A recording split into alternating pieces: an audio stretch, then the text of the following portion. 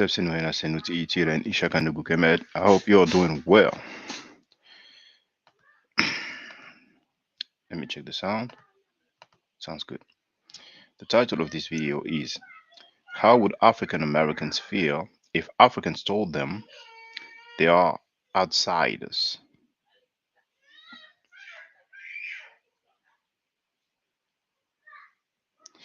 We already have, well, it will probably take a couple of seconds to appear. There it is. We have Nina 812. How you doing? Oh, you inquired about the Medoneta class, didn't you? I've replied to your emails. So,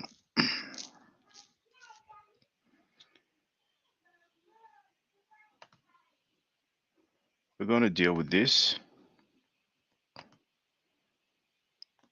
I have some commentary about some statement that is getting swept under the rug because of friendship scholarship,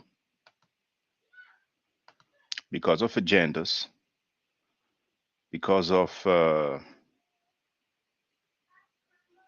alliances.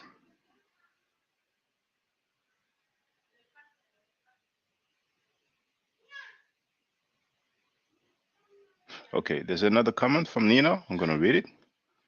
It seems fiery.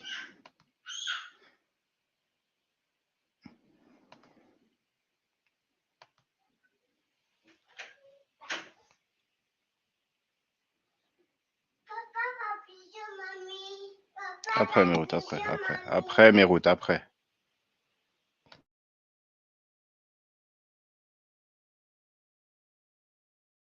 So say, cool, let me curse you out respectfully. Yeah, cut me out, Reggie. I'm listening to the hypocrisy because I am wondering where I'm gonna curse you out. I'm gonna curse you out. Cut me out. I'm listening. Okay. You have no standing. You have in our communities. You're an outsider. You have no standing. You're an outsider. Now, what you are doing. I don't know if you've heard that, but he actually said, you're an outsider. That's interesting. Is you are a new. What is your community that I don't have no standing in? African American. Oh, Red. Garfield is not an African American. Garfield is an African American. Garfield is an African American. Sanetta is a Dominican. They African Americans. We African Americans. What is wrong with you? Let me finish. I want to curse him out politely. No, because you are wrong. You have no standing in our community. You're an African American. You're not African American struggle. Is Sanetta African American? Yes. You're not part of the African struggle in the Americas. Now, no, you want to bring discrimination. I'm very, it's embarrassing that you being an Come on, Ahmad. You gonna interrupt, man? Come on. Clown Garfield has, kicked out Sekou. That's his tactic. That's why he prefers to be on his own platform. So not last streams. Said there's next. Come on. But what I've not. But I said. I don't know how they do that. But I said I have the floor. Go ahead. Now, I don't know how long you've been studying Cheikh Diop. I don't even know if you've heard his voice personally. I don't know if you've ever met Theophilo Benga, talked to Theophilo Benga. Now, if my community has some questions and I'm a part of that community, I can answer it. Now, there are people who it takes them some time to gather some information. So I can answer it. Has some questions. Now, if my community has some questions. If my community has some questions. and I'm a part of that community, I can answer it. Now, there are people who it takes them some time to gather some information. So if Sheffrin wants to say what he has to say, well, we can continue the dialogue with Sheffrin. But don't you ever criticize me for not responding like I'm a crazy convert every time somebody says something about Cheikh Anta Diop or any of these people, right? You know why? Because I have a proven 33 years in this, right? If some people can enlighten me, he has a proven 33 years of what? Besides butlering, besides being a secretary, making tea and coffee, carrying suitcases, coats, umbrellas. Not a book, not a platform, not even a blog. Whenever his live streaming is elsewhere. And you see, without Sanetta, he would not um, have a presence online. And that's probably why he and Garfield, after being called the B word by Sanetta, went to Sanetta's platform 2 days later. Now, Garfield has uploaded so many of Sanetta's videos. If Sanetta wakes up and feels like, okay, I'm going to get his channel removed, he will do copyright claims. And after 3, the account will be terminated. And maybe, who knows, something happened between them and he made one copyright claim and Garfield received the notification and he was told, well, if it's the first strike, after 3 strikes, your account is off. Maybe, I'm not alleging, I'm just saying maybe. But it's a reality, So they know so much that they will barely exist online if it wasn't for Sanetta's platform. That's why they take being called the B word, Then they want to cry about other people. But what is this 33 years of what? I heard he has an article in a journal. Ned told me about DOI numbers. Actually, in that article, there was a footnote to another article that has a DOI number, but I didn't see any DOI number in Reggie's article.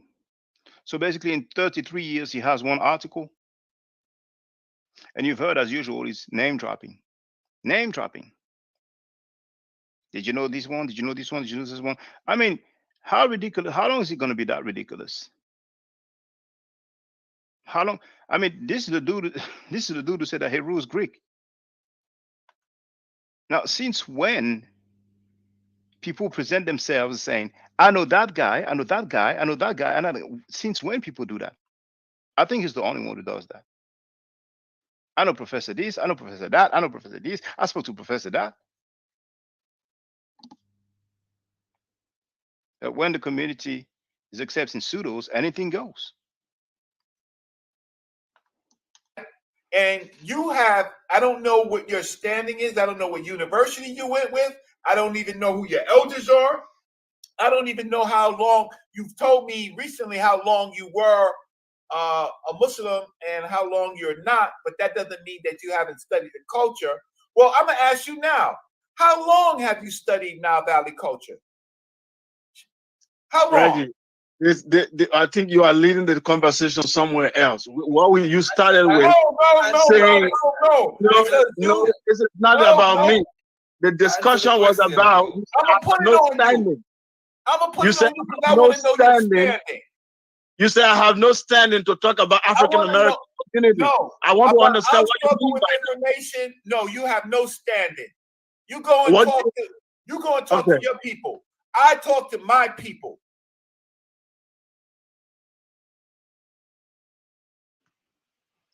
All right, you've got the gist of it. Let me go through the comments because there are already a few.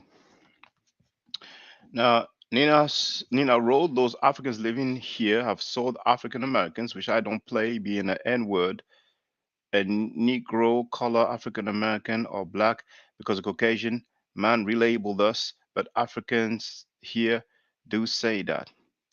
We are outsiders in Africa, and when Africans come here that they're above our social class as African Americans, true people. This is the truth. Now, please direct me to some Africans who say that African Americans are outsiders, because I've had the claim and I would like to have the evidence. Maybe some Africans feel like African Americans are outsiders. Now, is it all Africans? Is it most Africans? Is it a few Africans? Is it half of Africans? It's important to know. Now, as for the African Americans who consider Africans as outsiders, I am curious. Is it all African Americans? Now, I know it's not. I know that for sure. Is it half of African Americans? Or is it a few African Americans? Less than half, let's say. Let's find out. All right. Now, Nina wrote that yes, she did inquire about the Methodology class, but something came up, so she doesn't want to keep stopping and starting. She's still okay. I'm still going to utilize you for those. Don't think I was playing. Oh no, it's okay. No, I mean, there's no problem at all. There's no problem at all. You know, I mean, there's no problem at all. And once again, to all the brothers and sisters who have taken classes before and who are no longer taking classes, because many times they just don't really want to say that they no longer want to continue, and that's okay, you know. But you are always welcome here. I'd love to hear from you. You know, it's no problem at all. People are under no obligation to continue for such and such period. You know, people can go as long as they feel until they consider that they have enough knowledge and that they can carry on with books and fly with their own wings. Sometimes things can come up in life, you know. So it's always all good, you know. It's always all good. All right. Now here we have Born in a Wood, who wrote, "I love your channel, but being from Los Angeles, we don't give a f what Africans think about us or accepting us. You are you are a history researcher. People like the Benin tribe put their own in slavery." Okay. So first of all, you went straight to the point, because the title of this video says, "How would African Americans feel if Africans told them they are outsiders?" And you went straight to the point. You just answered straight away. So I know your stance. You know, it would be good if you try to refrain from using profanity, but I cannot dictate your uh, speech and the vocabulary you use. Now, he added that, you know, the Benin tribe put their own into slavery, and there was traders amongst Jewish people, but Jewish people don't blame other Jewish people, you know. But a lot of black people will blame black people more than the um, Arab Muslims and European Christians for the sub-Saharan and the transatlantic slave trade. And it's a strange phenomenon, and you have to wonder, do we have a case of Stockholm syndrome? Do we have a case of Stockholm syndrome? Because for a strange reason, Africans just waited for outsiders, or let's say non-Africans, to come on the continent, and then they started setting slaves left and right and sending them everywhere else. You know what I'm saying? You know. So I don't know, however, well, maybe he's just saying that he's from LA, just so that I know, you know, because should I understand that that's the way people in LA feel, or he's just saying he's from LA and in LA? And what did he say? He said we don't give a f. Okay, so apparently in Los Angeles, African Americans don't give a f what Africans think. Well, okay. So I got it. Straight to the point. You know what I'm saying? Okay. So I don't need to read the other comments because he answered. It went straight to the point, and that's great. Now we have Nyame Ubuntu. Peace to you. I don't know if you heard, but we have some Hebrews who like to say that Nyame is Yahweh. But nowadays the linguistic acrobatics and linguistic gymnastics is a new scholarship. So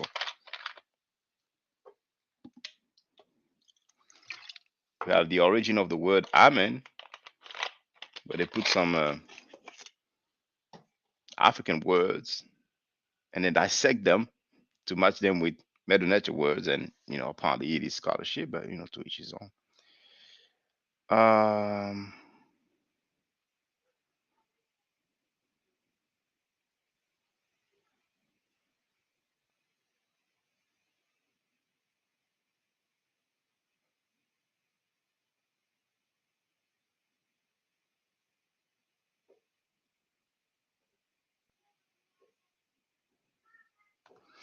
I wrote the ignorant fact of the matter, and I speak from an intelligent basis where all the same damn people, melanated people. So who the outsider? Who is an outsider?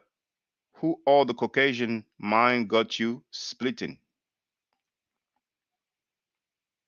Well, those guys love to say we're all melanated. We're all in this together. CMB, we all we got. And Mama Brother's keeper. Initially, that's what we hear. That's what we hear initially. Some people like to say it doesn't matter what your religion is. It doesn't matter. The police, they'll still brutalize you because you're black, because of your skin color. But we have some people, when you get in discussions with them about some topic, usually history, sometimes religion, at some point when they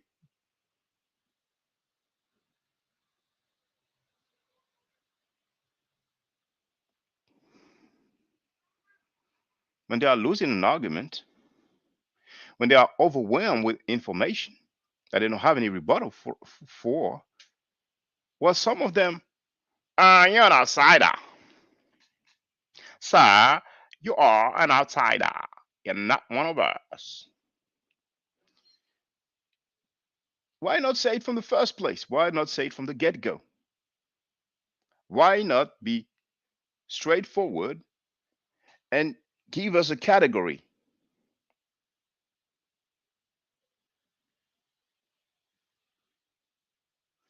And why talk about Africa? Why say we're West Africans? Because for many years, we're not from Kemek, we're from West Africa.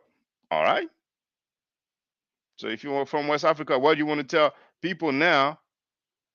Oh, but you're an outsider. If you hear those guys talking, who will set trip, who will become tribalistic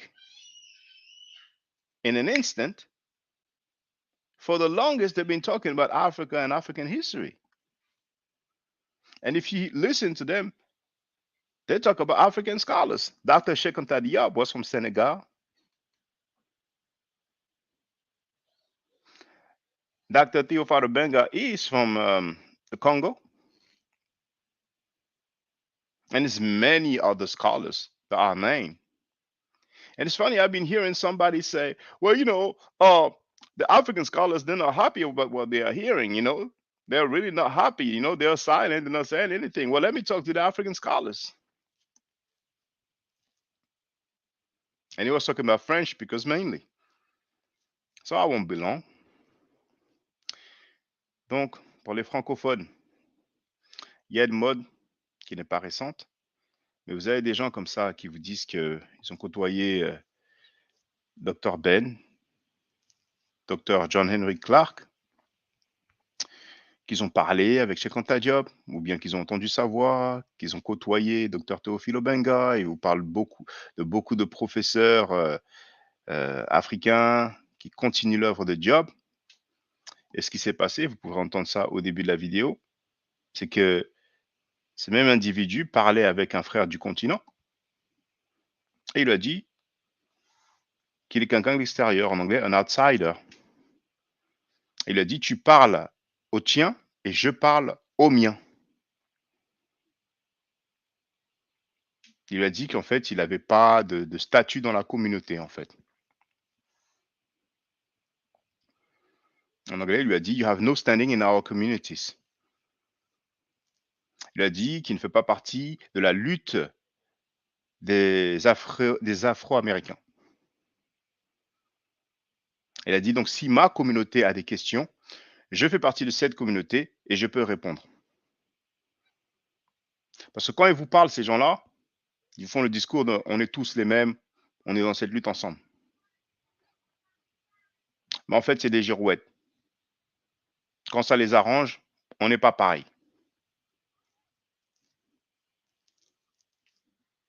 Donc, quand je vous dis, hein, faites attention. Mais après, vous êtes tous panafricains, donc vous allez trouver des excuses. Par contre, c'est quelqu'un qui va mettre en honneur, mettre en valeur, défendre et apprécier quelqu'un qui a torturé les femmes noires. Il y a qui a plagié une fête juive qu'on appelle Hanouka pour créer ce qu'on appelle Kwanzaa.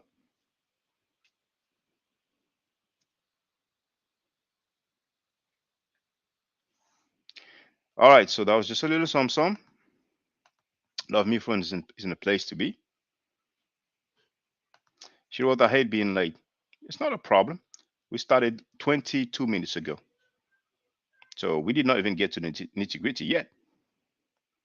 Nina said, as usual, I'm at work, but I'm loving this. I wish I could go live, boy. I would take somebody down history memory lane. How long would it be till you finish work? Out of curiosity. Love me froze at work as well. She's from LA as well. All right. I'm glad to have some people from LA because usually I have mainly people from the East Coast and the South. You see, strange I don't have much people from FL, but it's not everybody that tell us where they are located. Now we have Heru, the Duke of the Great Lakes, who wrote, "Bro, that's how we feel when we are denied citizenship from Africa." Well, there's a problem here. There's a problem here. There's a difference with feeling this way from the get-go or feeling this way because a request was rejected or denied. Have you asked for citizenship from Africa, my brother? Or are you doing hearsay? He said, she said. Because people have a lot of talking points. They have a lot of talking points. There's a lot of people who like to say, well, they feel they're better than us. Can you expound? And can you clarify? Is it most Africans, half of Africans, or a few of Africans? We should never make a rule out of an exception. We shouldn't. So we can have this discussion. We can talk. We can definitely talk. Love me for your road, your hair with what? Okay, I don't understand that. This is based on the. I don't know, bro. So this is based on the fallout with. Well, okay, maybe you're gonna say it's personal as well. He was talking to Sekou, a brother from the continent, or continental brother, continental African, however you want to call it.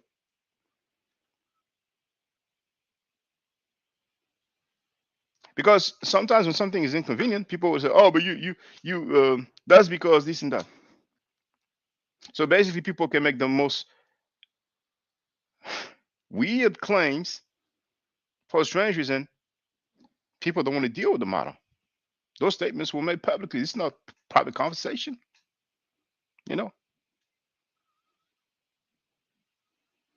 And falling out,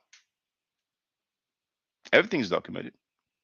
I just ask a question: did the bird have sexual relation with a man, and that's it?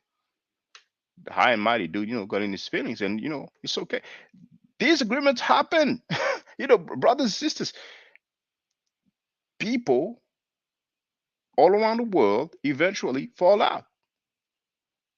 Sometimes they make up or they make peace, sometimes they don't.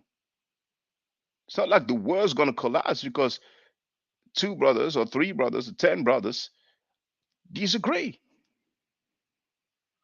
We have dudes raping black women, they are celebrated. No problem. The two brothers disagreeing. Oh my goodness! And this is not directed at you, sister. Love me for just because many people make several similar statements, and two brothers are in disagreement. You feel, oh no, you brothers need to get it together. Oh my goodness! It happens. It is what it is. Marcus Garvey and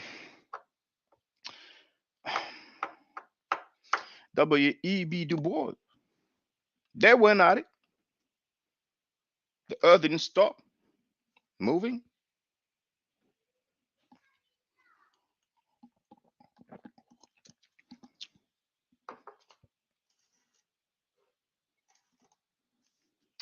So,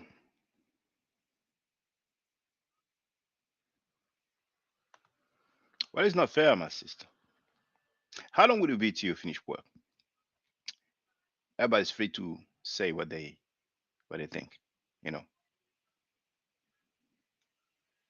But sometimes people want to talk about only what they have in mind. You heard not long ago, I asked a question. Oh no, no, no, we're not talking about you're not talking about that. And that's why many times I tell the brothers and sisters, no matter what title you see, we can talk about anything else as well. But it would be good as well if we at least address the topic. If you don't want to address it, and that's a general you, not just you, love me for. Fine. You know? Because if at the end of the day, whenever a topic is brought up and we never address it, it means that the topic is inconvenient.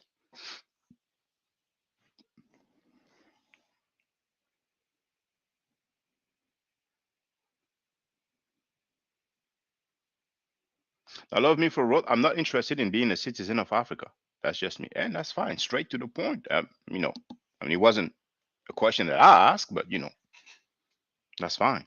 But I think she's saying that because a brother mentioned, um, oh, actually, I missed that comment here from Herod the Duke of the Great Lakes. He wrote, saying we need a dual citizenship is a total stiff arm.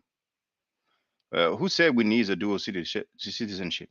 But once again, and I haven't gone to the bottom, so maybe he answered by now. But I was asking Heru if he asked for a citizenship from Africa, and if he was denied. No.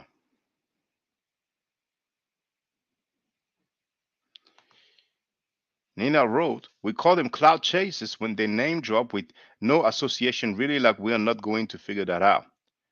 Okay, the evidence is my true life factual experience in Springfield, Massachusetts, where the influx of Africans are here I've lived in. The Africans here say we are outsiders in Africa from the United States because we don't have a home because we were slaves. That's why I reference them sending us into slavery too. Well, um, to whoever wants to say that Africans sold African Americans, well, at least say Africans and Europeans. At least, is that fair? Do you think it's fair or do you think it's unfair?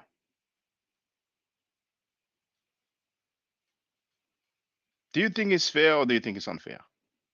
Or do you prefer that we say Africans sold us and Europeans bought us? It appears that, it's only the Africans who sold the quote unquote African Americans.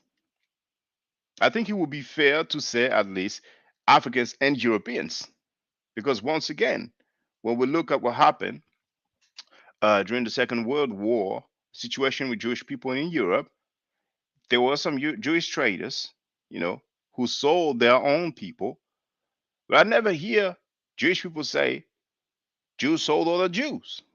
But for a strange reason, we have plenty of black people who say Africans sold Africans. Is it the Stockholm syndrome?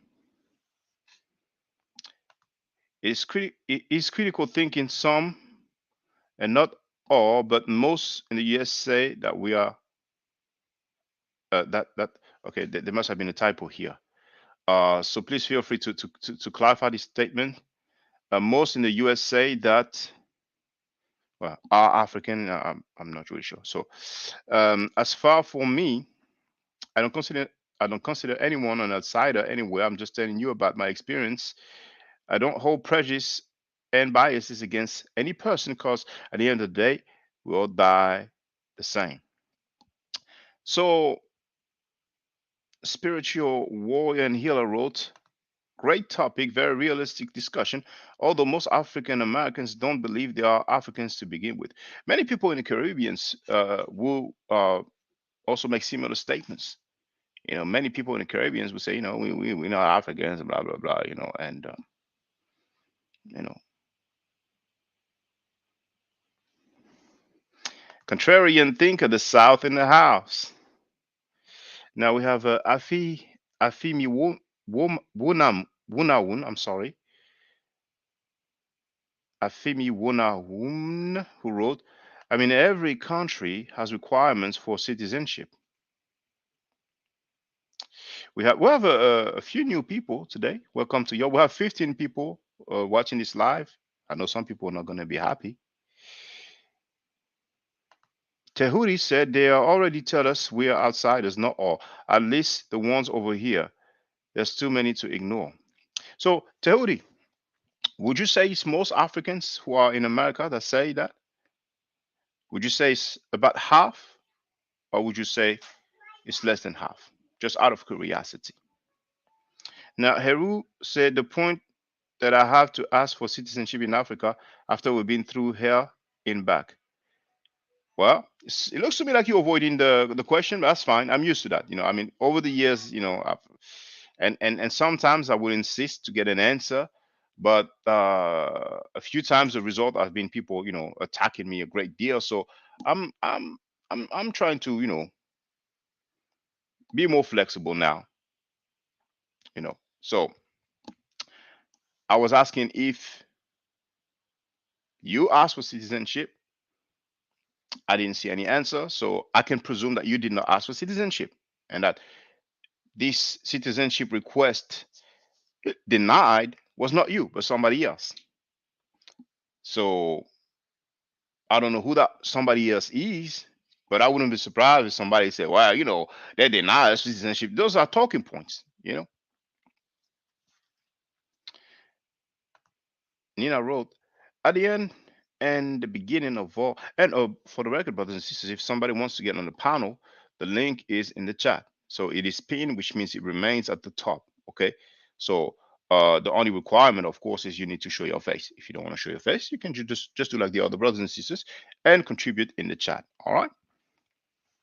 I personally prefer when people call in, and I always prioritize the calls, people who get on the panel. But for whatever reason, many people are shy, timid. Nina wrote at the end and the beginning of all, this the crown. We know who that is. The mummy that just celebrated her 70th birthday in the Vatican. The Pope initiated the. I don't understand that message. Now, we have to be bigger than the illusion of the painting that they present to us to keep us divided. We need world unity of all melanated people, no matter what score or category you put yourself into. Well, it would be helpful if people state their stance from the get-go.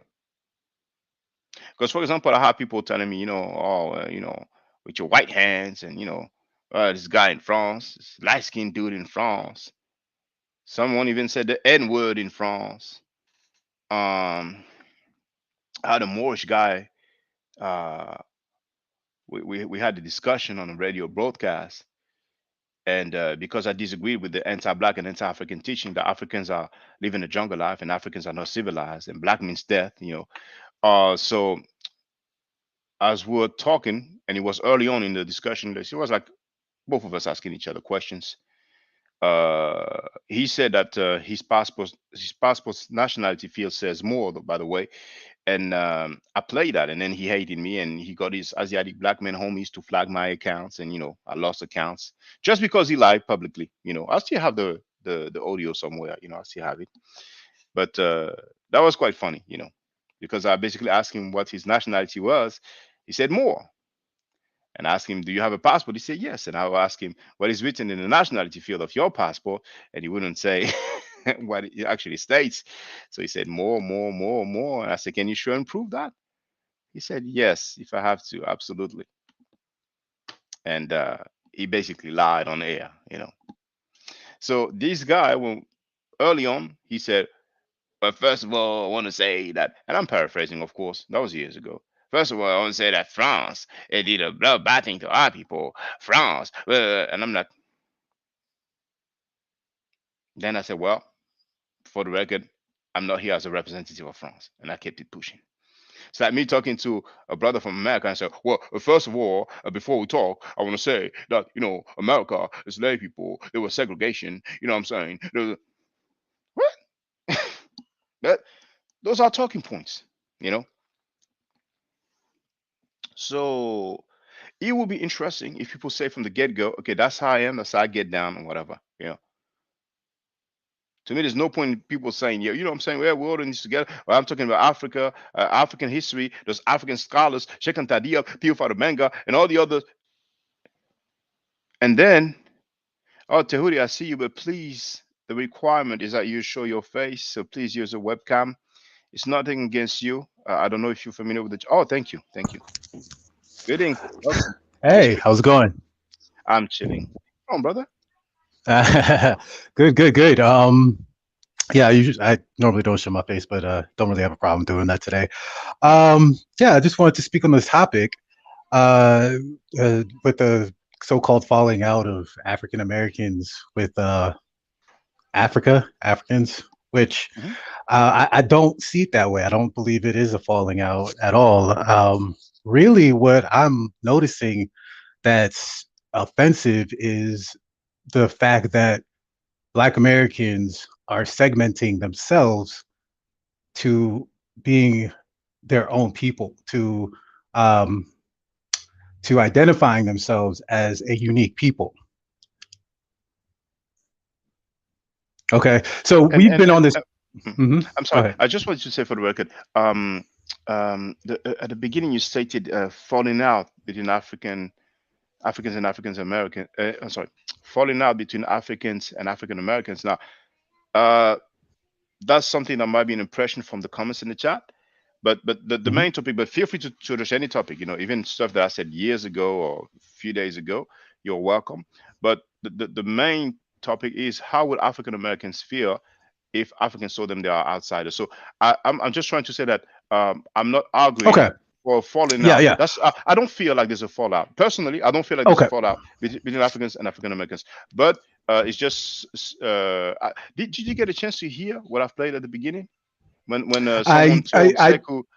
All right. Well, basically, in summary, someone told a brother called Sekou, who is from Liberia, basically, who is from Africa, you have no standing in this community.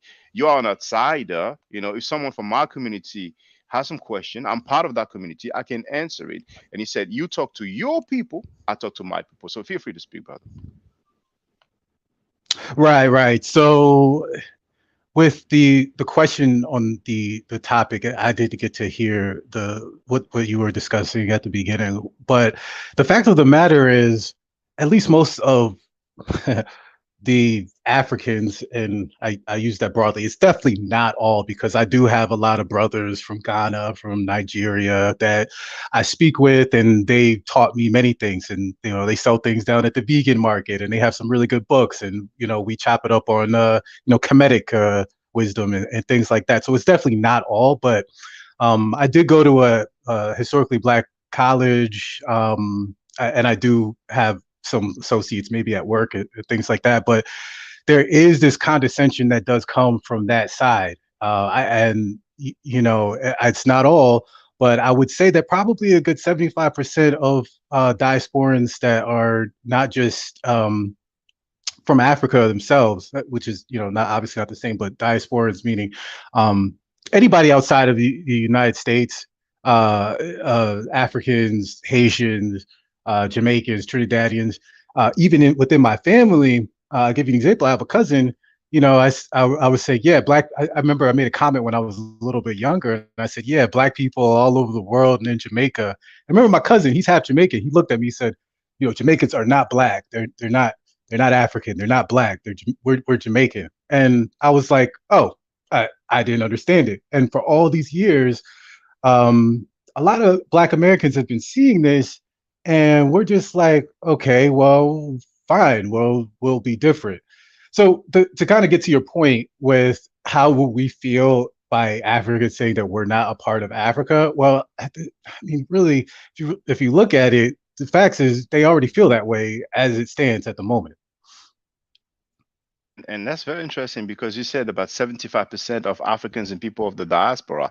If you were to make an estimate of Africans who feel that way, who feel that African Americans are outsiders, what estimate would you give? You know, and of Yeah, course, that's I your mean, own personal estimate. You know, right. It's my not just personal estimate. not just Africans in the diaspora, but Africans. What estimate would you give? Yeah, and listen, I've never been to Africa. These are just the Africans that I meet here.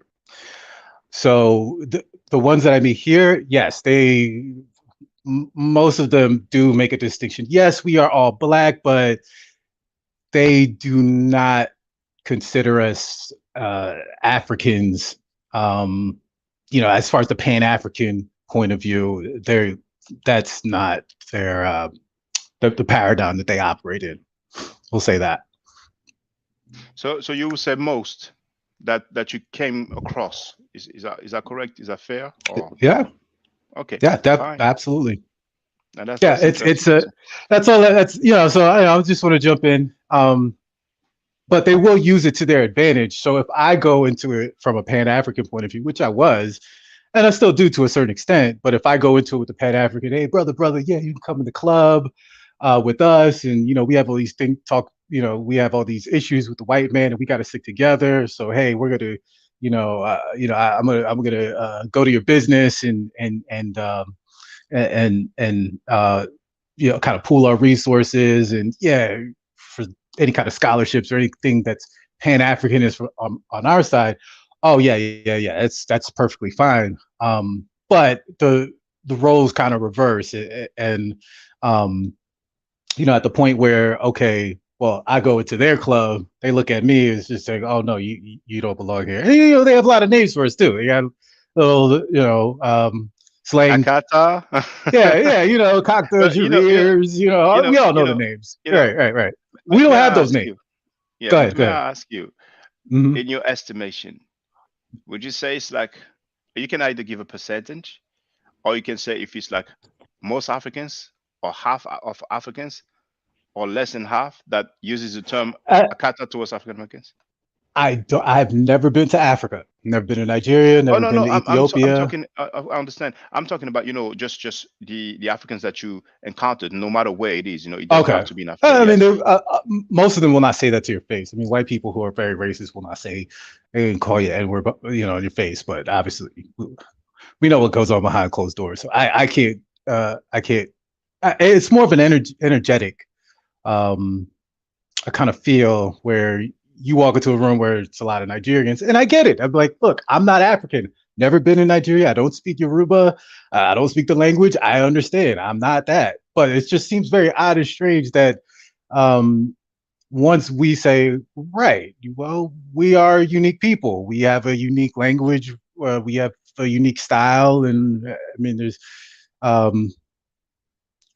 what's been going on recently, at least, is there's just been this kind of conflict that's happened, and really we don't have a conflict, because if you really look at it, Africanism started in the United States. I mean, I'm in Washington D.C., but it really did start here, and everybody kind of came in and said, yeah, Pan-Africanism, and we just kind of looking at it now saying it's not a good idea. To give it to your point though, I'm getting off track, but I don't know. I would have to. If we have the time, feel free. You can slow down. We have the time. You're free to speak. So I appreciate it. Yeah, appreciate it. I love it. I love your channel, by the way. Thanks. But but nevertheless, yeah, it's just that we've got a lot of issues here that we've been working with in the United States. We have a lot of immigration. I don't know if you've heard, but in the United States, Watch out, they're gonna. Well, maybe you might be FBA, but when you said that, I'm thinking about the FBA people that is saying, "Oh, well, those immigrants." Are you like the FB? Do you subscribe to the FBA ideology, like Tariq Nasheed, FBA? Oh yeah, Foundation of Black I Americans? don't agree with everything. Sure, I don't agree with everything that Tariq says. Some ways that he handles arguments and disagreements.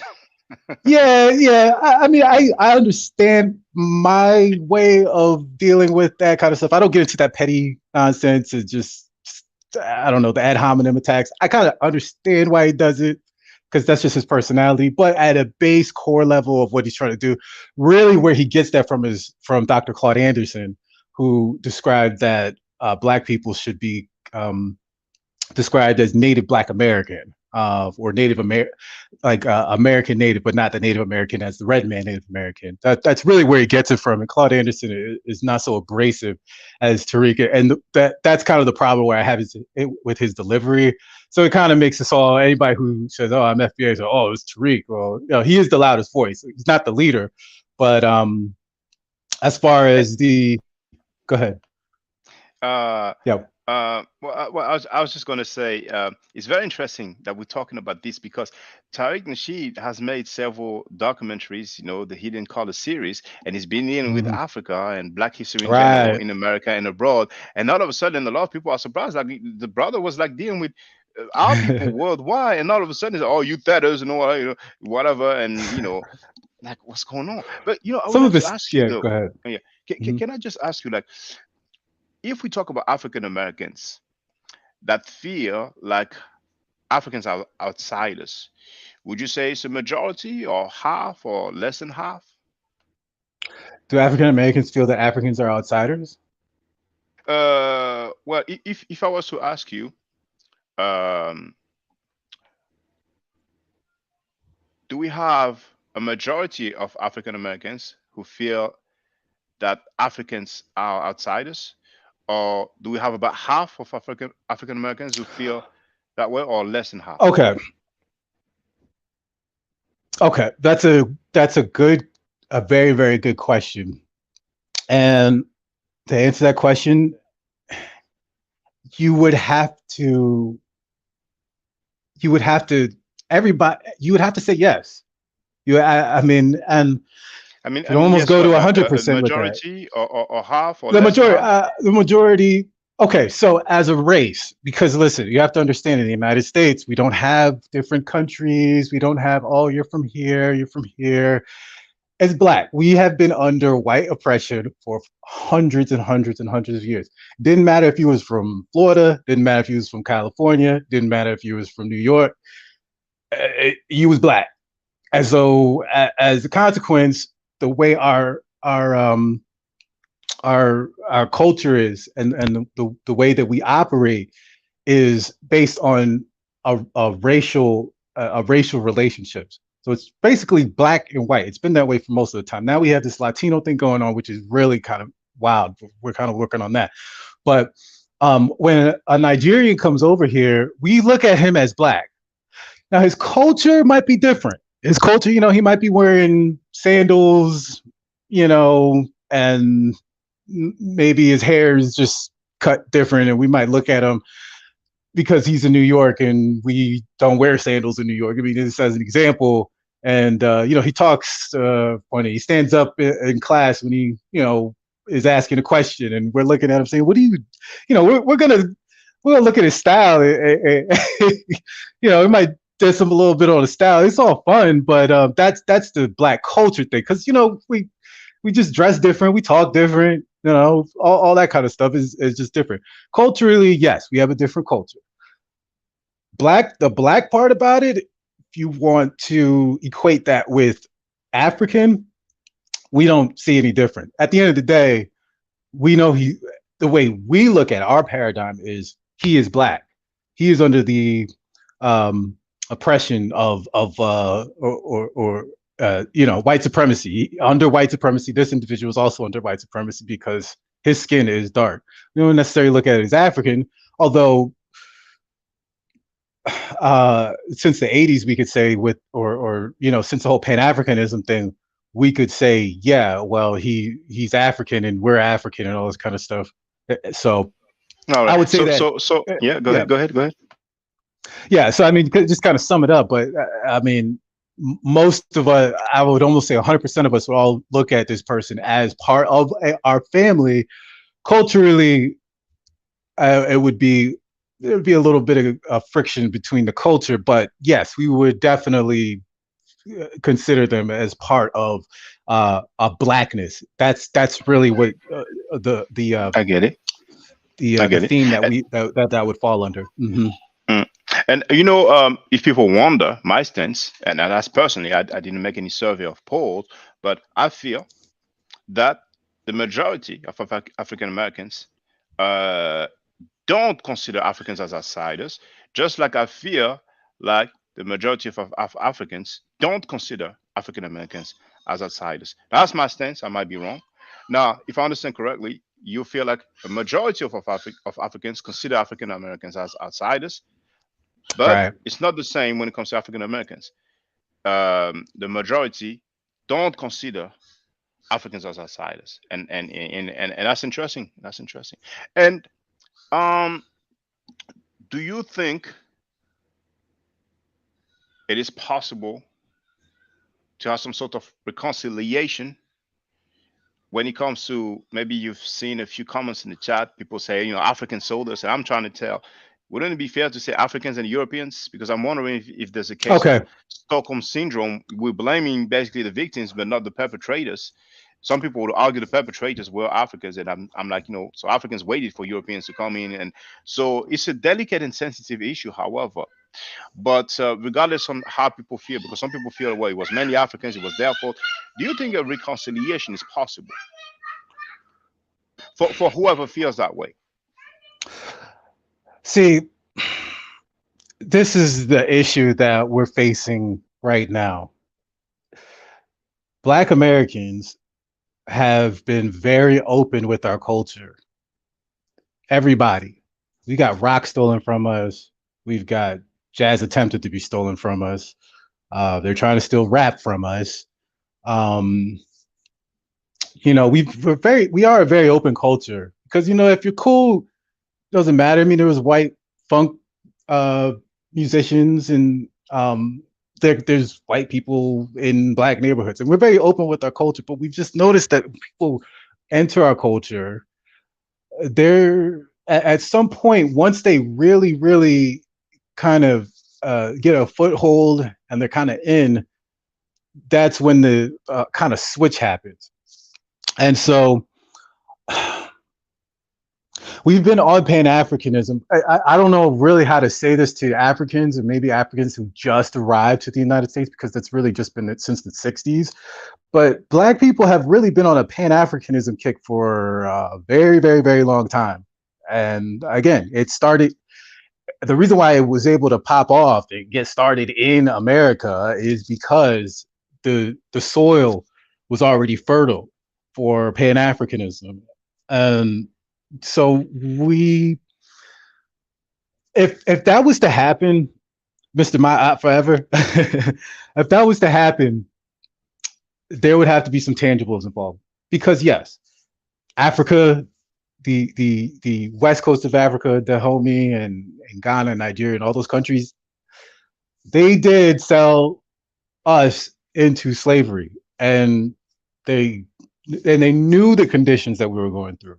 They have slave dungeons where they were eating dinner while people were packed hundreds and hundreds with, no bathrooms, and people were just dying all over the place. They knew exactly the conditions that we were under. So they do have I'm sorry, you're some saying responsibility. You're saying Africans sold other Africans, they had slave dungeons, and they Correct. knew the conditions. But they knew the Africans, condition. not Africans and Europeans, just Africans. Is that what you're saying? Okay, well, listen, we all know Europeans. That should be a given, and I'm not bringing them into the conversation just because it's kind of like the fish in the water sort of thing. Yeah, we are all under the the white supremacist devil, as I'm just going to call it what it is. But I mean, we're all under that, um, and we've been fighting white supremacists for a long time. We always fight white supremacy, and so yeah, I mean that's kind of a given that we know that the white supremacists are. There's a buyer and there's a seller. Who's more to blame? Well, I can't really say exactly, but I'm definitely gonna have to put it on the white supremacists personally, just because they perpetuated it for so long, and we still live under these conditions. So anyway, what I'm trying to get at is that can there be there can be a reconciliation, but in order for that to happen, we would need some sort of tangibles for that to happen. So yeah, okay. The United States government promised us 40 acres and a mule during Reconstruction after 1865, after the end of the Civil War. Never gave us nothing. Instead, they gave us 150 years Jim Crow. Okay, well, Africa, maybe they don't have the most money, but they do have a lot of resources. They do have a lot of land. I mean, what they maybe could have done is said, hey, guys, I understand that you guys have done wrong. We did you wrong. They're not trying to do anything. But, hey, listen, we're all black. We're all under the system of oppression. Why don't you guys come over here? We'll give you some land. We'll give you some sort of citizenship. Doesn't have to be exact citizenship, but some kind of a deal where we could just go over there and we could actually build Wakanda. You know what I mean? We could actually go over there because a lot of brothers, you know what I'm saying? Go ahead. Mm-hmm. I don't have any source right now because I remember more than a decade ago there was a website about that, and in Ghana they were offering land to people of the diaspora, maybe more particularly African Americans, but I think it was just for people of the diaspora, regardless of where they are from. Now, I don't think it's still going on now because they will offer land and people would take advantage of that. And when I say taking advantage, it's not in a negative way, but they would just, seize the opportunity, and you cannot just offer land forever, But this is something that I was told happened. Now, if I'm wrong about that, then that's fine. But once again, that was probably 15 years ago. Right. That's the right to abode. Right. Okay, that was so the right to abode. Okay, you've heard about that. So this it's is an effort not that was made. Yes, go ahead. Feel free. Right. So it is not as it's not the right to abode means that you could live there, but you have to go with a lot of money in order to be able to settle. Did they offer land though? For a good sum of money, you can go there, and I don't believe actually, as far as the land is concerned, I don't believe they did. No, they did not. Okay. Yeah. So basically, they were selective, and they wanted some people with significant income, or not necessarily income, but amount of money in the first place. Okay, but maybe we can look into that later on. We might have to dig up some archives. So your proposition will be that some land be offered, to people of the diaspora, and yeah. Yeah, and that's a proposition, that's a proposition. I mean, a plan. I mean, just there's so many resources, and we have connections here in the United States. We could set up a situation where it's really beneficial. The thing is that I'm sorry. Are you thinking about maybe exchanging goods? Not really, not necessarily. Because I was just going to say, it sounds good, but I don't see America allowing that to happen. We remember Black Star Line with Marcus Garvey when he's like, okay, I want to have that boat and do the comment. They kicked him out of the United States. Yeah, you're right about that. But yeah. Although he was not a U.S. citizen. Yeah, but it doesn't matter much to them. I mean, he was living in America mainly, and build that, very large organization. And he wanted to, build a bridge with Africa, and as he was so successful, and and really that was the kicker for them. Like when he talked about the boat and the trade, and then they were like, oh no, we can't have that. Well, brother Neb. So stay with us, Tehudi. Hey, brother Neb, feel free to speak, brother. Hotep Seni. Peace to the brothers today. Hey, peace. Man, I agree 100% with that brother Tehuti. All right. Because I'm Bamileke Cameroonian, and even with some of my own people and me dealing with Africans, etc., they respect me because I know about traditions. I know that identification of a African tribe is by do you speak your own language? That's one form of identification. Uh, do you what is your blood? Luvila. So they look at your descendancy. If you don't have a descendancy, even though you are African, you got to be Pacific when you say you're African. So ain't no tribe is just going to accept you unless they adopt you in, simply like America. That's not being said. That's what's not being said. When you go over Africa, you think you're one of them. If you want to think you are, you will not be accepted like that unless you're adopted back in. I had to be adopted back into my bloodline. I did an interview with the prince of my country. I'm sure you've seen 2 interviews I did with the prince of my country, and I was adopted back. I gotta when I go to my country, I gotta meet the king and get adopted back. It's the same way as Russian whites, or even though they are Caucasian as other whites, they have different. They are different. Now, the slavery, why I say Brother Tahuti is correct, is because not all Africans feel this way, of course. Like Brother Seiko, every African don't feel this way, so we can't be speaking about all. We can't become pseudo. That's what the pseudo people do. They make these apodictic statements like all Africans feel like that, or all African Americans feel like that, right? So the brother is correct. Not all. This is not all. But as the brother stated, as African American, yes, I had an African tell me that he will kill me and all of my generation. That's the first time I heard somebody say that to me. I was like 14 years old.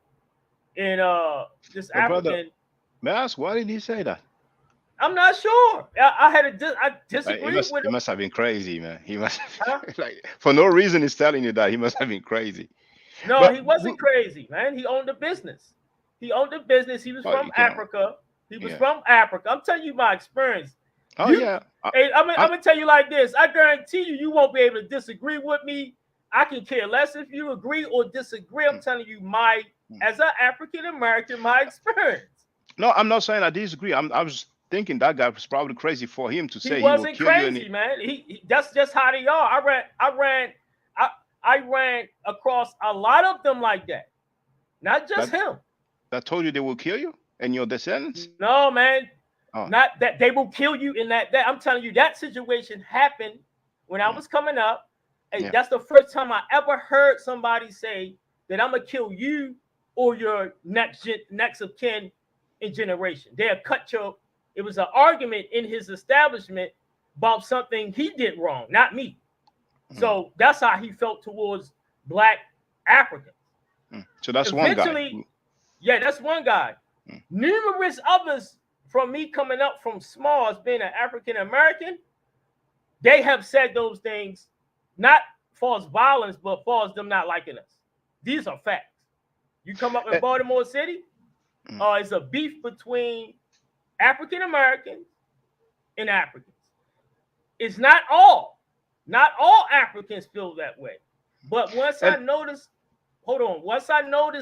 when I learned my language of Bamileke Madumba, I learned the blood that I came from. They still feel like that.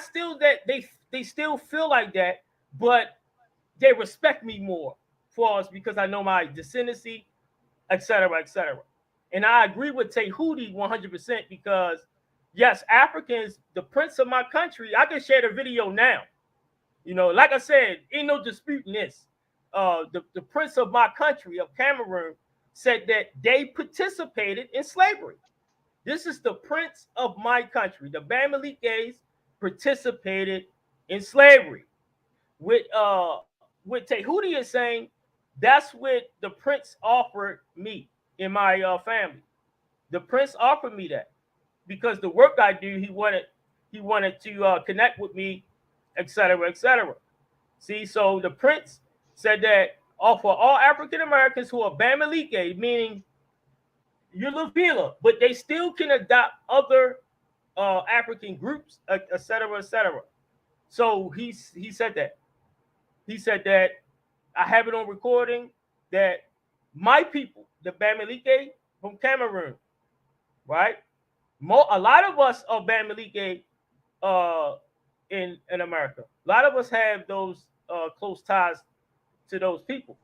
Yeah. Now, he said that our princes before him and kings participated in slavery.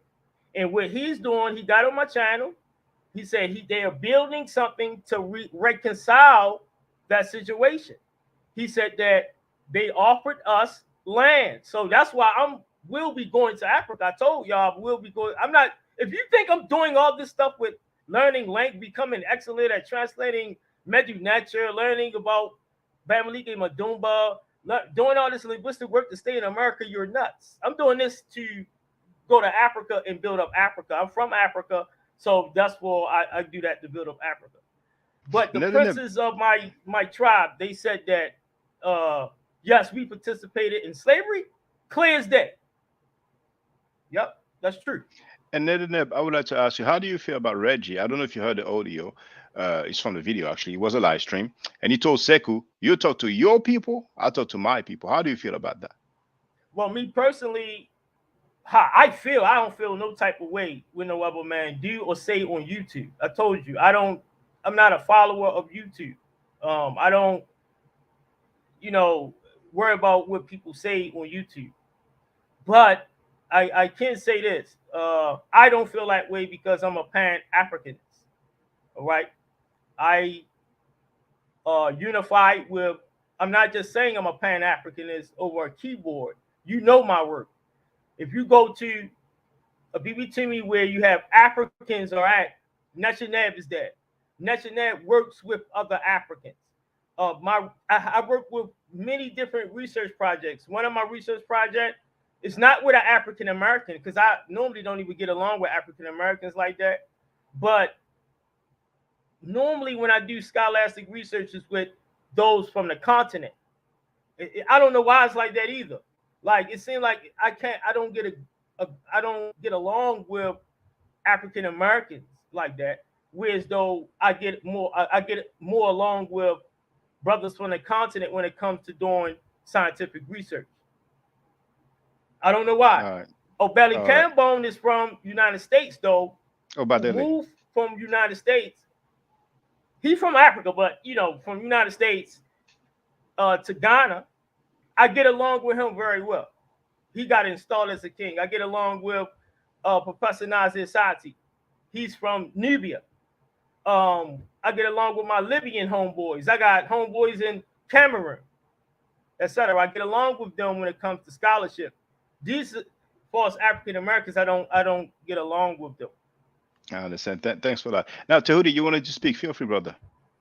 Oh yeah, I mean, this is just going to back to the point I was mentioning, just about the different culture in America. I mean, we have been in a society that has a racial caste system, so there's no doubt about it. You could be anything that you want to be. You could say my bloodline comes from the depths in the top of a mountain in in wherever it is in Africa, and I come from this tribe and all this kind of stuff. And we're looking at you saying, yeah, but you're over here and that don't matter over here. So that's and to also your point, sir, I remember what was your name, sir? I can't see it over here. Netuneb, my name. Netuneb? Yeah. Netuneb. Okay. Yes. Yeah. Neta like Medu Nature, and then got you. Neb. Netuneb. Got you. So I find that interesting that you can't find scholars that are into kind of the scientific aspects of African Kemetic wisdom and knowledge. I find that interesting. I don't know how.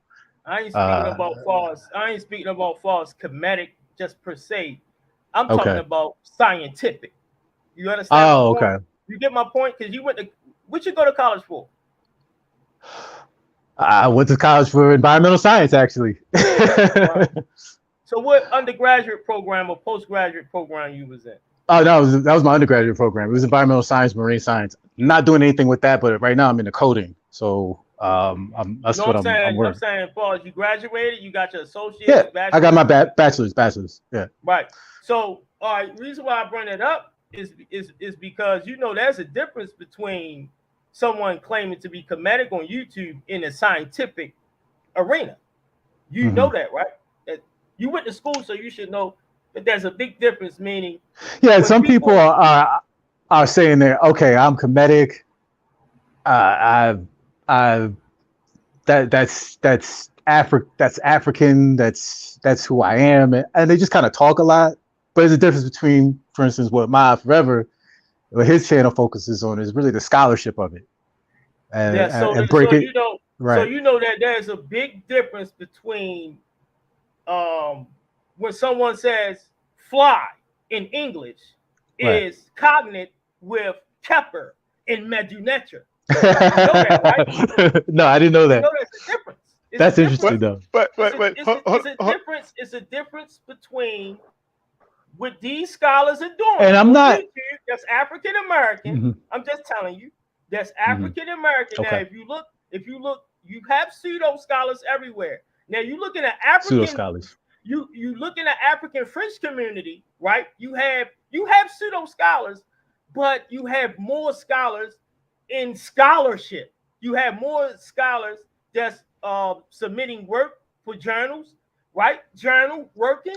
You've been to college, so you could be know, right? Could so be. I mean, you do have Kaba. Hold on, you have Mfadishi. Look at Dr. Joe.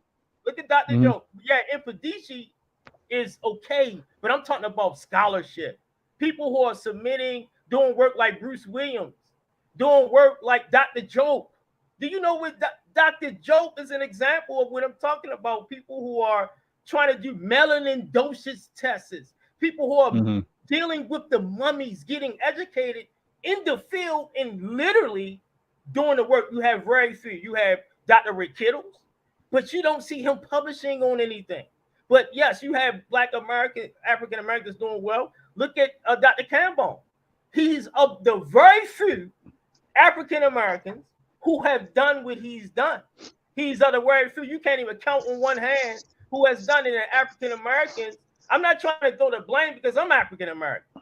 I know my folks. That's why I know the folks of other African Americans, because I know my folks. But I've been around Africans a long time, and I know their folks as well. So, as you stated, we both as a group have to reconcile because we are Africans. We are different because of our diversity and what we have went through in the country. But I'm just being honest. When it comes to scientific data, there is a difference between those who are on YouTube who are African American, where you don't really find that on from Africa. You find silliness from Africa, but a lot of those guys from Africa are very diligent and very serious when it comes to science, man. They could be Muslims, they could be Hebrews. Like my research partner, he's a Islamic. He Islam. He believes in Islam, but he's a Nubian nationalist.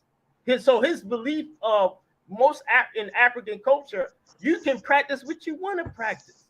You can practice. That's Africa's never been against practicing other cultures, man. We never been like that. So we always been like that legally. We can do that. See, so hold on. I'm gonna let you build. But what I'm saying is, when studying African traditions, we've never been like that against different people cultures.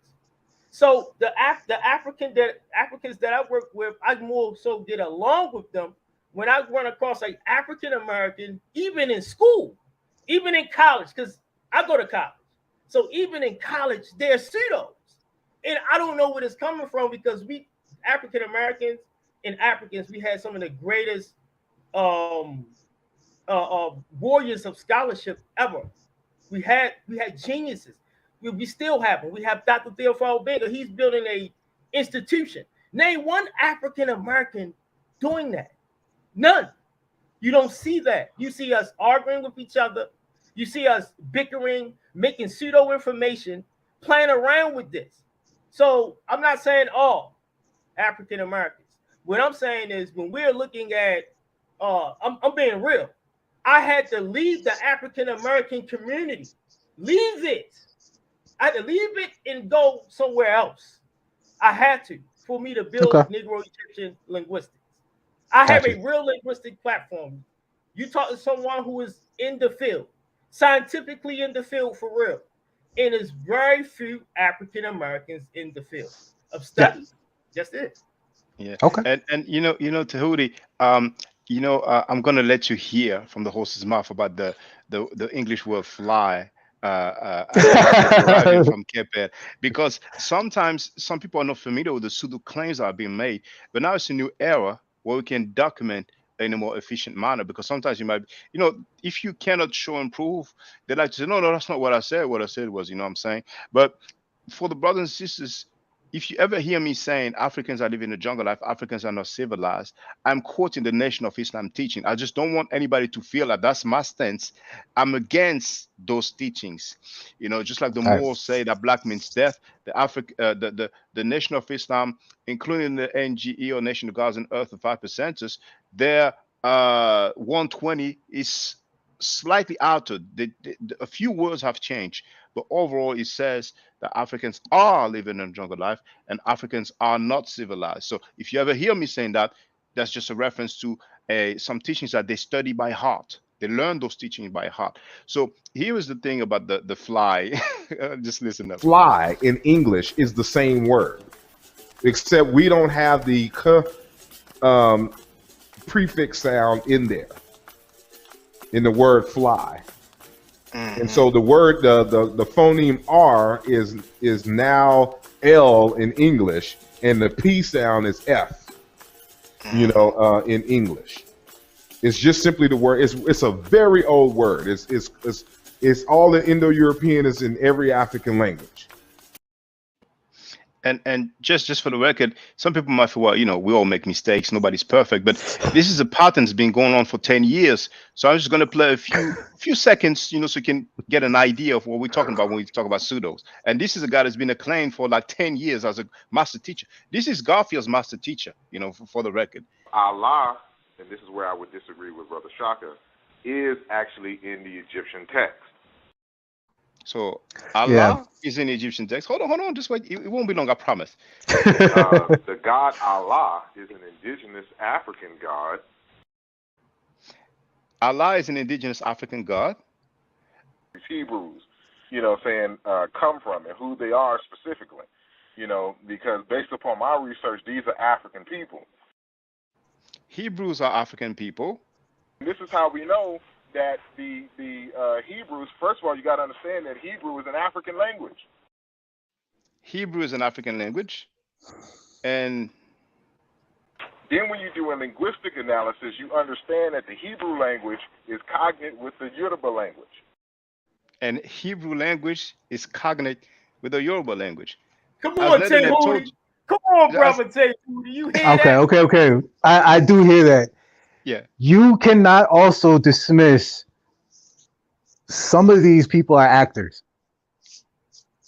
Yeah. What I mean by that they call them is that some people master teachers, but feel free, brother. Yeah. This is a big problem in American Black community. Thank you. Get on it, Tahuti. Okay. a lot of the leaders that are placed in front of us, a lot of the artists, a lot of the rappers, a lot of the entertainers, they're specifically placed in certain positions to dictate the culture or to become authorities on a specific on our history or on any history. So what I notice is that a lot of times these people, what they'll do is they'll just say one thing that's completely factual, indisputable, beautiful, they'll say something. Okay, Kemet, the people there was the black land. The people there were black. They were dark skinned with woolly hair. Boom. They'll say that. Then the next thing they'll say is, Kefir right there. And also Kefir means fly. Okay. That's what that means. Okay. Right. And they'll just go on to another BS and another BS, another BS, and they'll swing right around to another truth statement. And so, I like to call it, it's kind of I don't know if I curse, but a poo sandwich is what I call it. You got the bread on the bottom, which is the truth. You got poop in the middle, and then they put, the bread on top, which is another truth. So they go into all of that, and then guess what? Now, a regular black person is going to look at that. Maybe a regular black person, somebody with some discernment is going to say, okay, this is BS. I'm going to throw it to the side. But a lot of maybe other people who look around and say, these are your scholars. This is a comedic. This is comedic research. This is what you guys are studying. This is what you guys believe. Yes.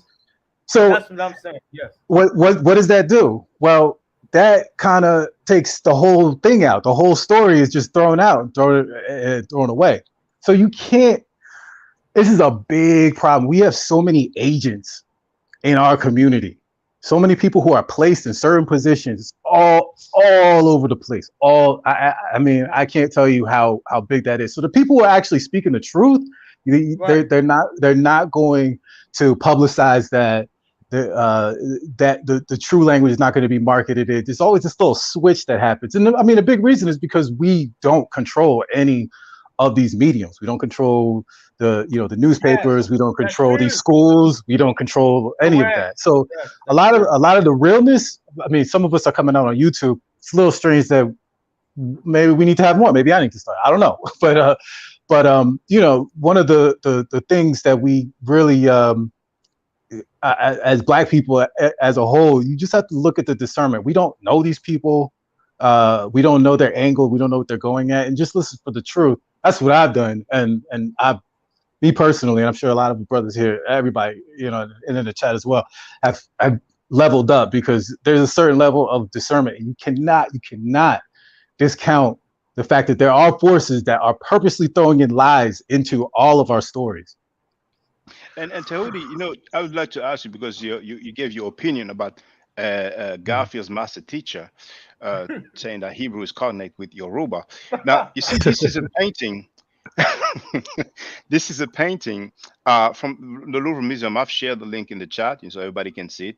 I did not paint it. I did not place it in the Louvre Museum. The Louvre Museum is one of the most visited and one of the largest museums in the world. And this is Amenhotep III. So this is Akhenaten's father. This is this is Tutankhamun's grandfather. I've shown this to a brother called Chief X. And Chief X said that this is a Caucasian. And not only he said that this is a Caucasian, but he said that ancient Egyptians from pre-dynastic time until today were Caucasian, that the modern Egyptians are the same as the ancient Egyptians. So when he said pre-dynastic time, that means before Menes or Narmer, so before 3000 BC. So how do you feel about the statement like that this is a Caucasian? I mean, it looks like he has an afro to me. For the record, it might be a crown, because when I spoke to him, I did not bring up the afro. He said straight away, well, afro. But, when we look at the skin tone, the shape of the nose, the shape of the lips, I mean, does that look like it looks like my uncle. I mean, come on, let's be real.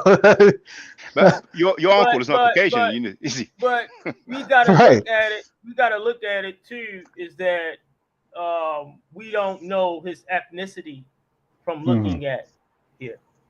That's the point. The point is, from a picture, you cannot find out the ethnicity. Ethnicity is not genetics. Ethnicity, you can have, say, Amenhotep looked like that, and he had haplogroups that were European haplogroups. This is my point: is that you can look like that and have European haplogroups. You can be dark-skinned European, you can be light-skinned European. Now, what I mean is that just because you have that haplogroup, according to science, Dr. Soy Kiyata, I'm quoting a biological anthropologist that I can show peer reviews that genetic history is not ethnic history. All of us have Indo-European in our blood, but me, I side with being called black. My ethnicity is black. My ethnicity is African, even though I have European in my DNA. See, so when we go to the Egyptian mummies, they can look like us and be black and dark, etc. That don't mean they have the same haplogroups.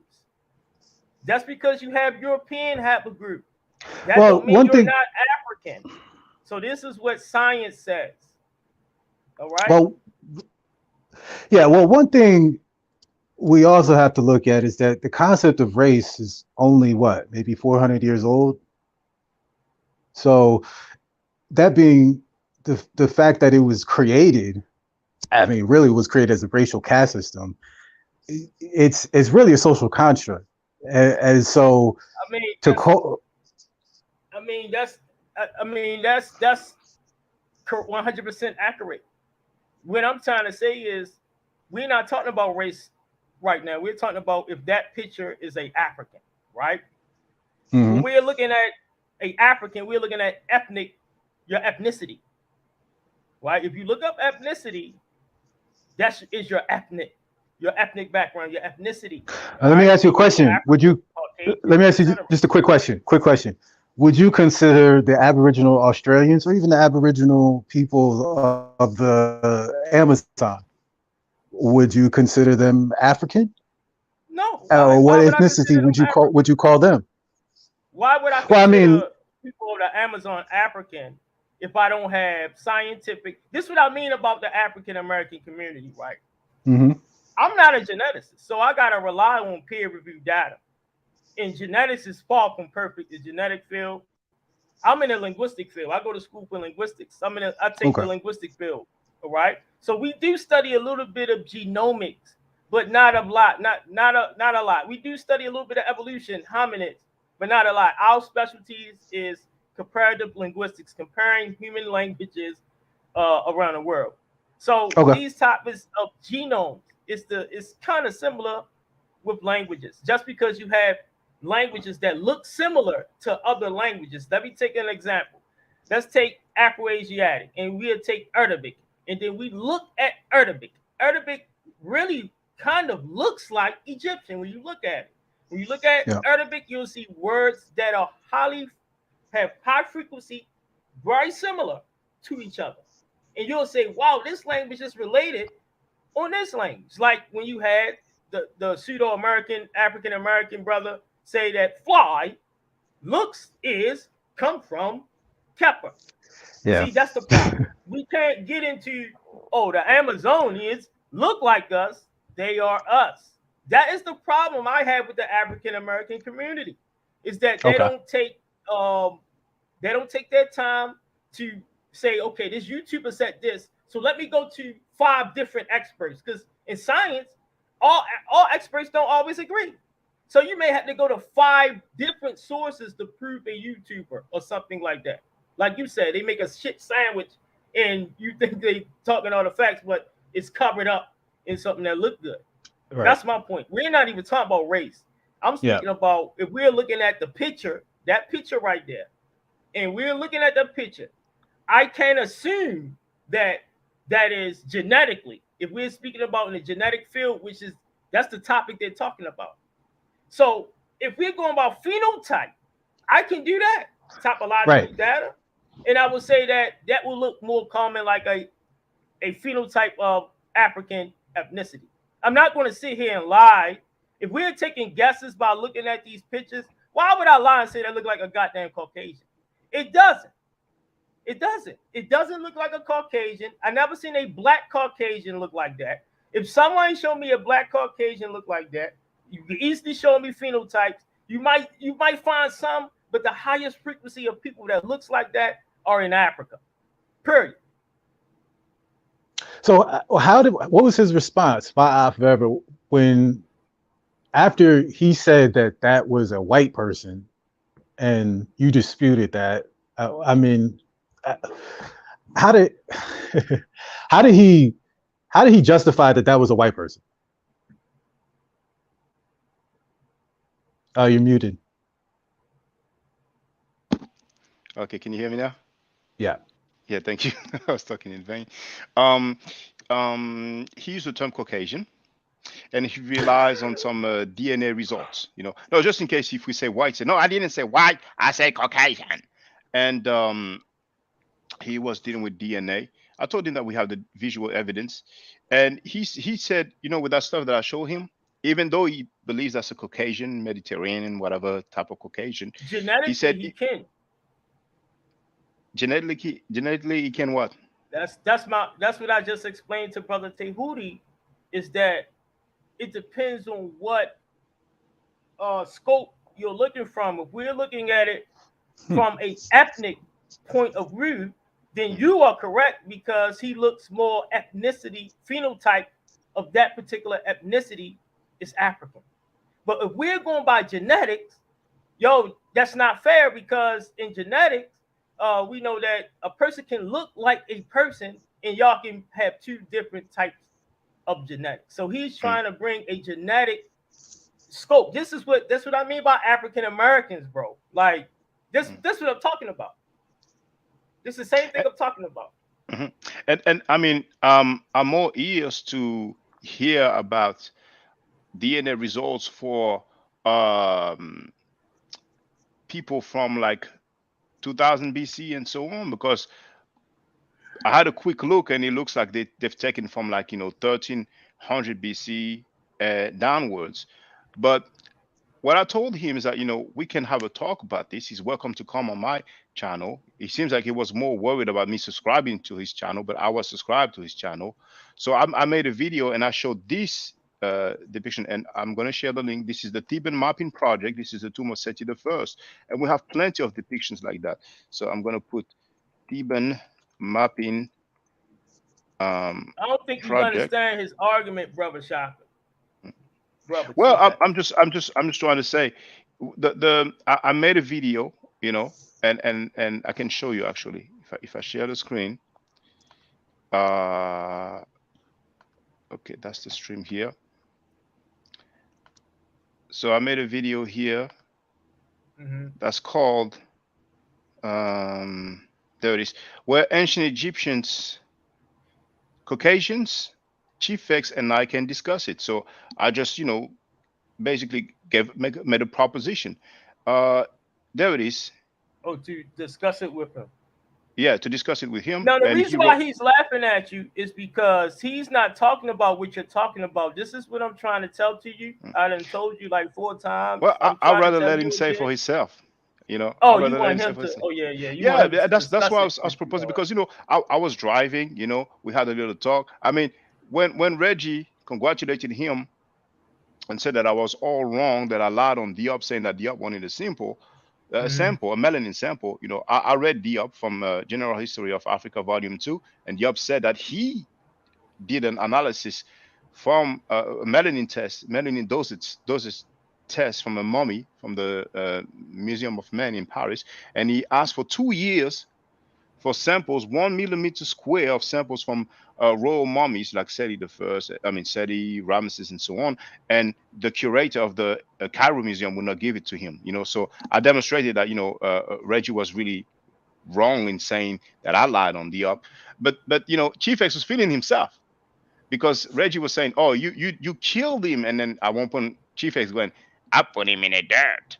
And I'm like, okay, that's fine, See, but hey, bro, that's what African American. That's what I was telling our brother Tehuti. That's what I'm not being funny. That's what they do. They don't conduct themselves scientifically. They have the power, the platforms. That's a few. They just don't use it properly. To me, that's a few. I can't say I've had the same experience personally. I can't say. Maybe on the internet, it's a completely different story. The people that I follow Maya forever, and there's another gentleman who I do follow. I don't have his name right off the top, but he is African American. He does not talk that way at all. He's very scientific, very thorough, intellectual. and he has videos. He does lives all the time.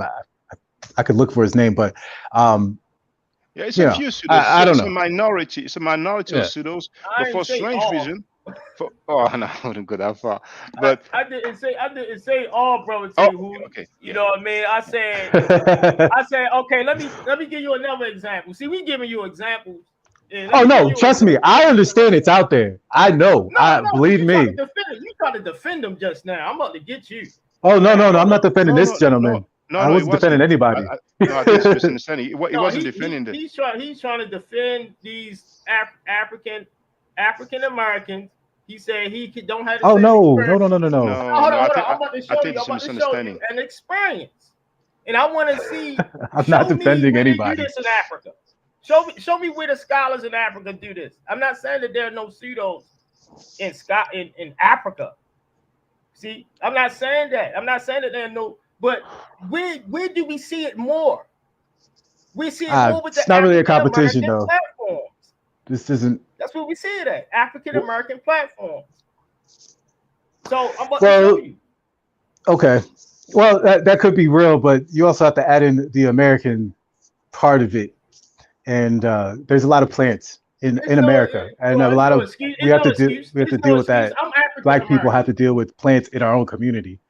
Well, I'm African American. There's no excuse, and I got out of it. There's no excuse.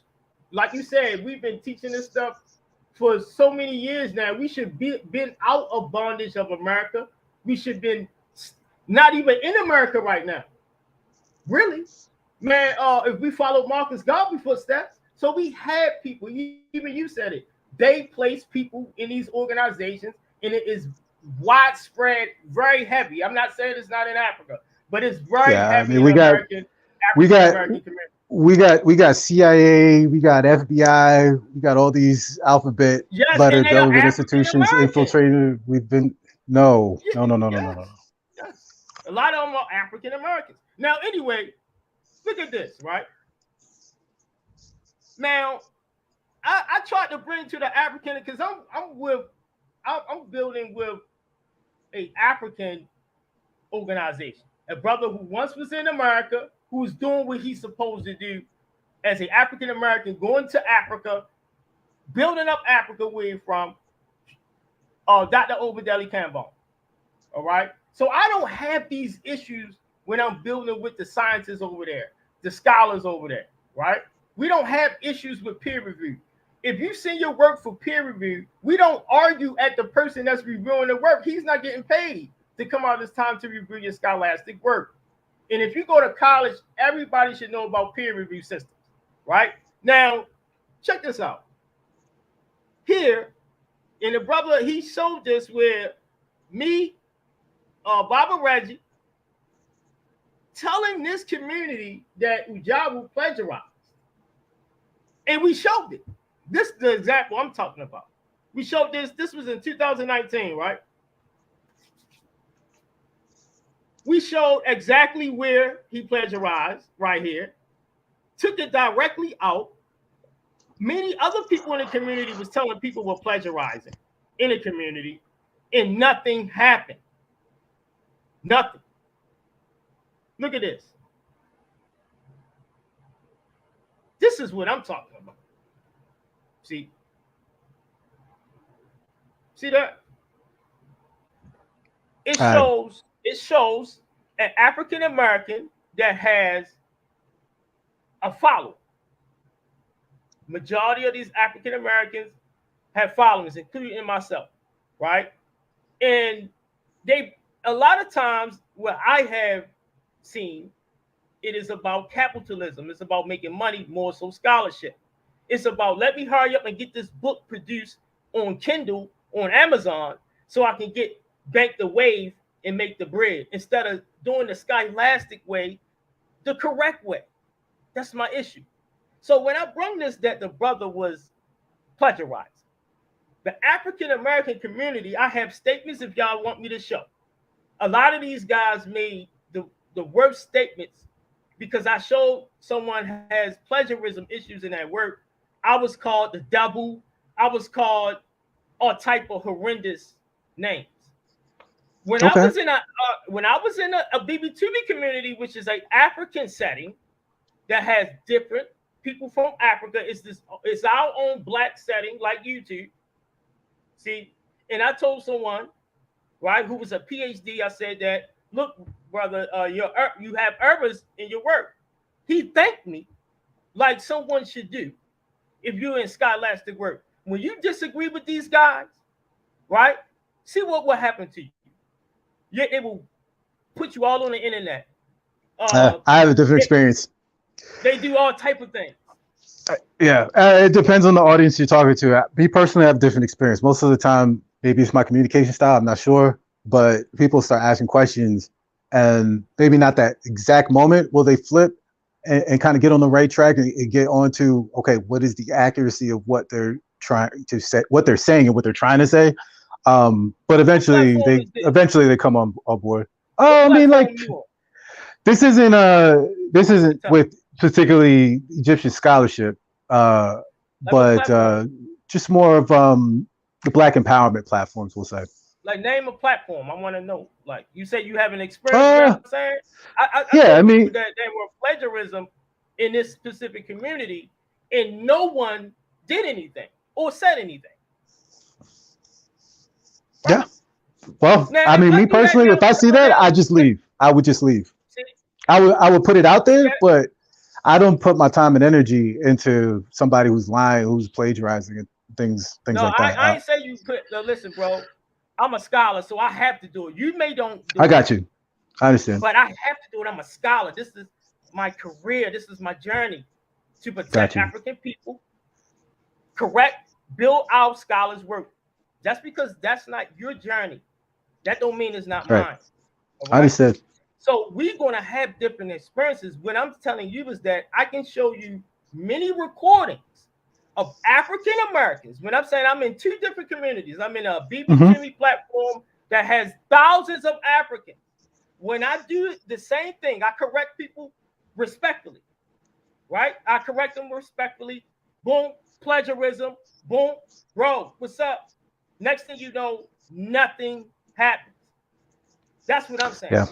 It's a problem where I'm seeing in African American communities from the African scholastic communities are different. Okay. Look at what you see on the internet. Look at it. We are smashing each other. We are smashing each other. I'm gonna tell you what you see on YouTube internet. You see the black man being smeared all on the internet by white supremacy and our own kind. Both of them doing it. Can't disagree. I can't disagree. If you're a community that allows someone to teach pseudo-linguistics, if you look in the European community, when Zachariah Stitchin, I know y'all heard of Zachariah Stitchin, the guy who created the spaceship hypothesis and theories, when the European found out that he was not a person who knew how to do Sumerian, he didn't know how to translate, really, he was a fraud, what happened to him? See? What happened to him? They got rid of him. He's a plagiarist. He's not plagiarist, but he was someone who was a fraud, teaching people wrong. Mm-hmm. See, so as long as we have this in this African community, this is why this community is nowhere. You don't have anything. No large institutions, no large universities, anything. Nothing. Mm-hmm. You know, the funny thing is that the guy who claimed that the English word fly derives from keper, he also plagiarized several books in several different languages. He's been doing multilingual plagiarism. But another brother that I labeled a butler for some reasons, he's part of his team, you know, the University of Amen. And that guy who plagiarized several authors in several different languages, he went on the platform and said that I have no integrity. So the guy who's plagiarizing, stealing people's work, he's saying to the people that I don't have any integrity. Yeah. It's common. That's the internet for you. But yeah, gentlemen, it's a great conversation. I have some things I have to take care of. I'll be listening in the background. Thanks for having me. Calling, brother. All right, guys. Later. All right, brothers and sisters. Well, you see, it's very easy to get on the platform. You just have to click on the link. So everybody's welcome. It'd be good if you have some brothers from the continent, to put a little bit of balance in the conversation. That's right. And we can talk about sensitive issues, if we do it respectfully, it flies. I mean, usually on my platform anyway, I've been telling people for years, on my platform, there's no rah-rah stuff. You know what I'm saying? There's many times where people did not agree with me or I didn't agree with them, but we talked like grown men and it was fine, So other people's, have different demeanors. They will tell you, F you, F you, F you. I'm not a captain saver H or E, but hey, what can we do? What can we do? Brother, I have seen that in this. I want y'all to test it out. I want y'all to just go to one of these scholars. And I'm not saying all African Americans. That's not what I'm saying. I'm not saying all. The level of scholarship is the level of, you see the regular population on the street, an African American black man will shoot. I got to come out the house every day with a pistol. I'm being honest. And I'm doing scholastic work. I got to come outside the house every day with a pistol. I'm not afraid of the white man killing me. It's my own kind that I see that can kill me, that threatens me. And I'm not saying that to bash us. I'm saying that to do better, because I was once in the streets and stuff. So I know that for a fact that we have that mindset in African American. People going to try to fake like it's not there. And that's a problem with African Americans. African Americans, and how I can speak about African American, I'm one. And it's hard to see your own scars. It's hard to see your own scars. It's hard to see your own faults, etc., etc. But look at the behavior brother Afro Style going through. Yo, that's not typical. Normally, when you deal with someone who's African American, you correct them, they will cuss you out. That's a lot of times I get into a little, little stuff over retarded stuff, dealing with plagiarism, dealing with things of that nature. So I know for a fact, I have experienced that. That's why you going to do what you're going to do. If you correct one of these African Americans, know that it's not going to be nice. I guarantee you, brothers Afro Style, I bet you any money. I don't know what you're going to do with Dr. Reggie. To be honest, y'all should squash it. Both of y'all good, likable guys, etc., etc. But I'm gonna just tell you like this. Hold up, bro. I'm gonna tell you like this. Go ahead. If you do not take heed to this, is that when you correct African Americans with these egos and these large followings, bro, they're gonna cuss you out. Guaranteed fact. I'm gonna tell you to do a test because you commit, right? So we deal with science. Just do it on purpose to somebody, right? Just don't say anything. Just do it on purpose. They got a large following. Do it on purpose and catch somebody. Like, boom, I got you. Yo, and send them something, they're gonna cuss you out. I was cussed out by a scholar. I'm not even gonna say the name, bro. I fell out with a lot of these scholars because of that. A lot of these African American so-called scholars, that's why you don't see them with me. Soon as you correct them, they like to correct you all day. But soon as you correct them, they can correct you. Could be, they can correct you. You come out being corrected by them all day. You got checks on your head. Your head is shaped like a Nike sign now because they corrected you so much, right? But soon as you correct them, you can correct them one time out of the many times they have corrected you. These African Americans they feel threatened, and if they had a gun, probably shoot you. Not all of them, but that is my experience. I have facts. I have statements to a point. I was going to have to go to a lawyer over Kemet. It was just over Kemet. I said, I agree with you over Kemet. And then I came off disrespectful because the way I was being talked to by the brother Assume Imhofe. I'm like, yo, I don't agree, and he just get to talking down on you, African shit, African American stuff. I'm telling you, man, I don't experience this with other scholars. I'm not just coming on your channel saying that all my research partners are from Africa or in Africa. I can't do research with these guys. As soon as you correct them, yo, they get pissy. But, you can correct them one time. Yo, I'm gonna tell you a story, man. I ain't gonna say his name, and that person listening gonna know who I'm talking about. I'm gonna tell you two stories. One story, they be all on the same panel together. I ain't gonna say no name. As soon as I say these stories, they gonna know. One guy sent me an email. I still got the Gmail, right? And I can't wait till he says something. He disrespected me to a point, an African American. Disrespected. This is what this African American did. He know I have skills in language. You know, I'm trying my best on my journey. He asked me to peer review his stuff. Okay. I say, sure. I don't get paid for peer review. No one does. When you review somebody's work, you're reviewing it off of your time, your energy, your skill, and expertise. He asked me, I do it for him. I go on where he's at. I say, brother, before, when I peer review data, I peer review it like if you're submitting for a journal. That's why I'm thinking he asked me, because I'm going to make sure you're a type. You're going to be correcting a lot of stuff if I peer review your paper. First, we're not even going to talk about your topics. We're talking about how you're writing a paper. What are your margins are like? Are you indenting properly? Your paragraph spacing.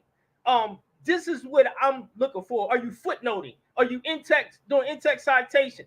Are you properly quoting to avoid plagiarism? Is your bibliography correct? Do you have an index? Do you have a tables list, a figures list?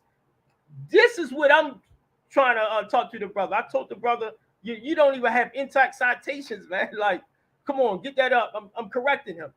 Guess what the African American did? He's trying to debate me now. So I say, we're in a world where you ask someone to be a peer reviewer and then debate him on the peer review comments. Only in America, bro. Only from African Americans do shit like that. Regarding you mentioned Reggie. I don't think you are necessarily aware, but the Reggie of today is not the same as before. It's been going around saying, it's been saying around, recently he congratulated Chief X, and Chief X says that the ancient Egyptians are Caucasian. And at one point, people can go back and listen. He said that I was talking about the skin tone, and he could have put up this tone if I want to play that game, quote unquote. I'm paraphrasing when I say if you want to play that game, And just listen to this, for example. I don't believe in old Egyptian gods. I don't believe in that stuff. I wasn't even taught that bullshit, right? I'm the one who bangs against the Comedics. I bang against them, and they can't get through me because the gods that they worship, right, were born from another group of thinking, right? So you can't come with me with no goddamn Heru or no other that bullshit. Show it to me in the primary, show it to me in writing, show it to me in the period. You're making the bullshit up. You see, and you always spoke highly of Dr. Wikedia Amen. Dr. Wikedia Amen is a Hemet Netcher. She's a priestess, a Kemetic priestess, you see. So first, I was very surprised about the different statements that I heard from Brother Reggie, but I have to come to the realization that he's not the same. He doesn't have the same stance anymore. Now he's helping Garfield. And one of the reasons he's very angry at me is because Garfield said that Reggie is not helping him.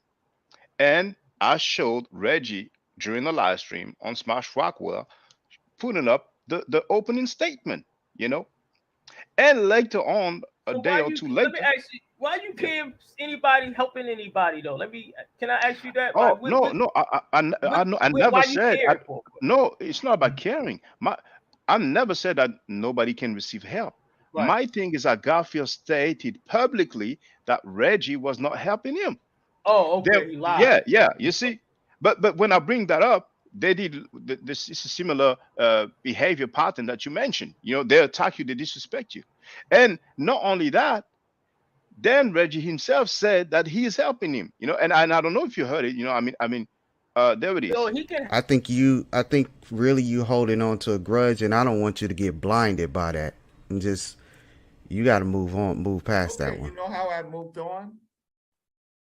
Smash doesn't like it, but I'm helping Garfield, right? To see, and we're gonna see whose research in general is poor. So you know, he said himself he's helping him, and it's not against the law. Right. You know.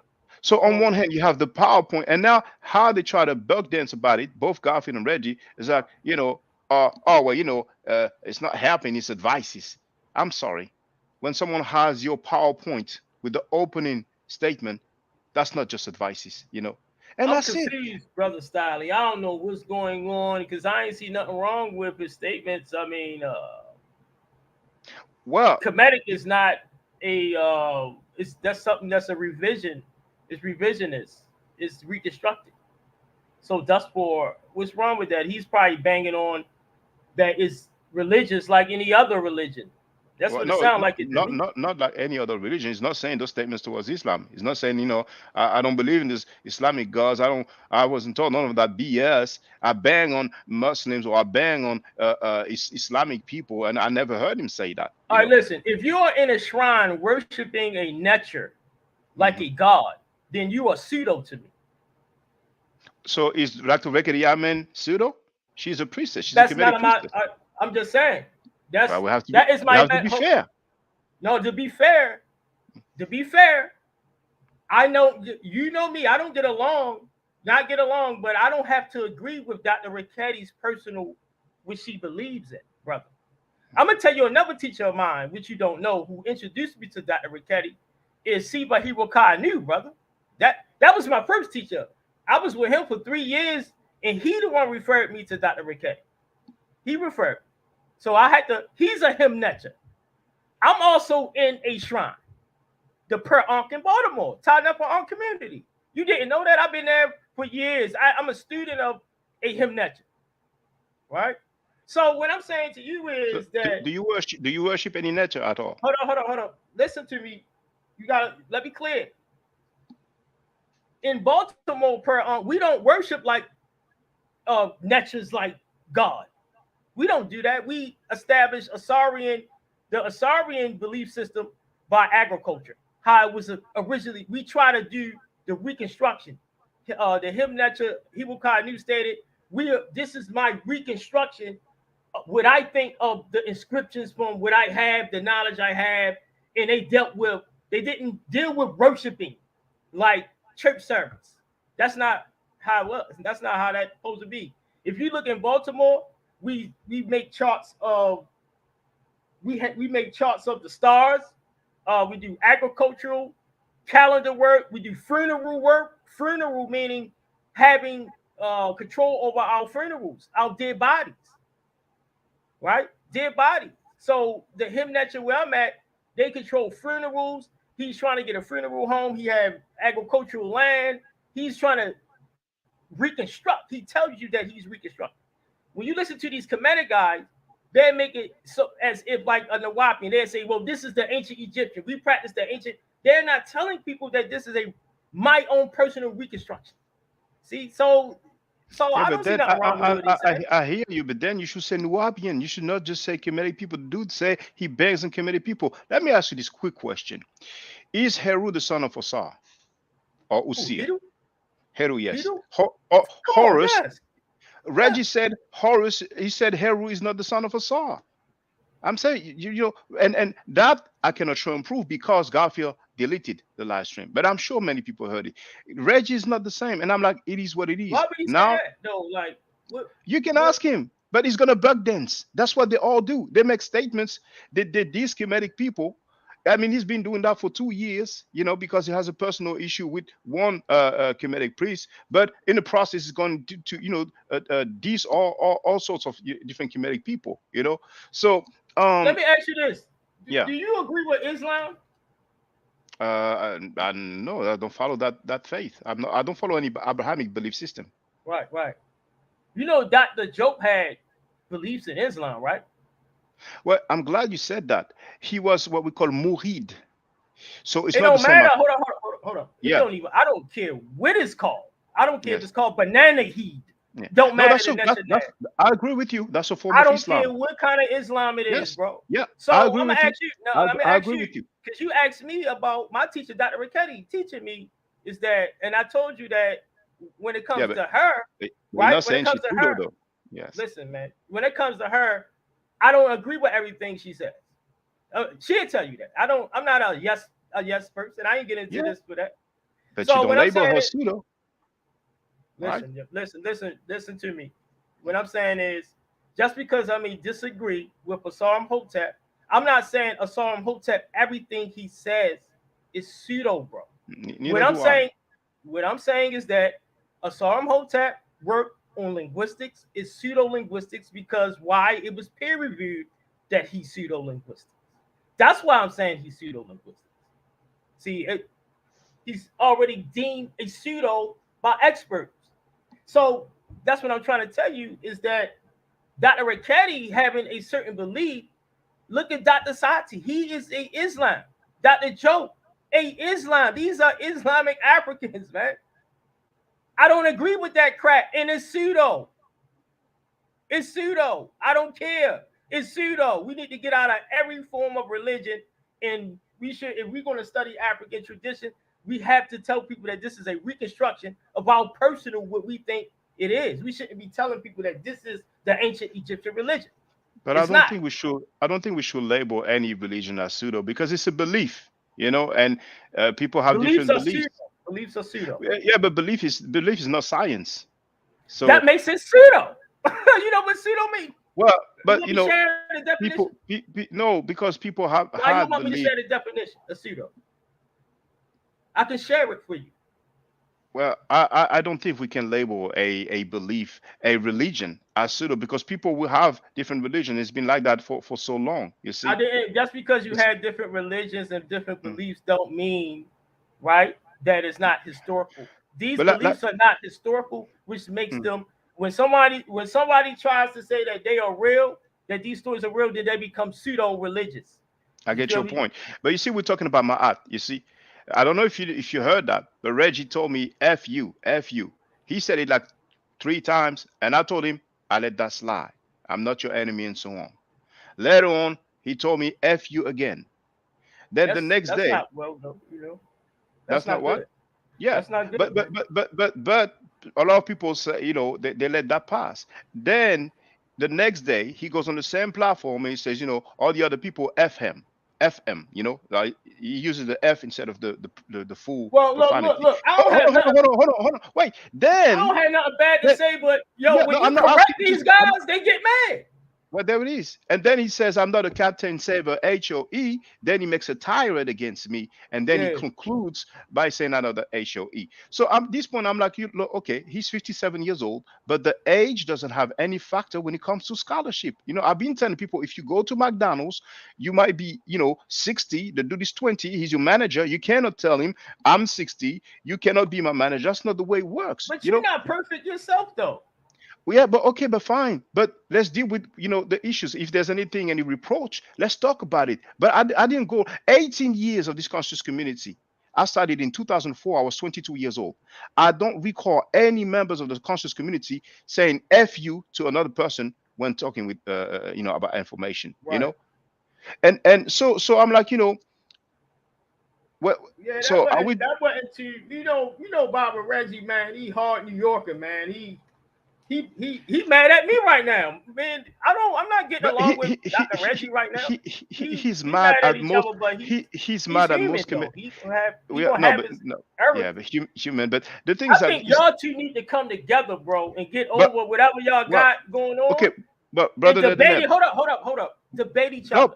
No, well, What y'all debate each other? Y'all can debate on my channel, on the peer review channel. Brother Neb, he's free to come on the platform. That's what I told Smash Rockwell. You know, that's what I said. That video you debate him on Smash channel. Can you debate him on Smash channel? I mean, and Dr. Reggie. I'd rather do it on my platform because he came on my platform before.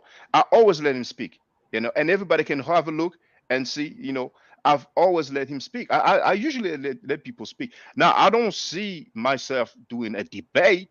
You know, we can address any topic. I'm not preparing anything. He can come in and bring up anything that I said years ago, weeks ago. We can talk about it. If I don't have an answer now, I might look for it later on. You know? I think y'all both are good brothers. But yeah. But the thing is that, you know, at some point, it's now not that I heard, serious though. You know. Well, it's not because he did not say "f you" to you publicly. He didn't say, man, you know, I'm not cussing me out, man. I told you publicly. Did he cuss you out publicly, brother? Bro, listen. No, but no. Please answer that question. Did he cuss you out publicly? I need you to listen. Just listen to me. You don't have to cuss me out publicly. I can care less. I'm talking about he cussed me out. I ain't gonna say he cursed me out, but he got upset at me. That's different. No, it's not, man. He's a New Yorker. That's how they are. Being upset and disrespecting somebody using profanity, saying "f you." Yes, that's wrong. That's wrong. But what I'm trying to tell you is that when you correct these guys, when you correct them, you gotta expect you know the art of war, the 48 laws of power. When you gotta know who you're dealing with. When I deal with these guys, man, I know who exactly. You're not used to African Americans. I'm an African American, and I gotta deal with these guys. You know, once again, you know, brother, you know, there's a brother who told me, "Oh, that's how we do in America. We talk ish." Yes. 18 years. No, hold on. I disagree. I respectfully disagree. 18 years. Sanetta called him. Hold on. Please. You trying to tell Sanetta called him. Hold on. Sanetta. Wait. Sanetta called him the B word. 2 days later, it was on Sannetta's. That's how we talk. And yo, do you get it? Yo, I'm a linguist. Okay. Well, let me ask you this. Hold on. No, please. You gotta let me speak. Though. Let me explain. Hold up. You have to give me a chance to speak. Listen, bro. Okay, I'm listening. Listen. In Baltimore, all right, let me ask you this. If I call you a dummy, would you feel offended? If I call you a dummy? It depends the context. What is it about? But you know, he said "f you." Now, who did he curse? Who did he say "f you" to publicly? Bro, I understand that. I understand that. But that's how these African Americans. Listen, I don't agree with it. I'm telling you, I don't agree with it. I know, but you see how they are. Like, but you see, I'm not losing sleep over that, you know, because he's behaving more like a barbarian than a comedic person. But he said he's not comedic, and that's fine. Now that he's saying to an African brother. That's fine. That's my opinion. I mean, you know, to me, that's not being wise and civilized, you know. But you pass a judgment. I can show you where you don't supposed to do what you're doing either. Well, we can talk about that. You want to see it?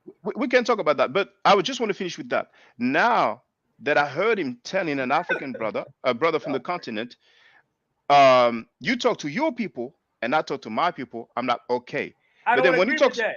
Yeah, I don't agree with that. But there is. So I'm like, I see his stance now. And I understand he has changed. You know, it's like you're trying to hold on to somebody's hand because you're going to fall in a different realm, but he wants to go there. So if you don't let go, you're going to fall with him. And I don't want to fall in that realm. He's talking about the Mother Nature. That's an African language. He's talking about African history. So that's all good then. But then when for some reason somebody's challenging his position or his views or his scholarship, then, no, you have no standing in our community. You talk to your people. I talk to my people. Why is he bringing up Dr. Diop and Dr. Obenga? They are from so that's inconsistent. And I've been saying that he's inconsistent. So I'm what sorry. do you want to happen? Let me ask you this. I don't want anything to happen. If he wants to talk, we can talk. If he doesn't, because Baba Reggie. Because hold on, bro. Let me get it out. I don't want anything to happen. No, let me get it out. What I'm saying is, okay, say he did make an error, which I don't agree with him. Like I said, I do agree that as an elder, if the youngest are correcting you, man, like I can look at his work as errors. It's errors, and when you say to people that they're errors and their hard work, they get upset. African Americans, bro. Letting you know that this is how they is here. When I'm like that in an African platform, they don't get too upset. They kind of take my information and say, yo, he is a skilled linguist, and I'm gonna listen to him because I want my work to be, he cares about my work. So a lot of African Americans, man, don't get that love anyway. They don't even know what it is when you give it to them. And number two, bro, I just want to tell you that, man, these guys are hard guys from New York. These guys, when you come to Baltimore, you might hear a nigga call you a bitch, dummy. They just common words that we use. Yeah, but that's not publicly on conscious community platform. That's a different. In the street, people talking smack. This one thing. When we're on a public platform, we're talking to young brothers and sisters. You see, we're much older than back in 2008 and all that. You know what I'm saying? Mm-hmm. We're in our 40s. I believe you are in 40s because you said we are in the same 42. generation.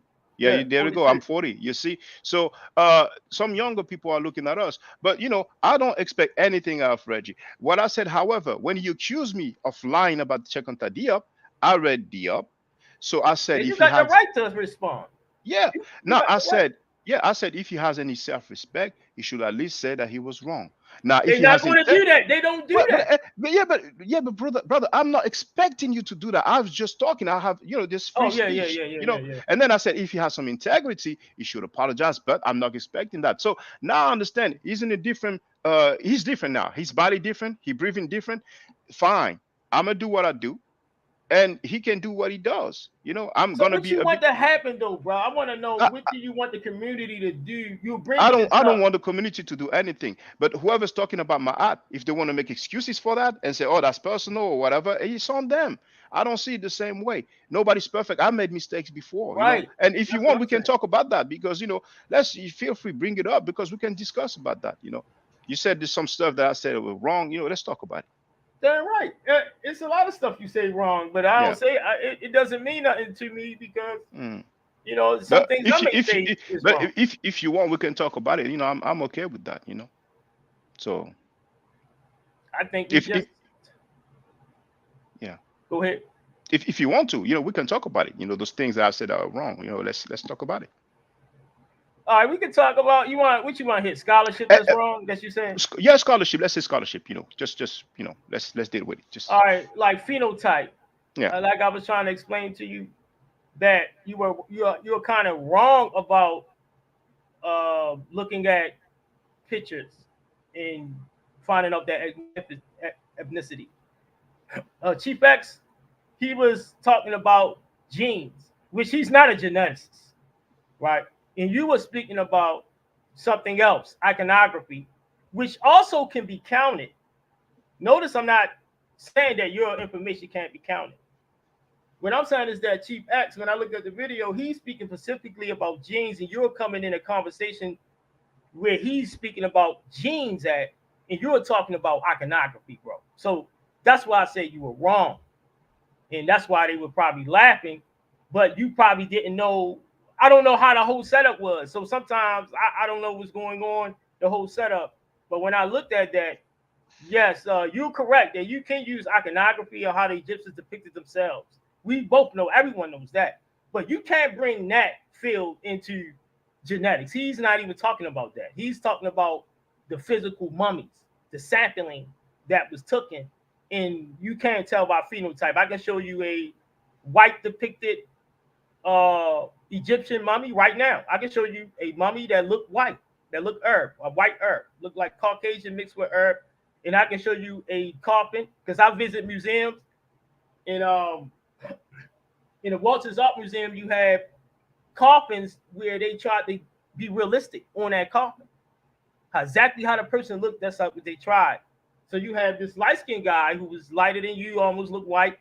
Then he was brothers with a dark-skinned guy who was very dark. So the European geneticists thought they weren't related because one was so light and one was so black.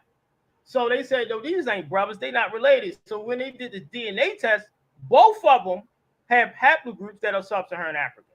Both of the mummies, even though they are contrastically different, not just light skin. I'm talking about literally look like a Caucasian Arab.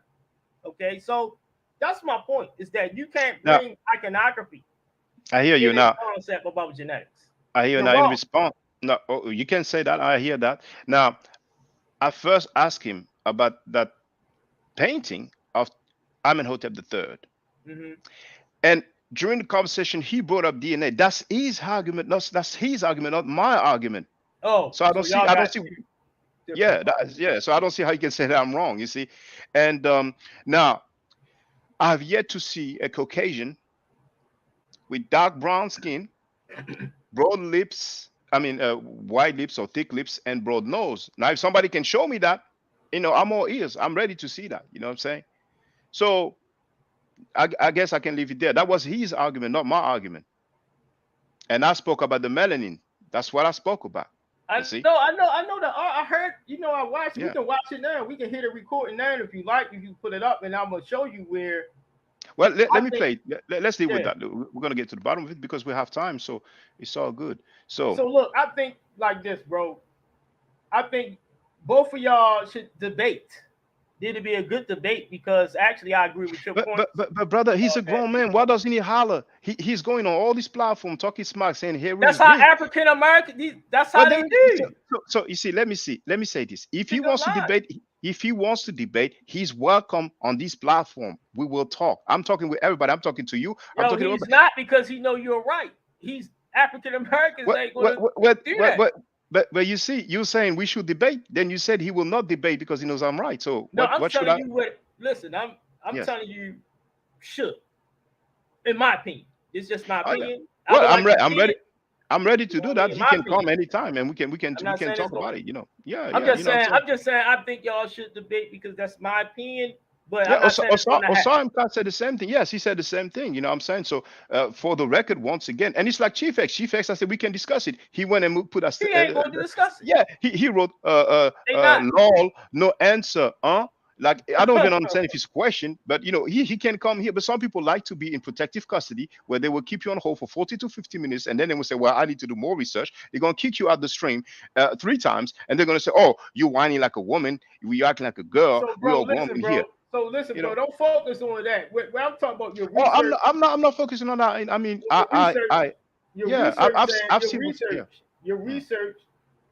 What I mean about your research is you brought in iconography, which you can, but not in a genetic conversation. That's where I believe that you were inaccurate. But once again, brother, the conversation started with the iconography. He brought up DNA. And I'm not dealing with DNA, and I said it.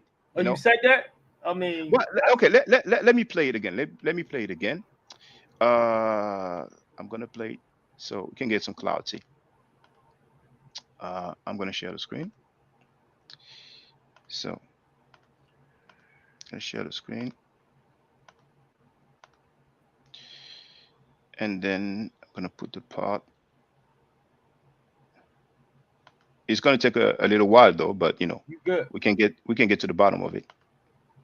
Yeah, it's gonna go to the part. You're gonna see what I'm talking about. Yeah, because I can play the whole thing or go to the part about the DNA. Do you want me to play the whole thing or the part where go to the part where the DNA? Okay, let's when you show him the picture, right there. The picture that was right from the beginning. So I might as well just do this. So there it is. We're gonna listen. Now, if you don't believe my ear. Now the timestamp of Smash Rockwell's video right now is 1:29:28. I'm going to mute my mic to make sure there's no echo, and I will play the stuff.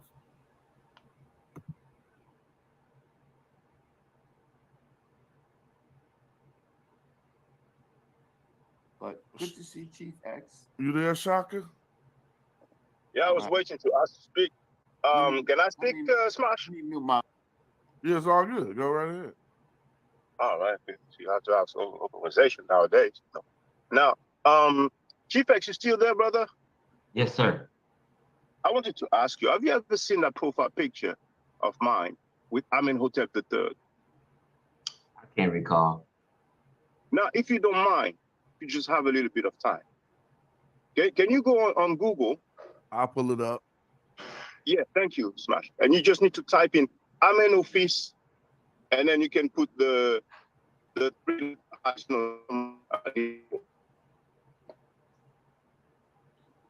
So A-M, well, amen, you know, then no space, O-P-H-I-S, and then space, and then 3-letter I's, you know, capital I's, but it doesn't matter if it's capital or lowercase. Yeah, I pulled it up, but they just took me to the wiki, so I'm looking for that exact photograph that I. Oh, my bad, my bad. Oh, my bad. I'm sorry. Type in Louvre first. L-O-U-V-R-E. So L-O-U-V-R-E space Amenofis, A-M-E-N-O-P-H-I-S,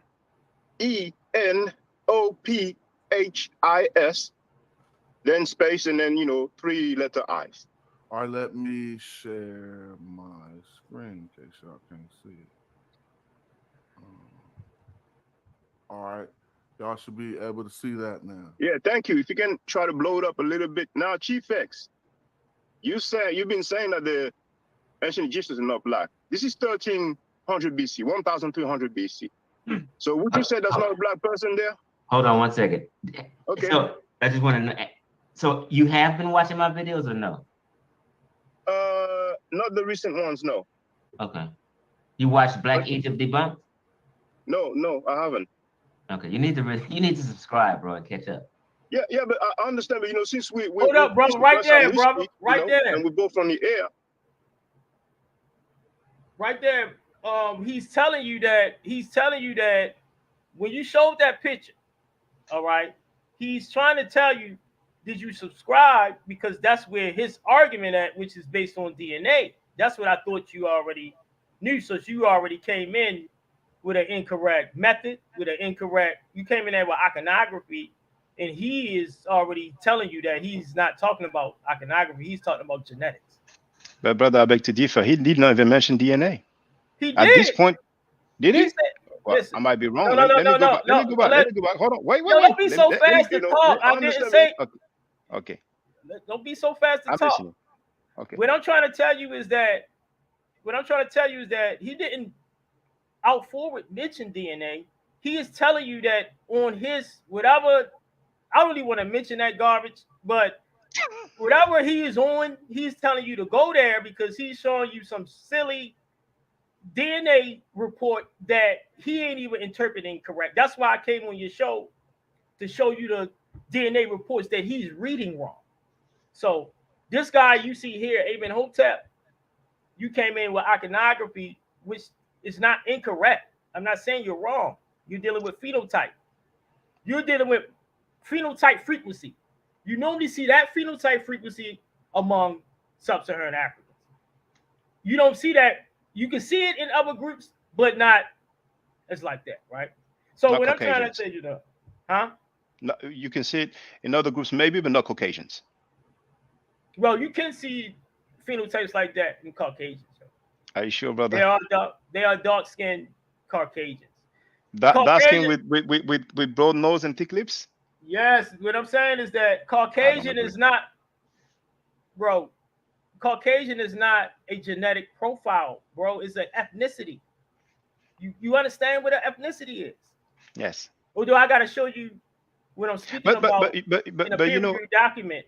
I can show you now. Yeah, but you know, just to put some clarity. There's always a but. I say I'll show you now. It's a but. I'm telling you what you're wrong at. But brother, okay, you can say I'm wrong, and I can live with that. Caucasian is not a genetic. Is not a something that you determine with genes. So okay, basically you're saying that I'm wrong for showing a painting of Amenhotep III. Yes, and I hear you. And he's and talking about genetics. No, but I'm sorry. He did not talk about genetics. He did. Yet. He told you to go back. Go back to where he said refer to his channel. I'm going back. I'm going back. I'm going back. Then space, and then, you know. Okay, so I can see that now. Yeah, thank you. If you can try to blow it up a little bit. Now, Chief X, you've been saying that the ancient Egyptians are not black. This is 1300 BC, 1300 BC. So would you say there's not a black person there? Hold on 1 second. Okay. So I just want to know. So you have been watching my videos or no? See that? He's referring to his videos. No. He's referring to his videos. He did not talk about genetics. He did not talk about DNA. And you know what I told him after? Hold on, stop. You saying that the video he's telling you to go to it doesn't have genetics in that video. That's not what I said. What I said is that as we were talking, he did not mention genetics. He did not mention DNA. At this point, he did not. You cannot deny reality. So I these know videos. that. I said Okay. he didn't say it directly. He is alluding to it because he's telling you, did you go to his channel? He said this is not the topic. When you showed the picture, he said that is not the topic he's talking about. He's talking about genetics on his channel. That's not what he said. He asked me if I seen He keeps his saying video. I already, hey, brother, I already know what he said. Can I tell you that again? I'm glad this is on recording. But why do you speak for him? Hold on. I'm not speaking for him. That's what you're doing. I'm biased. No, I'm not. I'm biased. I'm not speaking for him. I'm gonna tell you why I agree with you and why you were wrong. This is why you say you're gonna go there, and I'm gonna show you why you're wrong. This is why you're wrong. For one, he's not even talking about iconography. He's telling you to go to his channel before you even can expound. You didn't even expound on that yet. You're asking him what is this genomic profile of this individual, Amenhotep III, by simply looking at his picture. You can't do that. You can't. It's not scientific. We don't do that no more in science. So that's why you're wrong. What I'm saying is, if y'all was talking about iconography, then you will have a point. But y'all brother. Y'all are talking about his channel. And when you go to Chief X's channel, he's not a genetic. He's trying to break down some genetic shit. He don't know what he's talking about because that. Yes, that's fine. So now hold on. This is why I came on your channel to give you the peer review of Amenhotep. I gave you 2 different peer reviews. I gave you one peer review of Amenhotep where they used PCR methods. The PCR method said that this individual you're showing in iconography has up to 93.7% sub-Saharan African affinities. That's what that has in the first paper. The second paper was used as a second different genetic method, which is the Whit-Aptes haplogroup predictor. The Journal of Archaeology, right? No. Okay. Want me to show you these papers now? Let me show you. No, it's okay. It's okay. But keep going. I'm listening. I'm saying I showed you 2 different views of Amenhotep. The third, to prove your point of genetics, that in one case, in one genetic study, right? Unbiasedly speaking, I understand what he's saying. Unbiasedly. I'm not going to agree with you when you're wrong. I'm agree with you when you're right. But if you're wrong, you're wrong. You keep saying I'm wrong, and you see how the discussion started. The discussion started when I showed this. And then when he talked about his channel, I said, since we are on the air, we can talk about it. And then later on, he talked about DNA, and I talked about the melanin. So I cannot change your mind. If you feel like I'm wrong, that's fine. That's fine. But hey, bro, everybody, not just me, everybody feels like you're wrong because Chief X never. You cannot speak for everybody, brother. Yeah, I'm sorry. I'm telling you, with scientific because he's not iconography. He's not going by what you're going by. He's going by his channel. He already told you that's not. You got to go to my channel to see my arguments. He said that. Everyone heard him say that to you. So why did he keep talking then? So we cannot discuss? No, we had a conversation. You told me to show you your error, and I did. I said that you cannot put an iconography picture of a pharaoh, right? And he's discussing genetics on his channel. Okay, I hear you. I don't agree with what you're saying. I could say that you are wrong as well, but we will turn in circles, and we're not gonna get to the bottom of this. Man, you are wrong. I don't care what you say. But that's fine. I can live with that, my brother. I can live with that. I'm not gonna curse you out. And I showed you. You can even rewind. Hold on. Just rewind the recording. Yeah, let's rewind. Let's rewind. Everybody on this channel. Hold on. Everybody on this channel can hear him say his argument is on his channel. Go ahead and play it for the people. We're gonna go to something else. I'm gonna rewind. You're getting me up kind of angry right now. You don't need to be angry, brother. I'm not your enemy. It don't matter, but you're getting me a little upset, and I'm telling you something. All right, let me share my screen.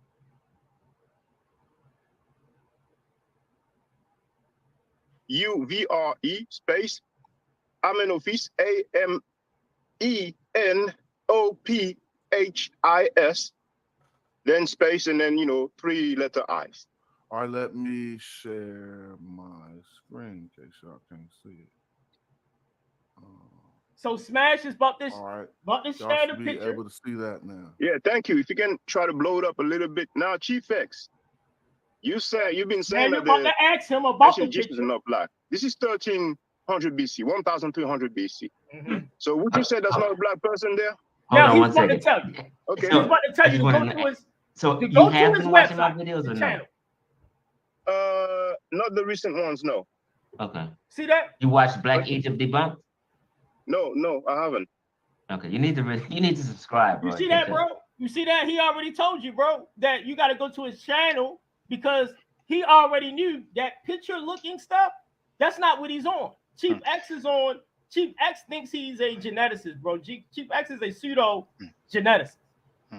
All right. So you seen when I came on this channel, that's where you're wrong. That's because you're wrong, brother. I'm not saying everything you're saying is wrong.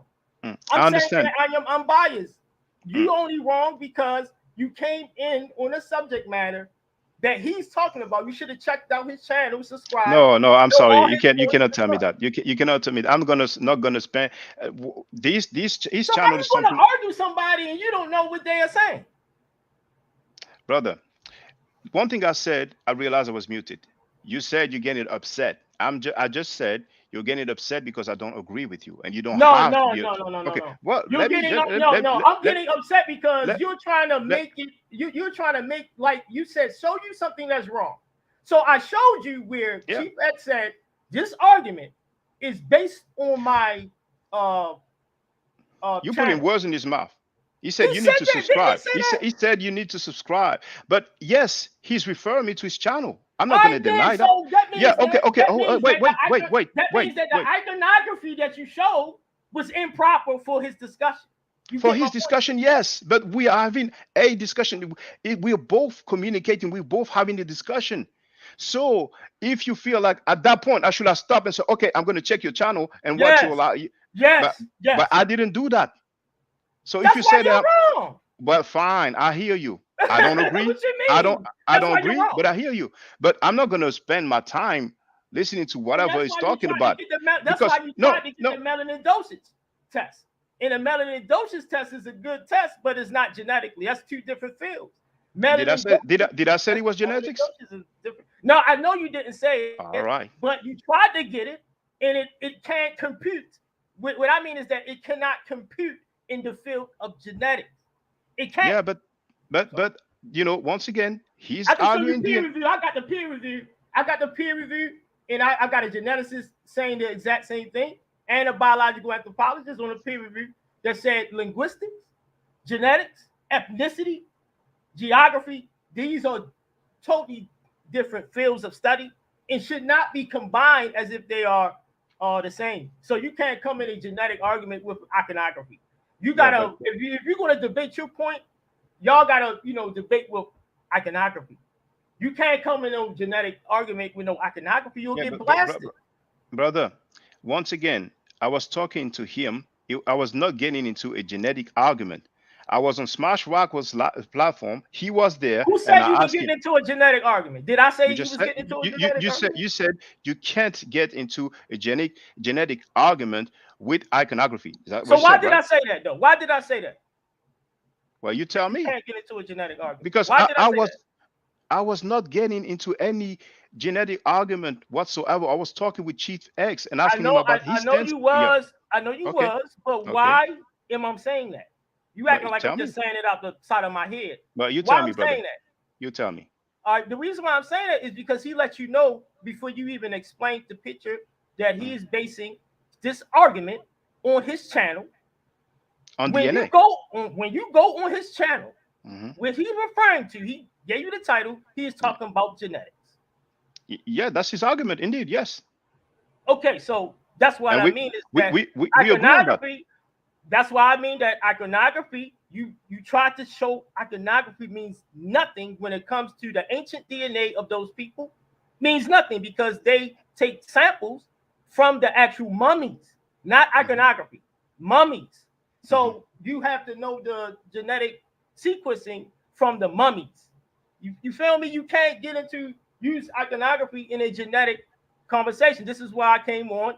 I showed two peer review papers from Amenhotep This is why I agree with you. I agree with you. Yeah, and I agree with you as well. But at that point in the conversation, there was no genetics brought up, so it was not yet a genetic argument. On his channel, it is, but not when we were talking. You ain't understanding me. I'm understanding what you're saying. We just differ in opinion. That's what's happening right now. No, bro. He already told you before he even showed you that.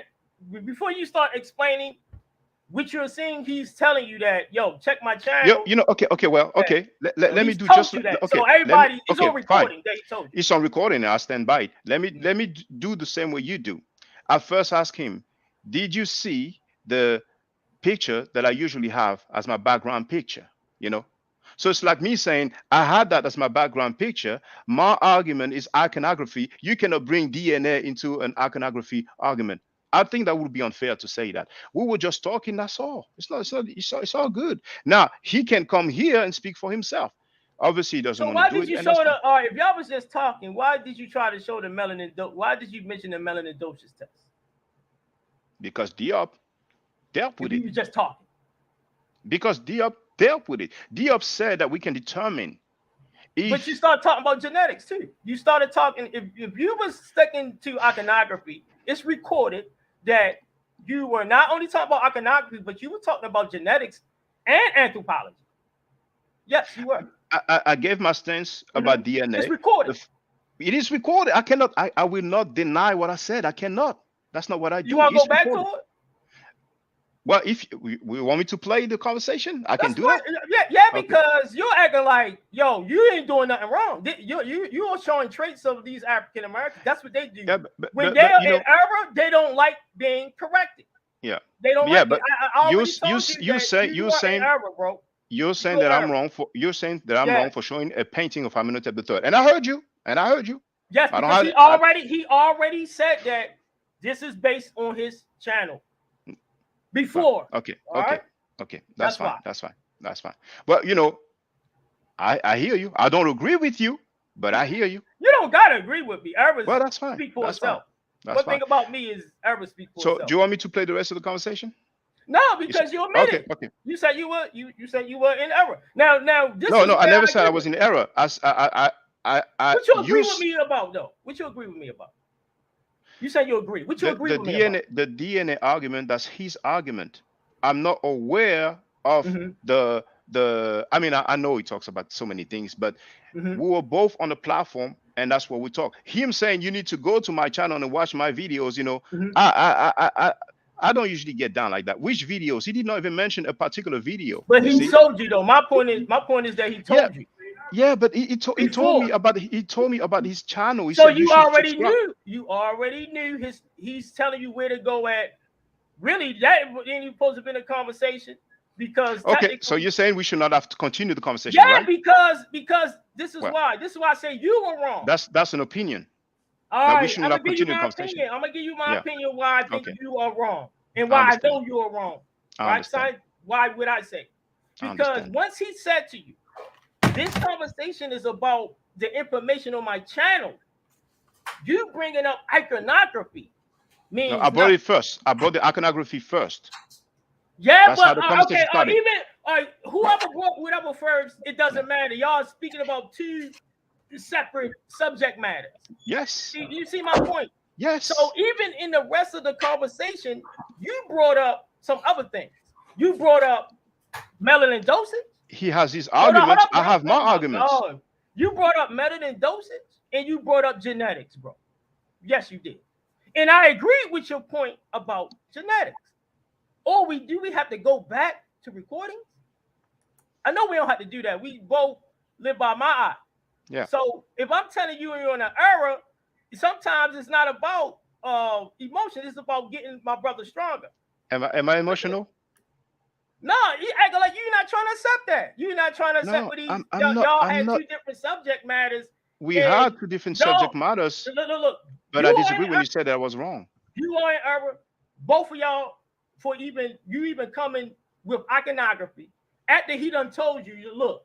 Before, brother, before. Let's hold on. Can I interject in the conversation real quick? So maybe we can get some clarity. Yeah, go ahead. Feel free, brother. brother. Who is this? Who is this? This is person? Brother James. Let me, Yeah. because you guys are arguing about something that I think is just a misunderstanding. Who are you, bro? Who are you? Okay, introduce yourself, brother. That's what I'm saying. Introduce Man, you can't talk to everybody like we Hey, I'm a grown man. Don't be over here talking to me who is like this person, bro? It don't Hold matter on, who I am. wait. No, he got a Greek come in with. Okay, wait, brothers, I've muted both of you. It's a misunderstanding, you know. It's a misunderstanding. Let me unmute you, both of you. It's all good. There's no issue here. There's no problem. There's no problem. Then what happened is that I put him on the platform. I did not say because I was waiting, you know, to introduce the brother. That's our brother James. You know what I'm saying? So it's just a misunderstanding. So go ahead, James. I don't know this person. That's what I was saying. I can't see his thing. I don't even know him. I never met him. So yeah, no, it's not good. It's not good. Go ahead, brother James. Feel free to speak. What I was trying to do was stop two brothers that's probably on the same page from arguing based on a misunderstanding, because that's all this is. That's your opinion, though. That's your opinion. Apostoli, my brother. Yeah, that's your opinion, brother. Keep going, James. What I was saying is I watched the show that the brother is showing. Mm-hmm. Actually, I've come onto your channel several times, and as a matter of fact, I brought this conversation up to you yesterday about what that mean. What did that mean? Because your comprehension level, when somebody's trying to help you, you're so defensive. You offend people. Now, what I'm trying to tell you is what. So who can you offending me now? So this conversation ain't going to work. Did yesterday? What Chief X did yesterday? I don't know this guy, bro. James, wait, James, wait, James, please don't shout. Man, I have not disrespected you. I don't know you. James, calm down. Calm down, James. I haven't met you. I don't know you. Wait. Bro, I don't know. Wait. Brothers, hold on. I'm gonna let both of you speak. No, bro. I don't know you. I don't know him. I understand. Yeah, I understand. Yo, bro, I don't know James, this guy. Never met this guy in my understand. life. Yes. James, please speak. Please don't shout. Please go ahead, James. I never met this guy. I don't know this guy. I'm talking. I'm trying to get clarity here. Yes, but just don't shout. I already talked to him about it. Let the video play. You could probably get some understanding because the video is being stopped short of what the actual issue was. You brought that up. Apostoli already played it. Recorded. We already went through the recording. Well, maybe excuse me from what I see. You stopped and interject before he let the video continue to play. No, bro, no. This is what I was trying to tell him, brother. Is that I'm not helping Chief X. He's know that. Apostoli know my position. My position is that it shouldn't be no argument. For one, Chief X is arguing a genetic point. He is arguing iconography. Apostoli said he agreed with me that it shouldn't even be a convo when someone is arguing two separate subjects. Wait, please, if I may interject. Hold on. You're trying to show him that what you did was you brought the image up first. Then what Chief X did was what he did was deflect from the image and said, "Have you watched my channel, brother?" You don't have to do the image because Chief X is talking about genetics, bro. That's what I was telling Apostoli. Is that maybe I'm confused. Yes. Show the image before Chief X started talking about. Yes, he did show the image, bro. I agree with you. He showed hold on. Apostoli showed the image for sure, but that's not my issue. My issue is subject matters. Okay, my issue is the subject matter at hand. Once Apostoli showed the image, right, that instantly became an iconography conversation. Once he showed the image in Chief X scene, and Chief X never argued iconography, he always argued genetics. Those are two different fields of study. You cannot argue, one person cannot argue iconography and one person genetics. This is why I came on Brother Apostoli's show, and I showed him two different genetic methods that's peer reviewed by geneticists, people who are actually geneticists, not Chief X, not me, not you, not Apostoli, people who really do the scholastic work, right? And I showed, and I showed where Apostoli was correct. I said Apostoli is correct because Apostoli said that when it comes to genetics, this was Apostoli's argument. when it comes to genetics, you may have one author producing one genetic makeup. You have another producing such. I showed 2 separate genetic papers of Amenhotep III. I showed it on this channel, bro. So I'm not understanding why you coming at me like that. already seen. I'm in agreement with you. Wait, James, Hold on, please, listen James. to what I'm saying. Okay, I would like to can I just interject for just a few seconds? Go ahead. Thank you. You both good brothers, and I'm sure you will get along. It's like, you know, you started on the wrong. I don't know him, man. I don't get along. Okay, please, please. Okay, you don't have to. I understand. Okay. Get along with anybody. But you both good brothers. Netanyahu will confirm. Netanyahu feels that as soon as Chief X brought up his channel, I should have stopped the conversation. Is that correct, Netanyahu? Yes, because there it is, and I understand that. You know, and we just happen to continue the conversation. Yeah. I don't agree with what Netanyahu said. I accept what he says. I'm not going to lose sleep over it. Feel free, James.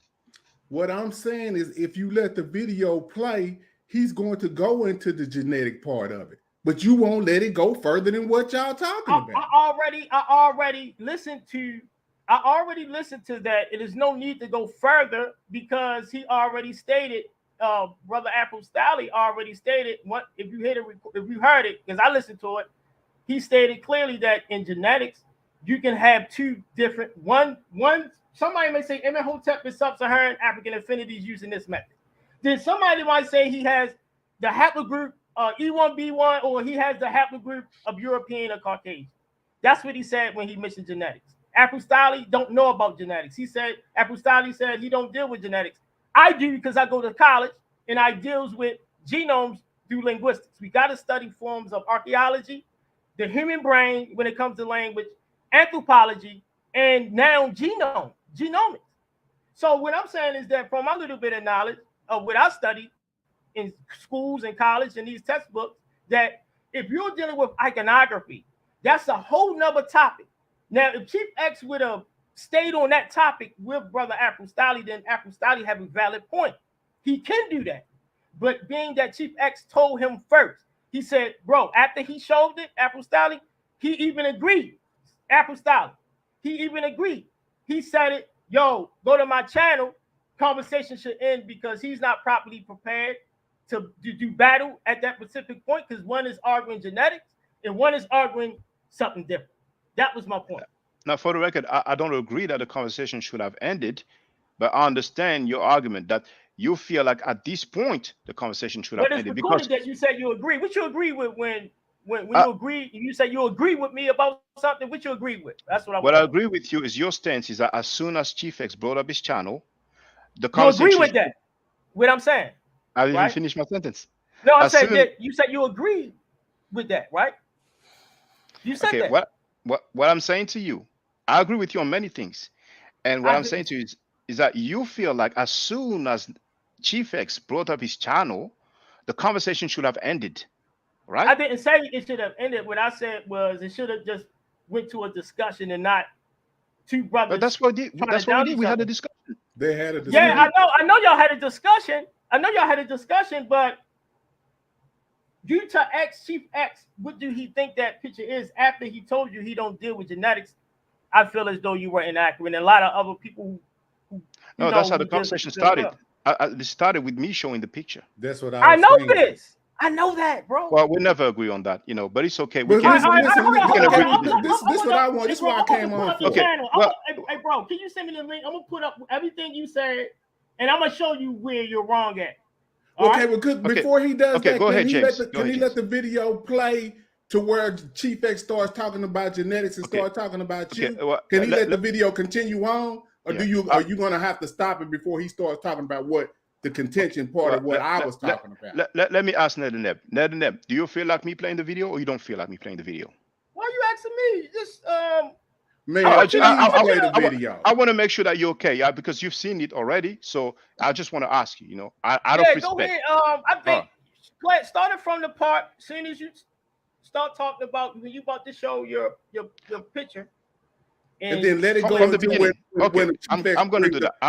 That's what I want. I'm going to do that. I'm going to put myself on mute, and you brothers can do. And if you brothers want me to stop, just tell me. Okay, stop right there. All right. All right. I'm going to tell you to stop once he said that. I'm gonna give you a warning when I'm gonna tell you to stop. I'm gonna tell you to wait, stop. please. Can we go to when Chief X starts talking about genetics? Yes, we're going to go there. Yes, okay, bro. okay. That's all I want. I was trying to break down segments of what I agree with and what I don't. You know what I mean? I'm trying to talk to what I agree with the brother and what I don't, from step to step, segment from segment. That's what I was doing. All right. So I mean, or I could play the full thing, or we can see. Yeah, that's what I wanted to do, so you could get the full context, and then we could go and break it down, so it would be better for you. Because I think you didn't let it play out, Nev, to where you could listen to exactly bro, what I heard. You know, did I tell you that I already seen that discussion? That's what. Okay. Well, yesterday when I asked you, did you see it? You said no, so that's why I didn't. I didn't see it yesterday. Okay. A lot I didn't know you went back and viewed it. You said you didn't care. And guess what? And I came on Afro Styly show. Is that right, okay. Afro Styly? Yes, it's right. So you were here based on what you've seen. Afro Styly.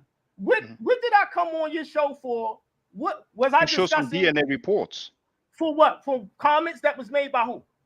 By Chief X. All right, where those comments? Because Chief X accused you of having lied and having inserted your own text. And when I heard, I was like, I know that's what I was defending. I was defending you on that part, Nev. I was like, no, he's not lying. I know you was, bro, but that's not what I was trying to discuss. I was discussing the first instant where before it went there, Chief X went there, he came on my channel and said loud, you know, I'm connected with all numerous scholars. He said that the Egyptians had Caucasian DNA, bro. On my channel. See that? So I'm not responding to. Then he ran to over there. So it really wasn't about over there. He really came on my channel, set up on my channel, and then ran over there if someone gonna help him. So yeah, but I just didn't want to see you brothers arguing because y'all on the same page. We need more unity amongst people that's right. We are on the same page. I don't want to see y'all falling out behind that. It ain't cool. Yeah. So not behind Chief X. That it ain't worth it, bro. Yeah. No, I'm just saying disagreement gonna happen. Yeah. I am not a sucker. I'm telling you now. I'm a person who this is my journey. All right, this is the field that I get into, this professional field to help the scholars, to bring my knowledge back. Once I get a doctor's degree, PhD, I'm coming back and doing the same thing to help the scholars. So that's my job as a timid. Just for the record, so should I discard playing, or do you brothers want me to play? No, people already seen it. I didn't think he's seen it, so I guess we need to go. Okay. But we can still play it for the brother. Brother want to play it. Okay. You want me to play, James? Well, no, if he's already seen it, I thought that he didn't see it based on our conversation yesterday, where if you would have kept going, he's going to call you a liar. He's going to say that you're lying, trying to trick the people. Yeah. And I thought that was very disingenuous, and I can't stand his ass because I know he's doing this out of even his interjection when brother Shaka was trying to show the phenotype, he interjected his site so he wouldn't have to deal with the image. See, it's just a game, and I don't like to be played like that, bro. Well, yeah, I understand your point in that. I don't want him playing games like that. Like you see this image, you want to bring up DNA. That's their way of running from the DNA. That's Afro Styling. We can bring up DNA. I know. I seen, brother. I seen that DNA presentation you gave. It was a checkmate.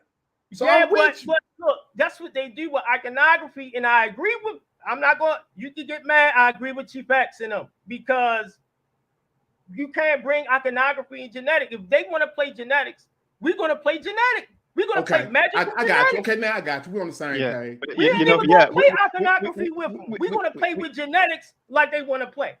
And I understand you, brother. I understand. All I was trying to say is that I don't feel like I was bringing iconography into a genetic conversation. One side, me, feels like the ancient Egyptians were black. Another side, Chief X, feels like the ancient Egyptians were Caucasians. So he has his arguments and I have mine. So I think we all agree, not on everything, of course, My apologies, brother. I can get off now. I just wanted to make sure y'all was on the same page. I had a misunderstanding. I came in late, and I was like, he won't let the video play so he can see what he said about Netta Nail. You stopped it right before he get to where he started talking greasy about you. So I'm like, why the fuck if y'all not gonna let the video play? Excuse my language. But I'm gonna go ahead and get off and get back in the chat, man. My apologies, my apologies, brother.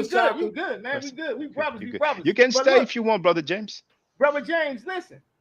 when you told me that, I seen it, and he just left my stream and said the Egyptians have 100% Caucasian DNA. You heard that. Right. We heard this shit.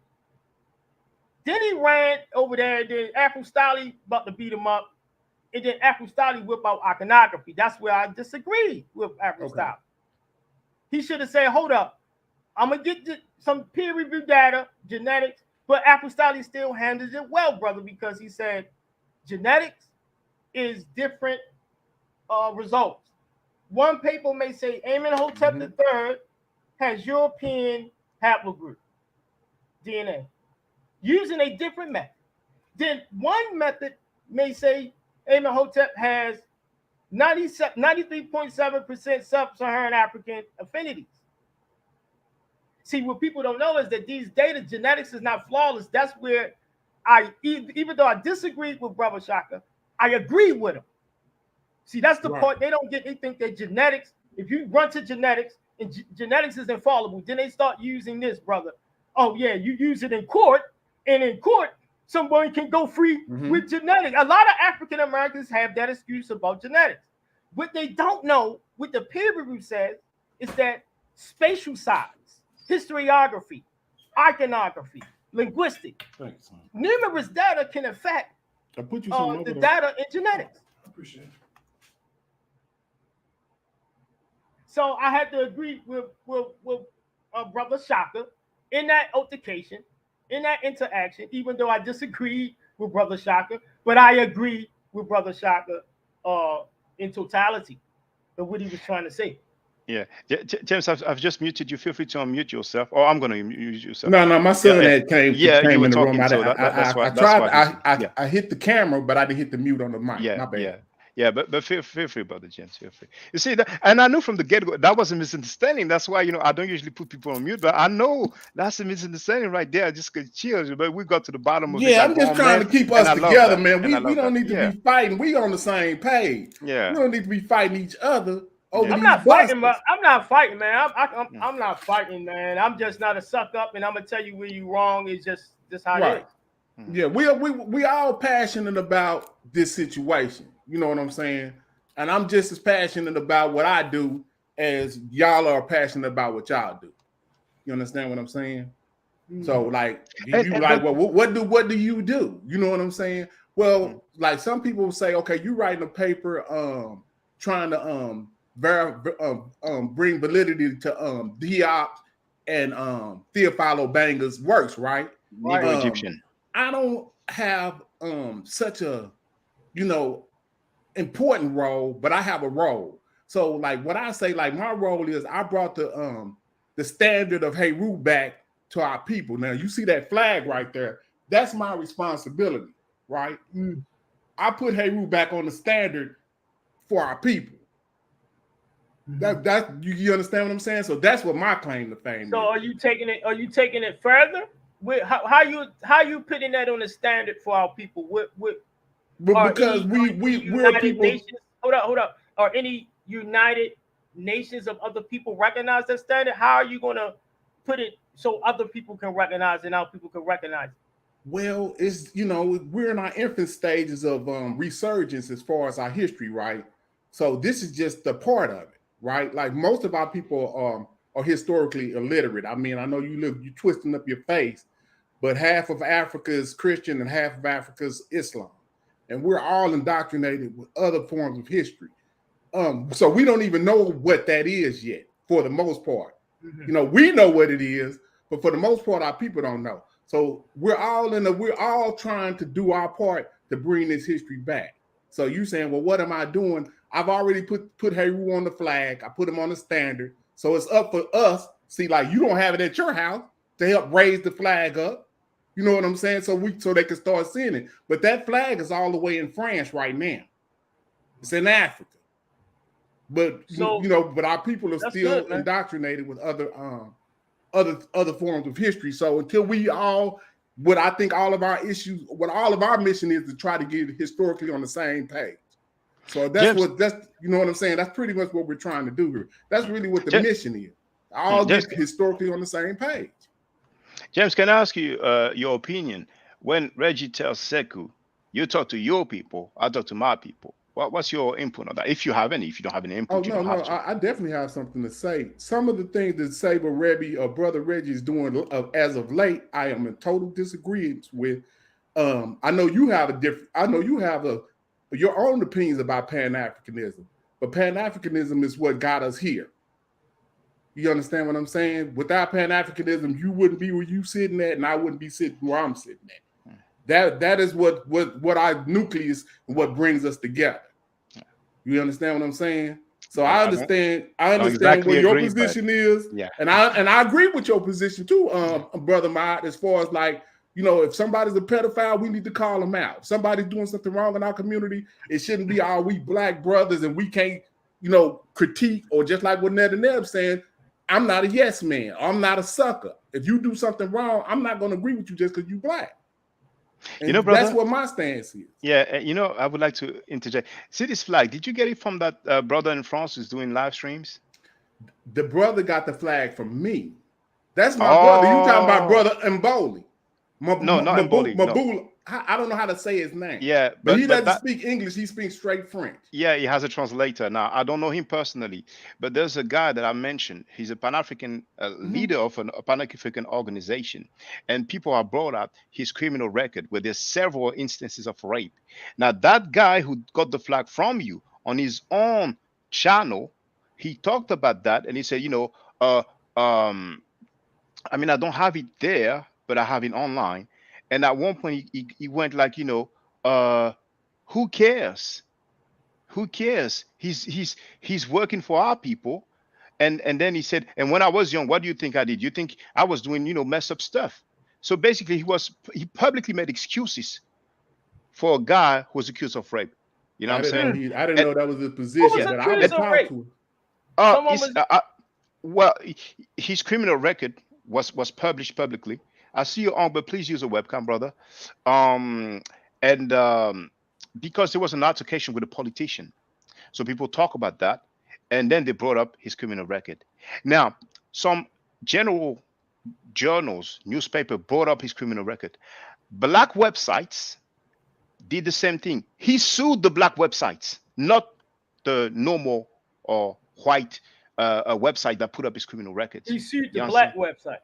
He sued the for sharing this information from this general website, and for those, you know, just for the record, because some people might accuse me of misrepresenting, it's going to be in French, but it's going to be a few seconds, you know, because that's very important. So I'm going to go there, you know, it's going to be a few seconds, you know, but French speakers will, and anybody can ask French speakers to translate what the guy would say, you know. So hold on.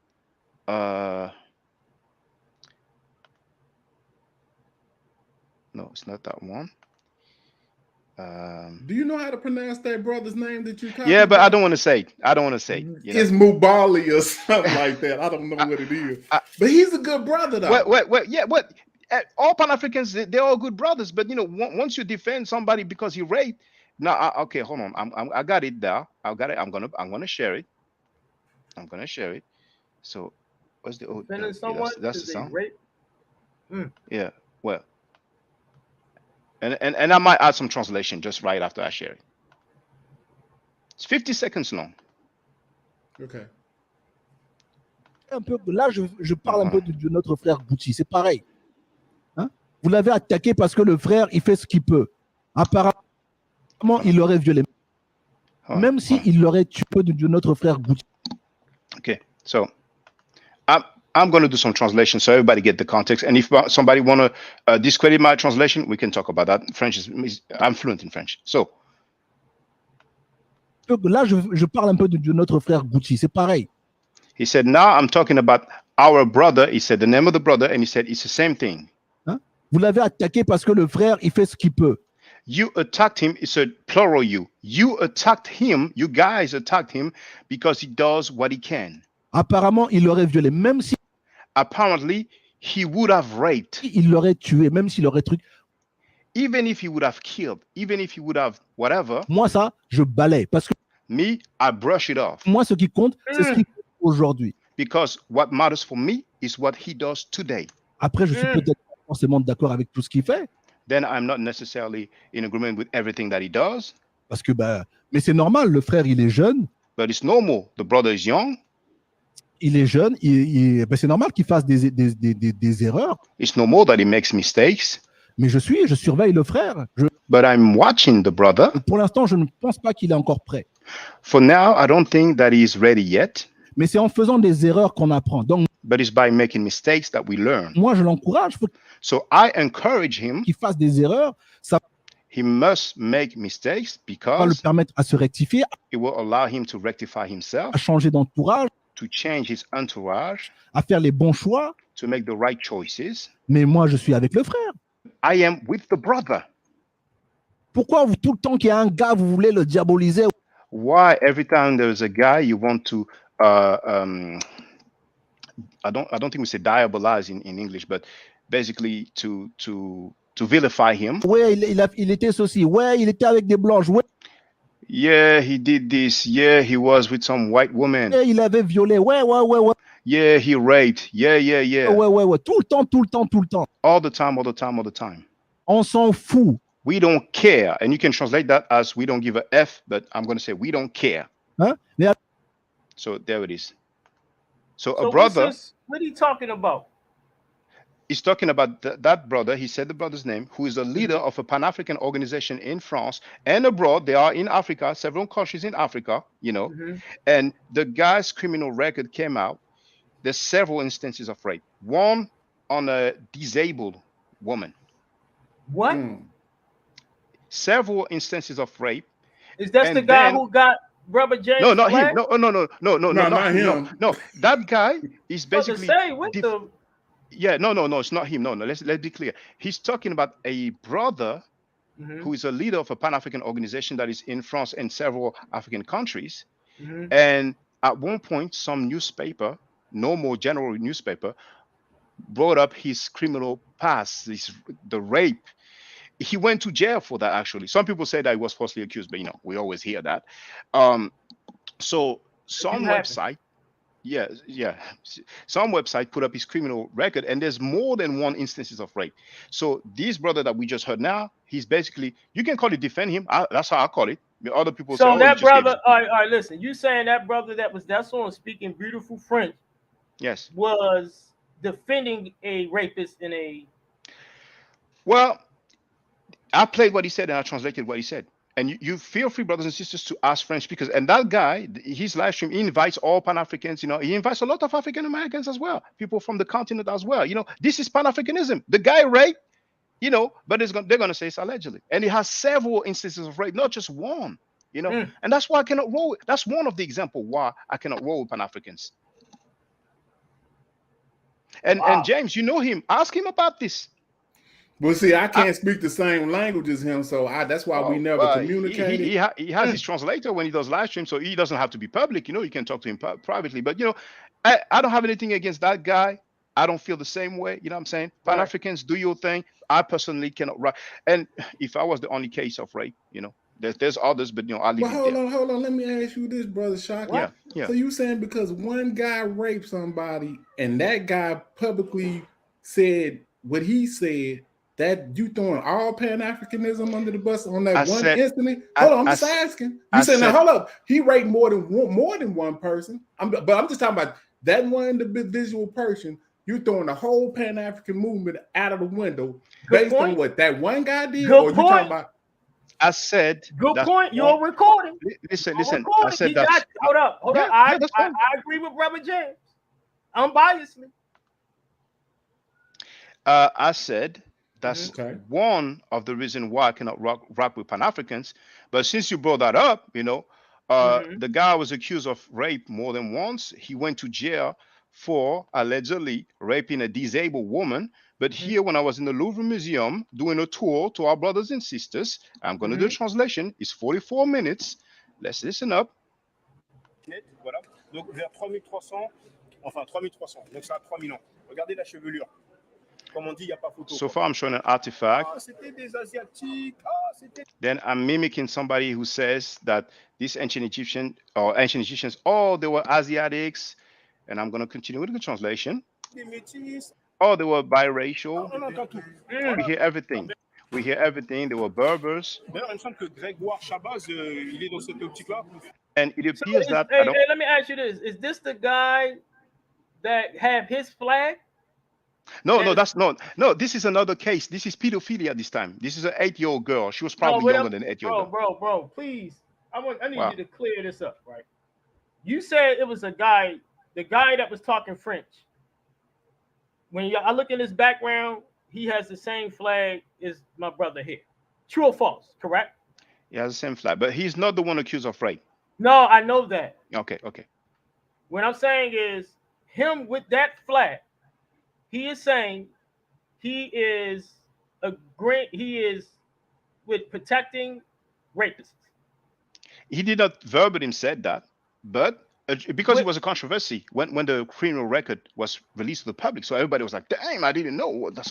And then that was his input about the situation, And I translated. His input was what I translated earlier. He all right, said, now you said that is the reason why. One of the reasons. One of the reasons. Yes. So there are more reasons.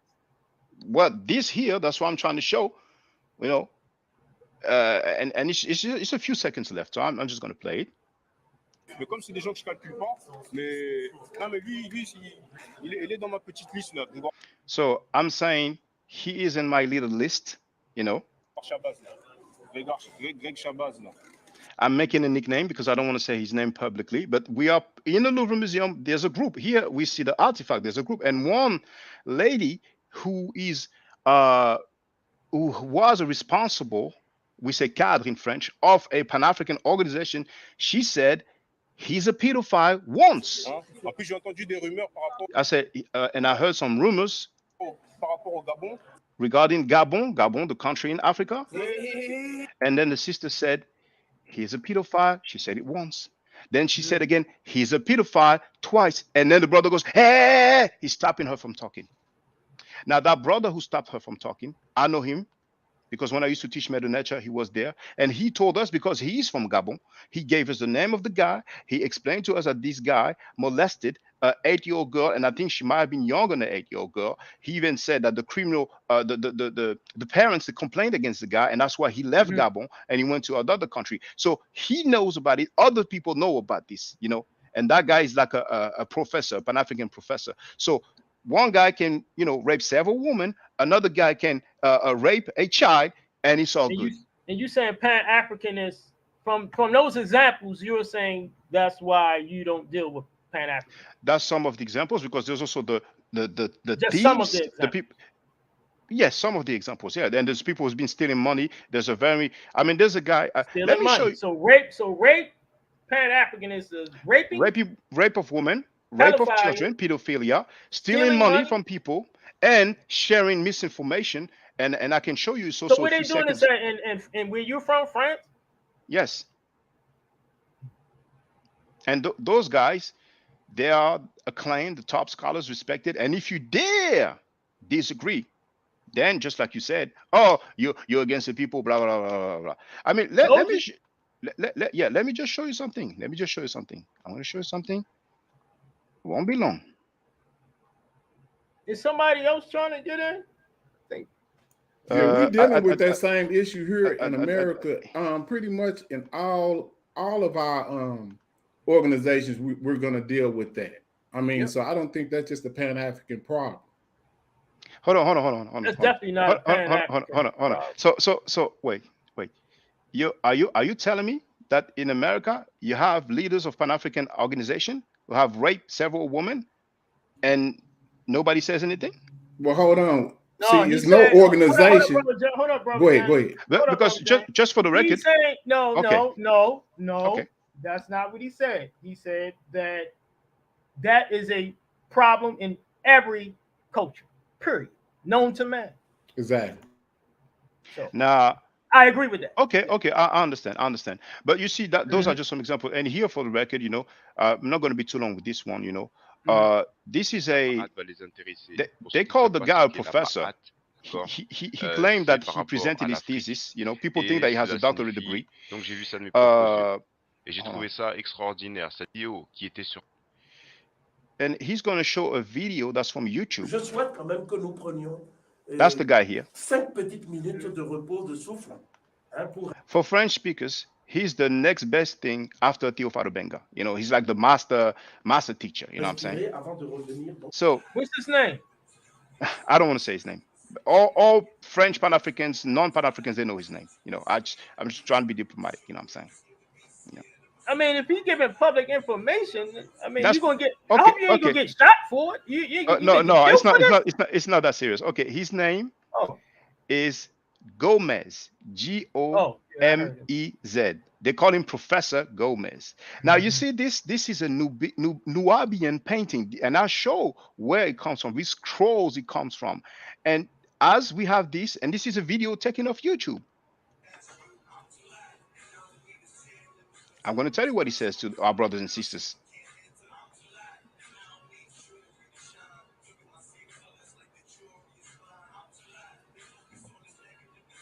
And pseudos are not only in America. En fait, on vous a montré un portrait.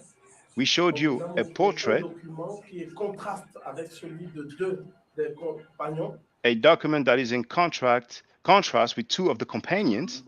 Oui, il faut remettre, Then it says you need to put it back.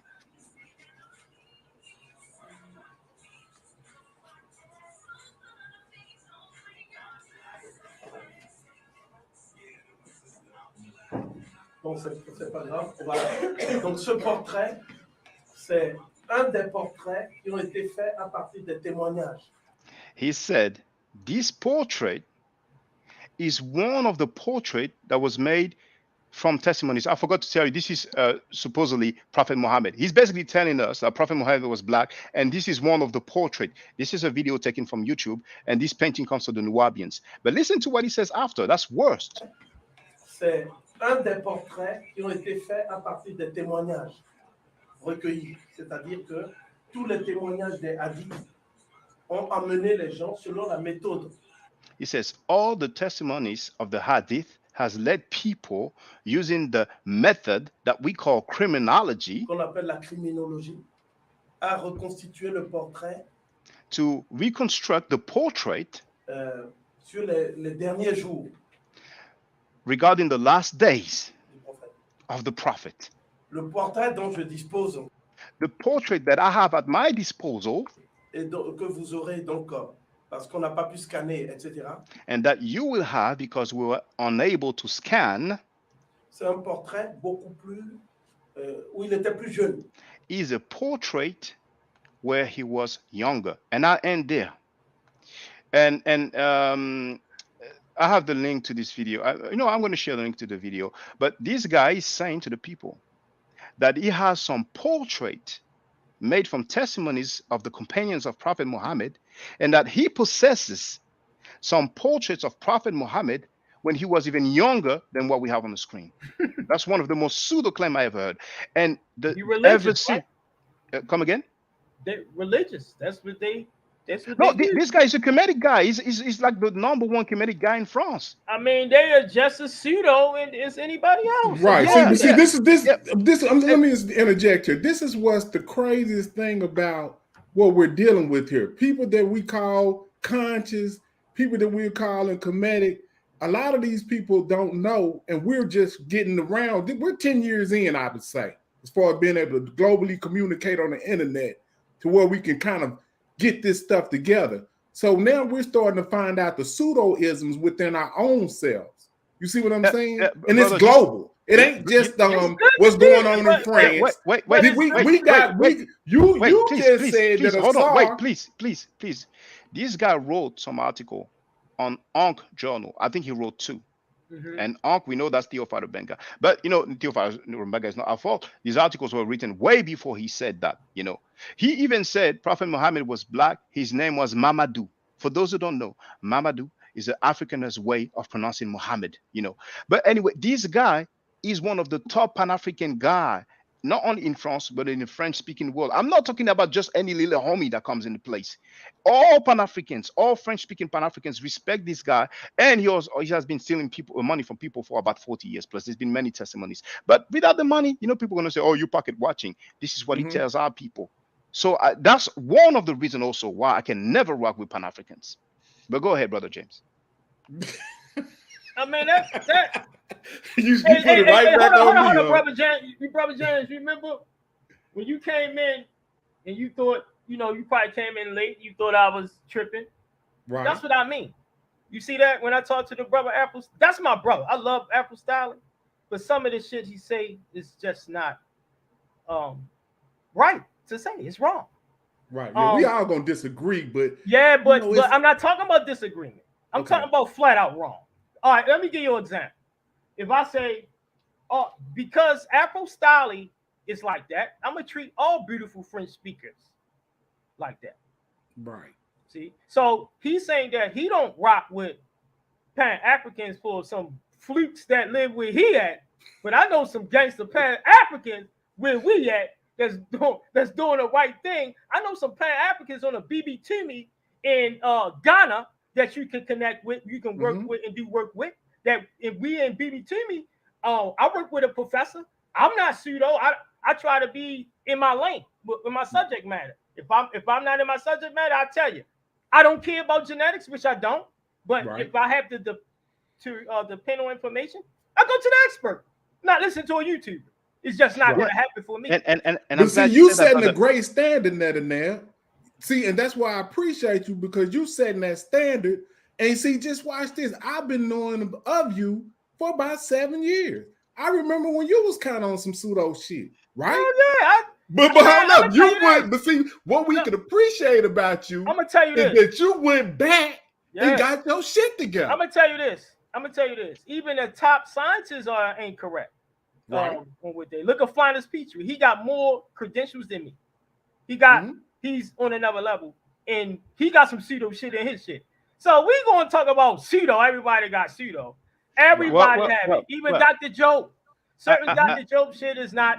No, I wouldn't say pseudo though. I mean mistakes. Everybody make mistakes. Yeah, but see, there you go. You like protecting the pedophile. See, everybody see that you kind of like everybody. You know, exactly. Wait. Let's That's what Brother James is saying. He's saying that. No, I never said that. Dr. Joe. I never said that. Dr. Joe can make mistakes, but when you look at Pan-Africanism as a pseudo. whole, yeah, but he has some mistakes and pseudo information in his work. That's my point. Some of the information is pseudo. Right. It is. Okay. Because of the time period. The time period he was in to use the methods, it has changed now. Right. So Okay, can you tell me what pseudo about the ops work? Hold up, bro. Before I started working in linguistics, dealing in linguistics, I always had a thing for language. So at first, all linguists start to do pseudo information. I remember I tried to make a book called Blackness the Power. I still got that book, Blackness the Color, Power, and Authority. It was an okay book, but when I submitted it to Dr. Ricchetti, she said, get that shit out of here. You got some work to do. See? When I sent it to Brother Smash, he checked it. Brother Smash said, no, man, you might got to twig it, do some more work. I didn't get mad, put their names on the internet for correcting. What did Netchanad do? I began to go to school. See, I went to school. I'm still in school, right? I'm trying to pursue a career. I took it that serious where I'm trying to pursue a career. So this how I knew I was pseudo in linguistics. I tried to publish for a journal. I sent my work in for a journal. The journal hit me back and said, we're not rocking with this. You got to change it. You got to have the margins, your indentations, your in-text citations, your arguments got to be valid and innovative. New arguments, not arguments that already happened. That you see a lot of blacks arguing now. These are arguments that already was published and already happened and already been hashed out. Yeah, but you know, brother, I just want to say, it's important for people to realize that the guy that I played that said that this is a portrait of Prophet Muhammad, you can ask Pan-Africans, French-speaking Pan-Africans, not just in France, but all over Africa. about 98 to 99% of Pan-Africans will agree with what he said, will defend him regardless, despite him stealing money, telling that he's going to release a book, getting the money for the book, and not he hasn't released a single book anyway, you know, and he's been stealing money in many different kind of ways. But people are going to say that's different, that's pocket watching. But that's the difference. See, you were told, oh, that's pseudo, you need to change that. When he made that statement, that is just crazy, insanely pseudo. And I have dared to disagree. They did the same thing. They attacked me, but I'm not losing sleep over it. You know what I'm saying? No, They all, I disagree with So, you. so I disagree you know, with you know, you. but Wrong for hold on, trying to say wait, you brother don't Neb, deal with an organization because of Neddeneb. That's not Do we have? scientific. Wait. Do we have? That's fine. I accept that. Do we have anybody in America that claims to have a PhD? He doesn't have the PhD, and he's showing a painting. Who? We've had several people that we've come to find out that didn't have the right documentation. I don't understand. No, but I did not even finish my sentence. These people, are they acclaimed? Are they respected? Are they followed by Pan-Africans? Man, yes you or got no? people. No, wait. Hotep said He was never a claimed to have. physicist. He never claimed to have a PhD. Hotep said he was a physicist on recording to a linguist, bro. We have that shit over here. But he never claimed to have a PhD. The whole time. But Osam Imofek, everybody says they're pseudo. Now this guy, this just started happening. Well, not at first. Everybody was kind of listening to Asar and them. Yes. Until, and I'm gonna tell you, until Netanyahu got his shit right and came back, and then Smash reappeared, we was confused until them two came back, and then you resurfaced Brother Shaka. We was still lost. We were still trying to figure out who was right. James. So James, you're telling me that for the last 10 years, the majority of African American, let's say Pan-Africans, you know, you're telling me that the majority of Pan-Africans used to follow Simon Ho fake? Is that what you're telling me? No. That's the difference. Let me finish, please. This guy who claimed to have a PhD that he doesn't have, for the last 40 years, the majority of French-speaking Pan-Africans, not just France, in Africa, they are following and defending this dude. That's a huge difference. This guy is like the French Dr. Ben in the mind of Pan-Africans. And he's the most pseudo. Not to me. We are Pan-African and we don't even know about him. Yeah, but millions of people. Oh, well, not millions. Maybe I'm pushing. You can't. That's why I say you can't hold every Pan-Africanist.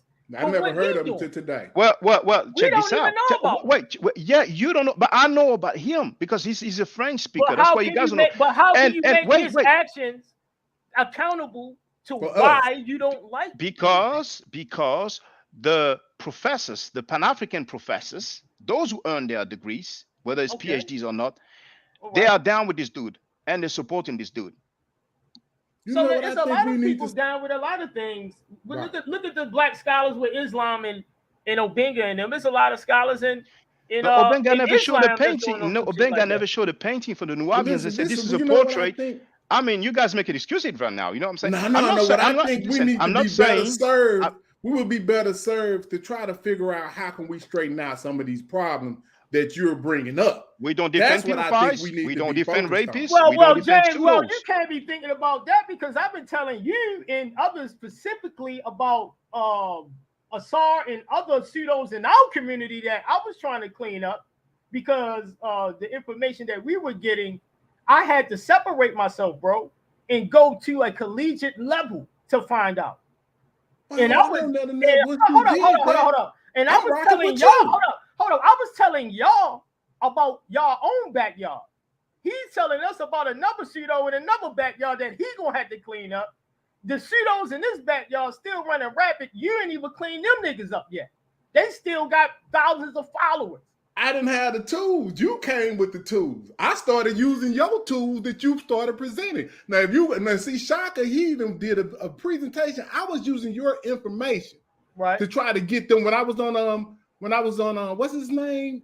Is you Pan-African, yo? Is you the Pan-African? Yeah. What's up, bro?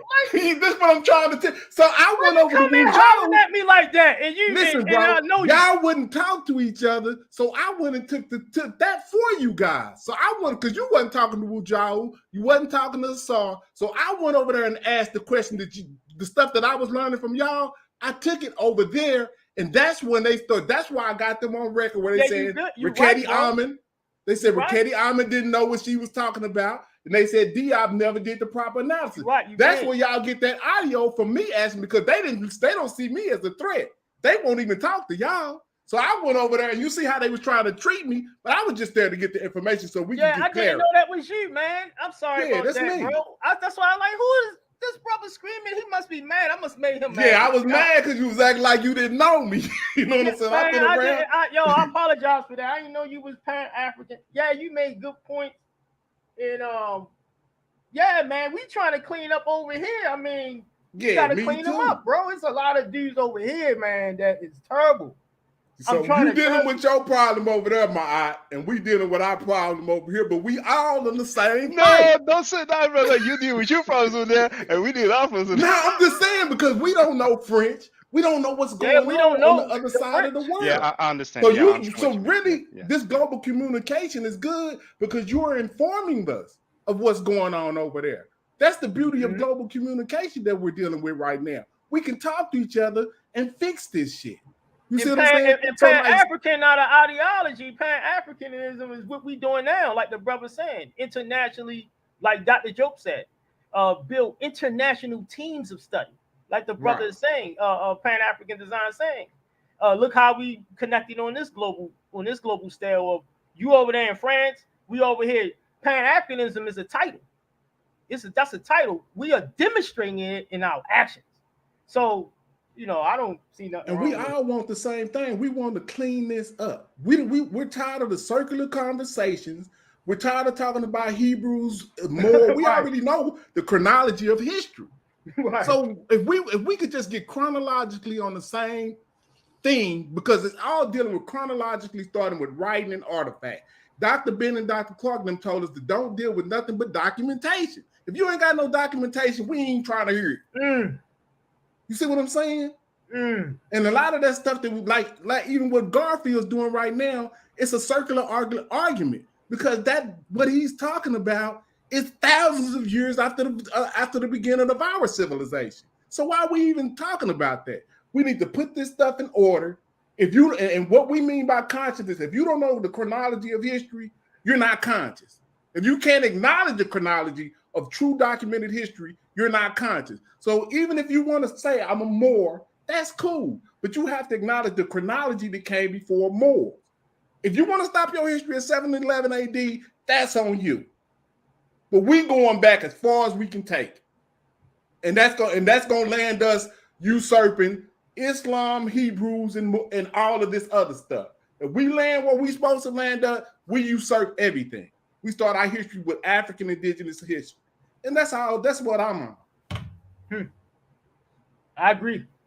We need to start talking about how we can start making, if you like, what are the criteria to be conscious? You can't be conscious if you're picking bad leadership. I'm not part of the conscious community and don't want to be. I'm Bamileke, but I'm Bamileke. I deal with my people in Cameroon. I deal with the BB Timmy, but I am Pan-African. I support brothers like you.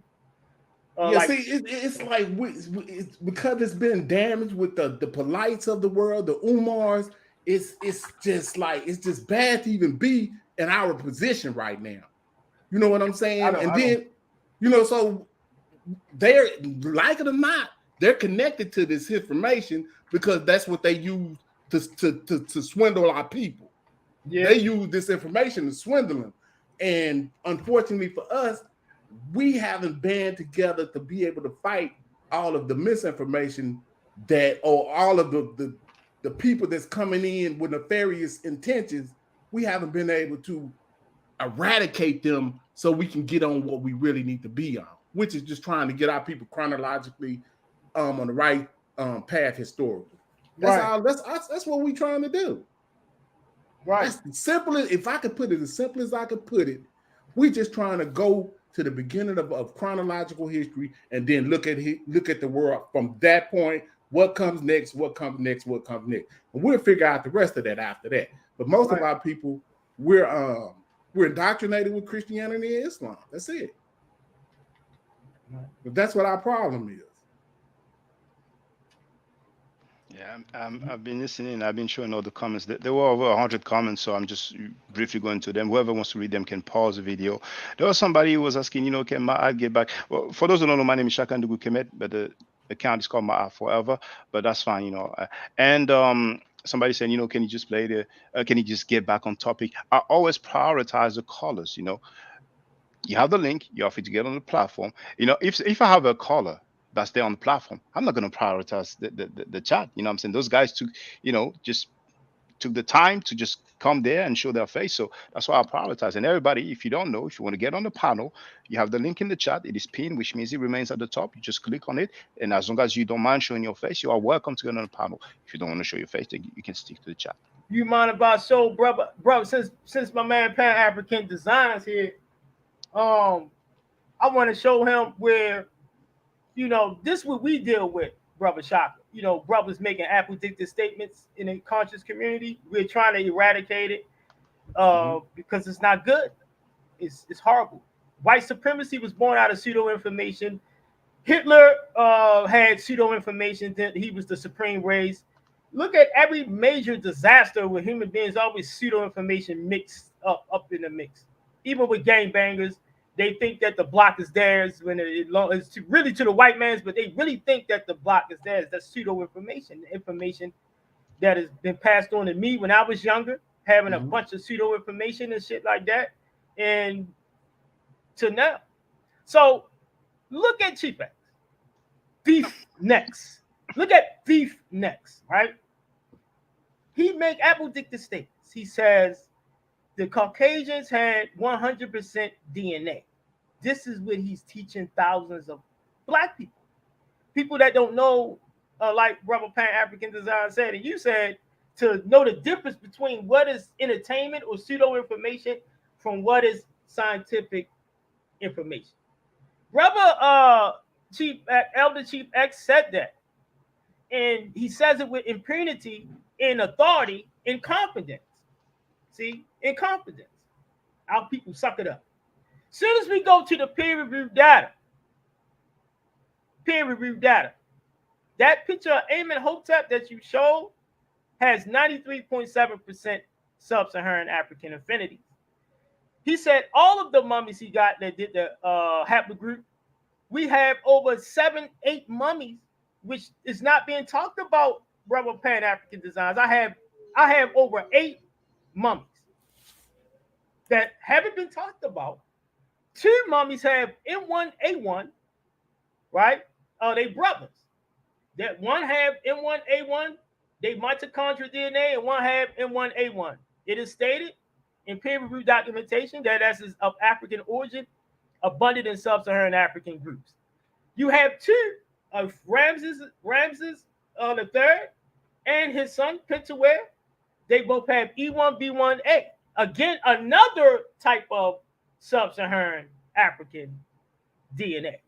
See what I mean? Now we have other mummies that's found in the 12th dynasty, not just the 20th dynasty, in the 18th dynasty. This is what not being said. They found 3 mummies in the 18th dynasty. I have the peer review. 2 of the mummies were found with European haplogroups. 1 of the mummies was found with African haplogroups, and they tried to say that it came from after the slave trade or something like that. And that's where Shomaka Kiyata and the other geneticists went against them. Howard did a new paper showing all of the mummies that he tested from the 18th dynasty. Then Howard stated that the 18th dynasty is different than the 20th dynasty. The 18th dynasty were admixed. There were a lot of admixtures there. You already know through the history, if you study the history and phases of Egyptian history, what Dr. Ricchetti taught us to do in school. These phases come with issues and problems which would affect the genetics of that people during that time in the 18th and 19th dynasties. When it got to the 20th dynasty, they said that was an African originated type of dynasty. This is what the peer review said. National didn't say it. The peer review said it. So when we're looking at these DNA mummies, if they have haplogroups of European, if they have haplogroups of Libyans, if they have haplogroups of Africans, don't matter because ethnicity is not based off genetics. your ethnicity, you can have 77% African, and you can have European, and you can be still called a African. You can have 30% African, and the rest European. Like brothers from my hood, they call themselves black. They say I'm black. They could be white and mixed. If they grew up with us, they are black. So ethnicity and genetic history, like the peer review data said, it's not the same thing. Anybody can be an ethnicity depending on how you feel. That's your ethnicity. That's what ethnicity is. So these groups, you calling all these mummies Caucasian, but yet you are being ignorant of all the other mummies. See, we can hold on. Let's do some collection of mummies. Let's go to a collection of mummies. And just while you're looking for your information, I want to briefly address this statement by Cujo the African, who wrote, "Your personal gripes with people in the conscious community or Pan-Africanist community has nothing to do with Pan-Africanism." Now, first of all, it's not personal. You know, when several women were raped by the leader of a Pan-African organization, I'm not the one who was raped. It was none of my family members. And same for the underage girl that was molested. And so that's the main response that I usually get. You know what I'm saying? Whatever that guy does is personal. But, you know, once again, we have a leader of a Pan-African organization, but, you know, that's personal, you know, and that's just an example of not only of the behavior of those people, but the response of people who want to defend this kind of behavior. For a strange reason, nobody's criticizing this behavior. You know, we you know, in a university or in a workplace, if somebody is raping women, he will be expelled. In Pan-Africanism, if somebody raping women, he's been applauded. But, you know, go ahead, brother. Man, you gotta clear your statements. What you mean in Pan-Africanism? I don't get that. Well, we have an opportunity to talk about it again, but, you know. But see, you also, that's messed up that you do that, brother. Well, you guys said earlier, I'm informing you about what's going on in France, and I don't blame you for not being aware of that. Yeah, but you can't blame all of course he's a Pan-Africanist. That's like, you know, Islamists. All Islamists are not idiots, man. They are not racist towards other people. You got Islamists who live by the book, even though the book teaches us to be slaves to Allah. But anyway, and to be slaves in the hadiths. But anyway, I'm just saying all Muslims don't treat black people wrong. So why you saying that, man? This is a leader. This is a difference. Not just an average He's guy. Not my leader. He ain't Dr. Cambone. Dr. Cambone deal with Pan-Africanism. Why you don't deal with him? I respect Dr. Campbell. I have never heard Dr. Campbell defending a rapist or a pedophile or a thief. You say that you just have something against the Pan-Africans in your area or in France? In general, because that guy is inviting other Pan-African. No. You see, the thing is this. I personally cannot, I don't support Pan-Africanism because of that. Because we have the good ones and the bad ones, and people know about the bad ones who steal money, rape women, rape children. But bro, you got good ones. That's borderline pseudo, because you got good ones and bad ones and everything in life. Yes, but we don't have leaders of organization, no matter that rapes women and molests little girls, and they are being applauded and supported and all that. I don't see that. Does that happen elsewhere? So why you're getting mad at the Pan-Africans over here?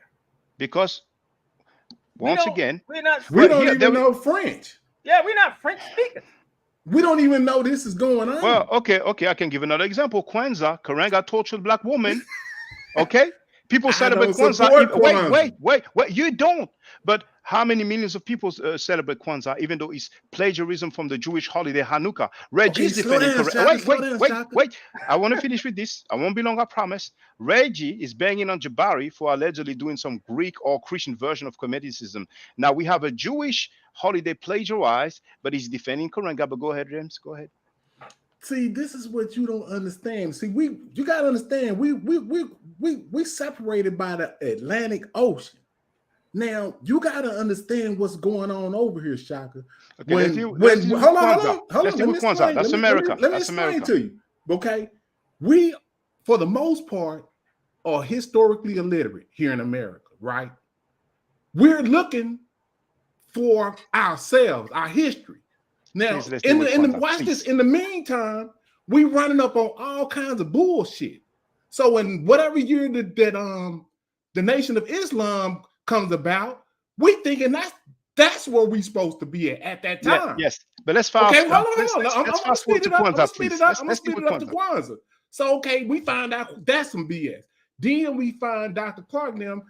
They give us our right history, but then we have people that's trying to reconstruct stuff. So then you get Kwanzaa.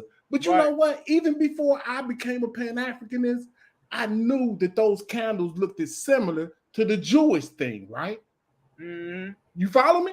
So I'm looking at it, and I'm still looking for my history at this time. So I don't mess with that, but I see it. And I'm saying, and you know, Kwanzaa's created when, in the 90s or the late 80s? Something like that. See, so we can't take something that's created in the 50s, anything in the 1900s as serious, brother. Especially when people like me, you and Neb know where celebrations come from as far as the Nile Valley. And we need to be trying to reintroduce those type of the Reed festivals or whatever we was doing. But we don't know this stuff yet. Yeah, you're correct. As a collective. That's what our job is. You're correct. You're correct. Him lecture, Hirukai knew. I think you should check him out, brother Afro Style. He that's what he does with the community. Who's that, brother? Who's that, brother? Siba Hirukai knew. That was my first. That's who got me out of pseudoism. Yeah, if you can share some links, you know, to any platform of his or any website. But you see here, see this brother here said, I'm sorry, this brother here said, practically no one recognizes, no celebrates Kwanzaa. There's millions of people who celebrate Kwanzaa.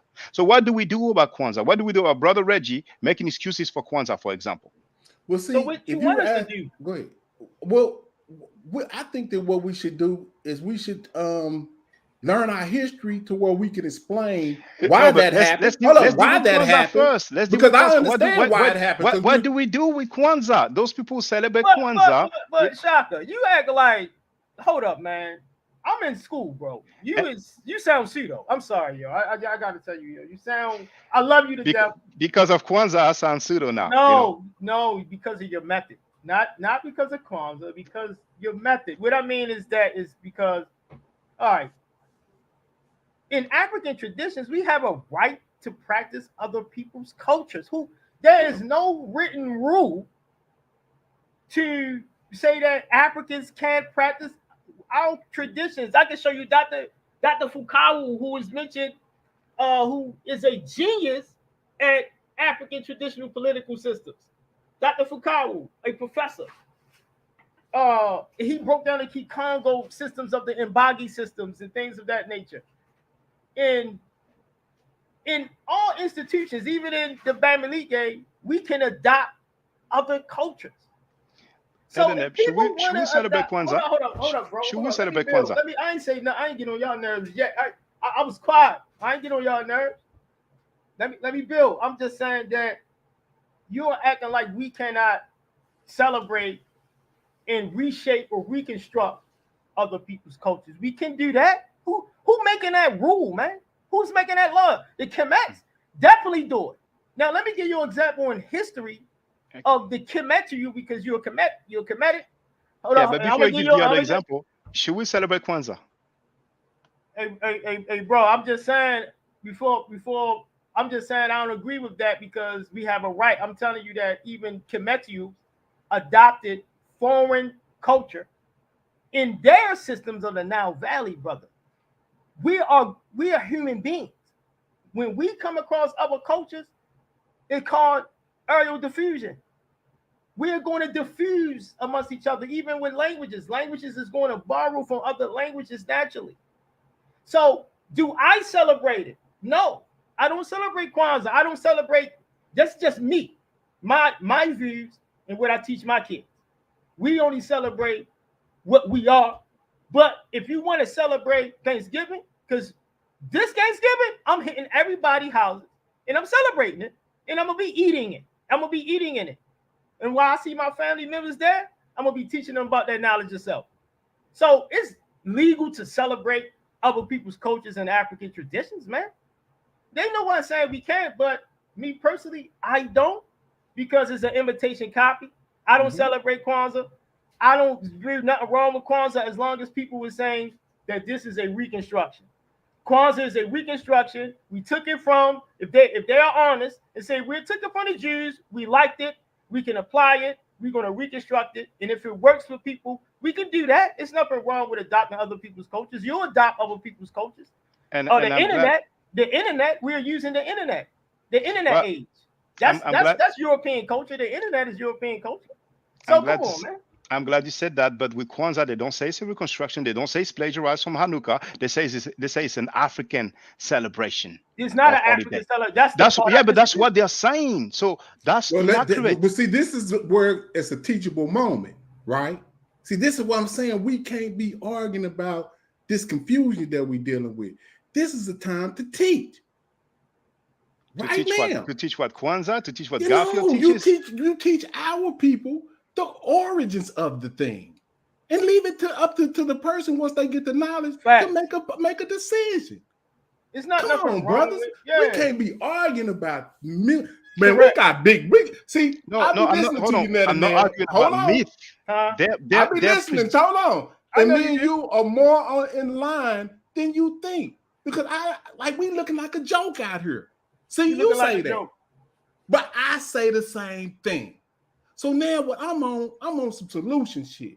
I'm not on this circular argument talking about this history. We already know the chronology. Us three, we know the chronology of history. We know the origins of writing. For the record, Diop was not teaching Islam. He was not pushing Islam, just for the record. I ain't saying he was. He's talking about in the chat, right? No. Okay. But I'm not saying you said that. Who said that? I guess somebody in the chat said Diop was teaching Islam. Somebody must have said that in the chat anyway. Okay, yeah, I ain't never heard nobody say Diop was teaching Islam. So my whole point is, if Pan-Africans push some inaccurate stuff, then that's wrong. You see, Dr. Obadele Campbell. Dr. Obadele Campbell, when he critiqued the book The Origin of Amen, he said this is dangerous. All right. So I'm saying I feel the same way about celebrating Kwanzaa. It is dangerous. Yeah, I agree with that. Because anything that takes you off the trajectory of the truth is wrong. You see what I'm saying? Yeah. That's what they do. That's what I'm saying. So if you think about a person that had his memory erased and then got reintroduced back into literary text through your enemy, you gonna be messed up, bro. But hold on. Well, we know now the facts about Kwanzaa. So we cannot make that excuse. We didn't know. We come from. No, we didn't know, bro. Hold on. No, now today, brother. What? Now we know. But I'm just saying, when it was created, we didn't know what it was. Yeah, but now we know. Now, so what are Pan-Africans doing about Kwanzaa? We might as well just all be Christians, Moors, Hebrews, or Israelites, and that's it. And we do a big melting pot. But what I'm saying is, it's no rule in African tradition saying that we cannot borrow other people's cultures. That I'm told you, I'm gonna repeat it again. I agree, but they say it's other people's culture, though. Go ahead, brother. Go ahead. What I'm saying is, everyone in no African tradition on this planet Earth teaches humans to be racist towards other human cultures. We learned that over here. That's not in our traditional practices. Yeah. Now, what I'm saying to you is, when you study Kemet, Kemet borrowed other people's cultures to make their civilization better. For example, Amenhotep III. Since we on Amenhotep III borrowed Asiatic chariots. He borrowed Asiatic knives and weapons. Armory. He learned from doing battle with them to borrow their weaponry to make his army much stronger. That's not the same. Weapons and celebrations of holidays not the same. And no, it is the same because of African traditions, that we don't have a law that tells us we can't borrow other people's belief. I understand that, but they don't present that as an indigenous African belief. That's the huge difference. I don't know why you. Yeah, that's my main point. But listen, brother Shaka. What I'm saying is, you got to put the point of historical ignorance in context. No, when it was created, we were historically illiterate of even what he was doing. I understand. I'm talking about today. What are Pan-Africans doing? So what do you want us to do, bro, Shaka? Like, you want us to start riding on Kwan. I want to answer the question. What I want people what to do you want to happen? Is to state the truth. I want Pan-Africans to state the truth and not sharing inaccurate information. And that's what we do all day, every day. So why would Kwanzaa get a pass? Who said I don't give it a pass? Well, millions of Africans don't give it a pass. So most Pan-African, well, we're going to talk about that. Most you can't Pan-Africans. say most unless you give a scientific calculation. Okay, You, well, if you I think my didn't next do a scientific consensus to come with the frequency of my most, next video then that's we'll pseudo, get about that. and I'm not going for that. I think my next video is going to be Pan-Africans who celebrate Kwanzaa. Let's talk. That's what it's going to be. But let's continue now. Well, you know what, Shaka, I think this is? Well, for me, the reason why I don't celebrate Kwanzaa is because I got historically aware. But if I was historically illiterate, I may be celebrating Kwanzaa. That's so true. some of these people, most of these people that are acknowledging Kwanzaa as something that it's an African creation, they are illiterate of history. They don't even know that it's something before that. This is what you have to understand. And if it is somebody that is aware, more than likely it's going to be for a financial gain. Okay. Yes. So we're gonna put that out. We're gonna put that in there so you will understand what's going on. Brother, Pan-African, he's saying this. This is what Brother African say, which I agree. You agree. I just want to clarify for the audience is that he's saying that being that is in disguise, which I always say that's the issue with me and comedics. Comedics do that. Comedics will walk around here and be carrying unks and worshiping as if we're worshiping Islam, like they, in the name of the ancestors. They worship like that. They didn't worship like that thousands of years ago. We don't have the evidence to do that. Instead of them saying that this is a reconstruction, that was my issue. That they don't say this is a reconstruct. I revise ancient Kemet to make it to what it is today, to adapt. Now, he's saying the same thing. He's saying that Kwanzaa, okay, he feels as though I don't celebrate that crap. You don't. I haven't met one Pan-African that celebrate that crap, but he's saying he does. I'm not sure. But anyway, hold on, and for the record, for the record, we're in America. Yeah, I mean, that's your favorite word, Shaka. For the record, we in America. We don't even know. I never met one guy that celebrated Kwanzaa in my life. We'll talk about it tomorrow, brothers. Tomorrow, brothers, that's going to be my next video. Tomorrow, we're going to talk about that. Talk about what? We're going to ask the people, the Pan-Africans that celebrate Kwanzaa. That's going to be the title of the video. I'm going to look for the exact title, but that's going to be the discussion for tomorrow. But you helping them, Brother Shaka. You helping them. That's what Brother Pan-African Designs is saying, is that this is your teaching moment to teach the people instead of putting them down. You got to teach them. No, I'm not putting them down. You know what I mean? See, Mukasa Africa, I've shared this article many times. But you know what some people do? Indeed, I agree, James. Some people continue for the monetary gain. Other people, you present the information. Oh, I prefer that rather than Christmas anyway. Oh, you're trying to tear another black man down. Now that we have something you want to take it.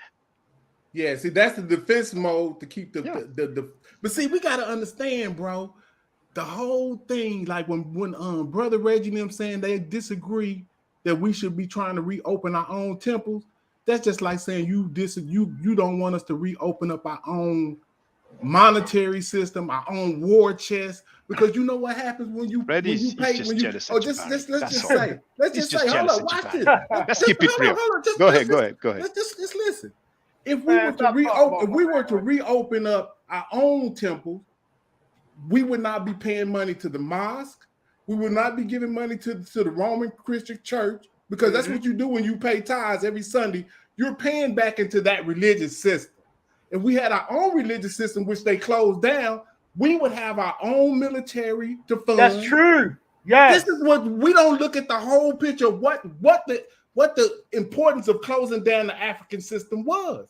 And then they use that same system against you. So when you go pay tithes on Sunday, you're paying into their war chest. Yeah. That's why your ass can't get free. But see, you smiling like I'm playing, but then we warriors, right? No, I'm not. We got to look at everything, the level of what these folks are doing to us. So when you look at somebody that's doing something for monetary gain, where is the strong African currency that we can depend on? The two currencies that are the strongest are the euro and the dollar. That's not ours. We need a strong currency for ourselves.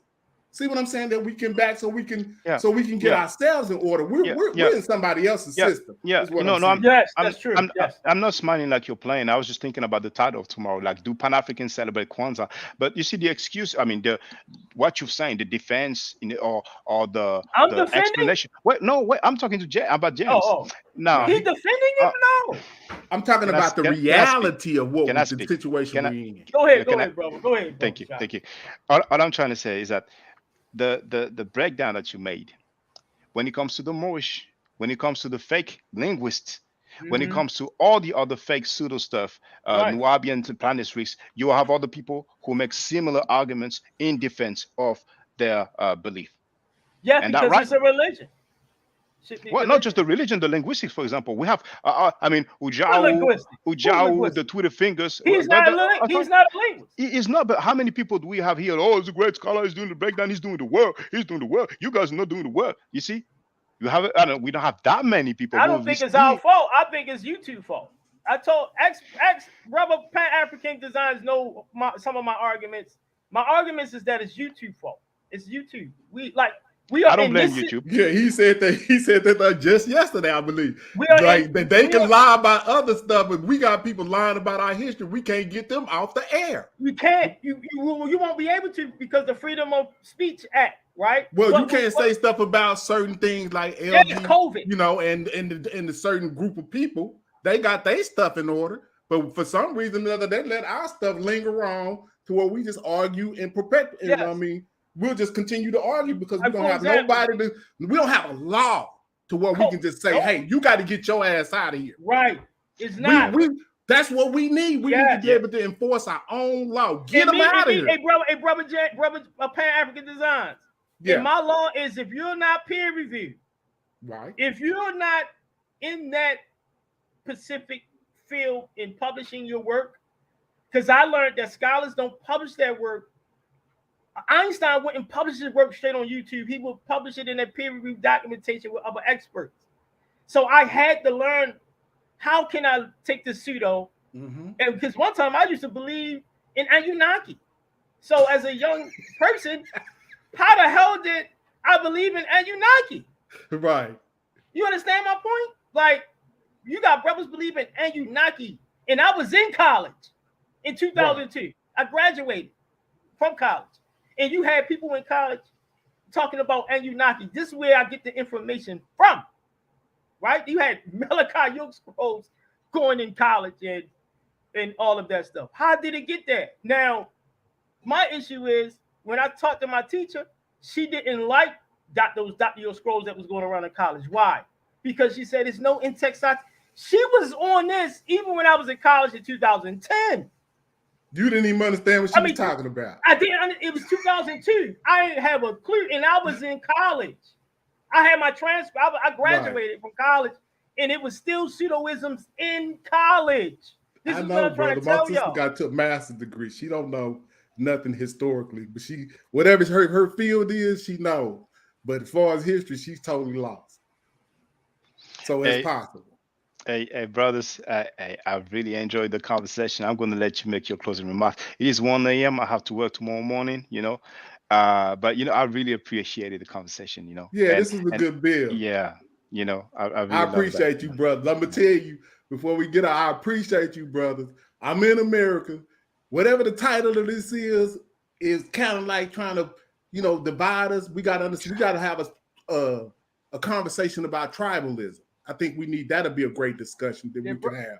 So we could understand that one day. He was trying to say that other people was kind of dividing us, other people's statements. He was kind of, Yeah, but we all together. We right here, right now. We in America, brother. We got love for you. We see what you're doing. We see you trying to keep us on our square, keeping us in our meiotic phase. And I don't have anything. I don't have any disagreements with what you're trying to do, brother. So that's just coming from me. I can't speak for Net and Neb or anything, but Net and Neb, man, like I said, man, your resurgence has been beautiful. I see your growth. I see what you're trying to do. I see you put us on the standard of peer review. I mean, it's a great standard to have. And man, like I say, just keep doing what y'all doing, man. And I'm right here. I'm always in the chat or something watching. That's right, man. Send me one of them flags too, man. But if I that got guy, you. if he's promoting, I can't speak French, that dude Neb, so I didn't know what was going baggy stuff. on. I mean, excuse my French. Really promoting brother up. Well, the guy was Pedophilia. accused of multiple. No, it's a rape. The pedophile is some other Pan-African professor, but the guy is about rape, multiple cases of rape. One So, of them brother, for which send he me a went to jail. flag. I need a flag because I'm a Right. real Pan-Africanist and I support other brothers. And you know I do. That's what I do. I support Right. brothers. I got you. Some kind of way. If you could send me, if you Afro could put Styling. put your link I or love you, something. Afro Styling, but I'm gonna get you, man. I'm gonna get you. All right, peace, brother Shaka. Peace, brother Ned and Jeff. You're welcome to get me anytime, brother Nev. Because I cannot run from reality, so it's all good. I love you, but just change a couple things with that, man. Everybody ain't like that. You can't be. Oh, I'm not claiming everybody's like that. Just for the record. Oh, you're not okay. Yeah. That's good. Oh no, I'm not claiming. But we have some leadership that's like that, and some people are aware of it, and they still brush it off. Just like the guy said, I brush it off. But anyway, so please feel free to make your closing remarks, brother Ned. Man, support my brother Afro Styling, man. Unbiased channel. I respect it, like it. Brothers can argue, build, agree, disagree, respectfully, and respect the show. I'm out. Thank you, brother Ned. Now his YouTube channel is Kedika Peer Review Channel. I'm going to share the link. And brother James also he has a channel. I'll see if I can find the link. So first, let me look for Ned and Neb. So Kedika is Kedika. You see, but I'm going to share it for you, brothers and sisters. The title is a bit longer than most titles, but here, Baby. Okay, I'm going to mute the brother because I think he's talking to his lady. So Kedika, the peer review science channel. I'm going to share the link here. That's our brother Neb, who is studying linguistics formally, in school. And let me see if I can find brother Jeb's channel. So this is in the chat. Whenever I show that, it's to let people know that this is in the chat. It's a clickable link. I know you're not going to be able to necessarily pause and write down all the things that's there. The chat doesn't appear immediately after a live stream. It usually takes a few minutes. Maybe it might take I don't know, half an hour or an hour. But eventually the chat will appear. So all the links that I shared, you'll be able to just click on it directly. So Pan-African Design Designs. Design and apparel. There it is. So I'm going to share brother James' YouTube channel as well. It's good when we talk about what we don't agree with, so there's no surprise. If you work with some people for years, thinking they're Kemetic, and then one day after 10 years, you see the guys, I bang against Kemetics, you be like, oh, but there's a misunderstanding right there. I thought I thought we were on the same page. What happened? When did the transition happen? Now there's another thing I wanted to say before I close out. I cannot speak for all Africans worldwide, but in France, there's a lot of people from several African countries, because as we know, many African countries are colonized by France. So you have people from Senegal, but mainly French-speaking countries, but also English-speaking countries as well. So people from Senegal, Mali, Chad, Cameroon, Congo, the RDC, and the one whose capital is Brazzaville. RDC is the one whose capital is, or you might say DCR in English. We say RDC in French. The one whose capital is Kinshasa. You have some people from Ethiopia, Somalia, Mauritania, Togo, Ghana, Benin, the Republic of Benin. You have some Nigerians as well. I mean, you really have, and I cannot speak for all Africans. Now, Algeria, Tunisia, they are not black. They are Berbers. They are white skinned. There's a few black people in Algeria and also in other parts of the Maghreb, but for the most part, they are not black. And just to and that's why that region is. That's why that region is called the Maghreb. But anyway, I cannot speak for all Africans in the world, but I can tell you overall, and I've said it before, Africans have love for African Americans, man. They have love for you, trust me. Unfortunately, you might come across some Africans who feel some type of way, you know what I'm saying? But we shouldn't make a rule out of an exception, you know. So well, return of the brother, you know, you're welcome to get on the panel anytime you want, you know. But one thing for sure, I'm not going to do chat debates. You know, I've said that to one person on some other platform. You know, it's very time confusing to go through all the comments in the chat. And you know, if you want to present some information, you get on the platform, then you can share your screen. You know. Now I read somebody talking about showing your face. And let me look it up. Now we had a guy, you know, that tried to get on the panel. He wouldn't show his face. I suspect it's that guy who feels that Saddam Hussein was melanated, and that Osama bin Laden was melanated. You know, a guy who feels like he's indigenous to America. You know, I don't want to say his name. He has a YouTube account. He made a few shows about me. I scrolled through it quickly, but I didn't pay no mind because he's anonymous and unidentified. So, where's the guy who talked about the face? Hold on. There it is. He wrote, "Face showing does not matter to me. It is about the information and what I can learn from them, whatever." Well, there's no obligation for anyone to show their face. It's just that here the requirement is for people to show their face when they want to get on the panel. But in the chat, they are free to talk. You know what I'm saying? But sometimes some brothers, they want to, have a conversation in the chat, and in some way you can, but how are we going to present information? I mean, how there's in between this other, I mean, I don't even need to go to that anyway. It's like almost like I'm justifying myself. So everybody's welcome to come on the panel. You see, sometimes Neb said some stuff like, that was wrong. Even said at one point that was pseudo. Hey, what's the point getting angry and cursing him out? You know what I'm saying? We will always disagree on stuff, and sometimes I feel like some people fail to keep that in mind, that just because, let's say, you have a group of Pan-Africans or a group of Kemetics, and then one of the Kemetic guy disagrees with you, and like, oh, what's going on? Like, everybody on the whole planet, there's always some stuff you're going to disagree with. However, you don't have a dude who's Muslim, and then another Muslim say, I bang on the Muslims. I'm the one who bang on the Muslims. Have a group of Christians, and one of the Christians say, I bang on the Christians. That's why they can't get through me. But some communities, it's a bit different. Some people different. Like in the movie Paid in Full, their body different, their breathing different. However, that person stated for the record that he's no longer Kemetic. So I don't believe in old Egyptian gods. I don't believe in that stuff. I wasn't even taught that bullshit, right? I'm the one who bangs against the Kemetics. I bang against them and they can't get through me.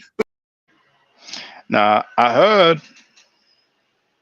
heard somebody got through him like X-rays. And he ended up saying, F you, F you, F you. He went from scholar to gangster at the drop of a dime. Threw him like X-rays, man. I'm telling you. I don't hate the guy. Everybody do what they want to do. It's all good. And we even have our brother Chris MVP Harris. It's the end, though. He said, didn't I tell you that debate wouldn't happen? Oh, we might have some exclusive news here.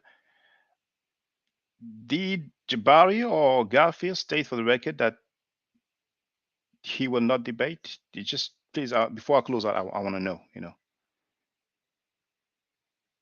And we have, oh, look at this. We have Sep Red Car who wrote Shaka seems. Oh, I don't know if he's talking about me, but he has put the 2Ks. But we'll see. Hey, brother Chris, how you doing? What's going on? Hey, I don't have a lot of time, but yeah, the debate is off between Garfield and Jabari. And was it Jabari who decided to cancel? It was Jabari that decided to cancel because of the slander that Garfield was doing towards his shrine, towards his school. towards his and towards him, and he had said, no, I'm not going to debate. And I tell anybody, that's one of the things I teach also.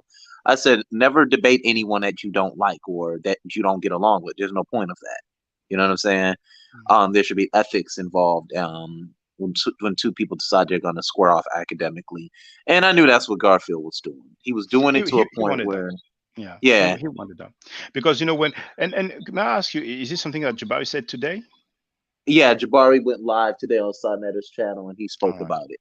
Yeah, because the last time when they were both on Sonetter's platform, maybe about a week ago or something, he told Garfield, you telling people that I'm running the cult, and that's wrong, and it's like, and Garfield maintained that stance. And when you're about to debate somebody, you can, I mean, anyway, we don't even need to talk about it. But I'm sure that was one of his tactics. So Garfield will be known as the guy who almost debated Jabari. You know what I'm saying? Because Jabari's going to do his thing. Now Garfield can go and, with his master teachers, saying that Allah is an indigenous African god and that Heru is Greek, and it's everybody do what they want to do. You know what I'm saying? But thanks a lot for the information, brother Chris. No problem. Let me go take care of some business here. Okay. All right. Okay. Well, there you have it. You know what I'm saying? There you have it. So yeah, brothers from Africa, they have love for you. You know what I'm saying? They definitely have a love for you. And I'm sure we don't have that many because not all of them speak English. But there were a few brothers. There were at least two brothers who engaged in French in the chat. But eventually, you might have more French speakers. But because I disagree with the rapists and the pedophile, French Pan-Africans particularly, and French-speaking Pan-Africans, even those in Africa, they kind of don't see me as a very nice person because I don't agree with rape and pedophilia. So I don't have the best reputation amongst us Pan-Africans because I don't agree that people show drawings and say this is a portrait, with a method called criminology, made from testimonies of the companions of the prophet. And I even have some portrait when he was younger. To me, that's pseudo, And there's a few other things. I just gave you just a few examples. I mean, if I was to do the rundown about things going on, it's just sad, what I'm saying. But you have other rapists as well. They went to jail for rape. I mean, maybe they didn't go to jail, but they got sentenced for that. But there are some sentences actually, but you have suspending sentences because the jails are crowded here. It's not run by private organizations, so they will not necessarily benefit from people being in jail. But anyway, it's all good. It's all good. People have the right to be Pan-Africans. I'm not saying that all Pan-Africans are wrong or raping or being pedophiles or stealing money. I'm not saying that at all. But I don't want to, turn it into another conversation. But a lot of people who are in leadership position in different Pan-African organizations, they are aware of the rape, the pedophilia, the stealing, and lying is like a way of life. So lying is nothing. It's light work, and they don't do anything about it. They sweep it under the rug, and we can do better as a people. So, Africans have love for you, brothers and sisters. No, I'm not saying it's 100% of Africans, but the majority, from my personal experience and observation, they do have love for you. And over time, probably you will see some brothers from different African countries, and they will express that to you. You know what I'm saying? So yes, some people might make a negative statement towards African Americans, just like some African Americans make negative statements towards Africans, but it's some who do. Not the majority from my observation. You know what I'm saying? So we will get some clarity. We will see if there's ways to reconcile, and if there's no way to reconcile, then at least if we know where people stand, it's okay. But people should say it from the get-go. You know what I'm saying? Because when someone says you talk to your people, I talk to my people, and then it's like, how long have you studied Nile Valley culture? Nile Valley culture is not in America. That's in Africa. You know what I'm saying? And people talk about, about the Medu Nature. That's an African language. You know what I'm saying? So it's like Tariq Nasheed making all these DVDs, Hidden Colors, dealing with people of Africa and the diaspora. And then all of a sudden he's labeling non-African Americans as status and all that. It's just inconsistent. You know what I'm saying? So let alone naming names of African scholars, I'm pretty sure those people will not tell Dr. Theophilo Benga, you speak to your people, I speak to my people. So what are we going to do with Dr. Theophilo's book? The Dr. Theophilo Benga's books that are in English. Oh, no. He needs to speak to his people. He doesn't need to translate them in English. He can just do them in French and whatever other African languages. It just doesn't make no sense. And those guys, they think that they are making good talking points. You know what I'm saying? And they have the opportunity to say, well, okay, what I said there, it was not accurate. I spoke too quickly, too fast. But now you're going to address it. It's trying to vilify us. It's trying to make it look bad. It's an endless circle. So if anyone feels like, okay, you talk to your people, I talk to my people, please, if you don't mind, state it from the get-go, state it from the record, or state it from now.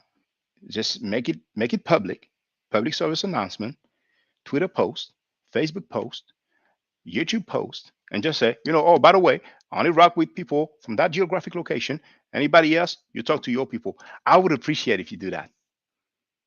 So there's no misunderstanding, there's no surprise. But from my observation, people don't say that. They keep that secret weapon nice and warm, or in the freezer, in a cooler, and they talk, they discuss, they debate, and when they are in difficulty, Kamehameha, hop, secret weapon. Hey, you're not from here. You talk to your people, I talk to my people, and that's it. Is that fly? Is that hip? Should we get jiggy like that?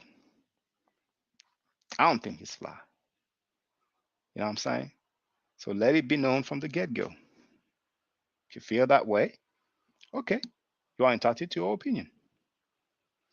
There are some white supremacists. They let it be known from the get-go. I don't mess with all of y'all. And there's no surprise.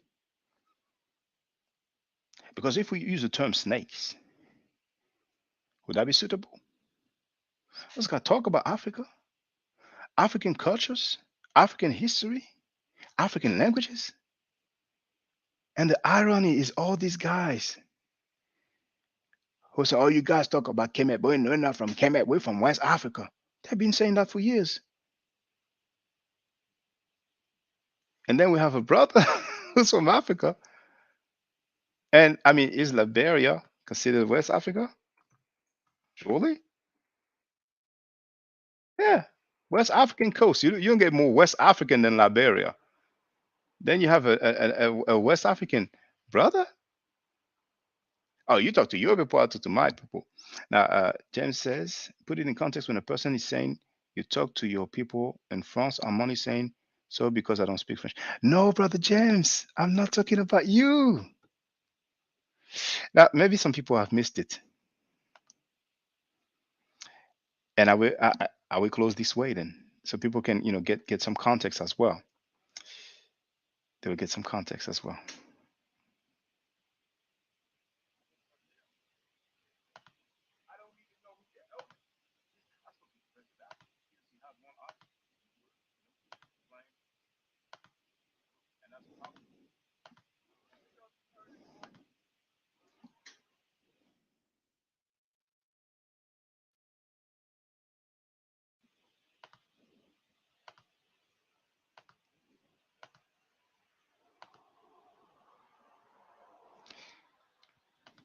I don't know how they do that. But I said I have the floor. I have the floor. Go ahead, now. Reggie. I don't know how long you've been studying Shekan Tadia. I don't even know. No, because you are wrong. Is you are. That's interesting. I. Yeah, So say cool. Let me curse you out. Respectfully. Yeah, cut me out, Reggie. I'm listening to the hypocrisy because I am wondering where I'm gonna curse you out. Cut me out. I'm listening. Okay.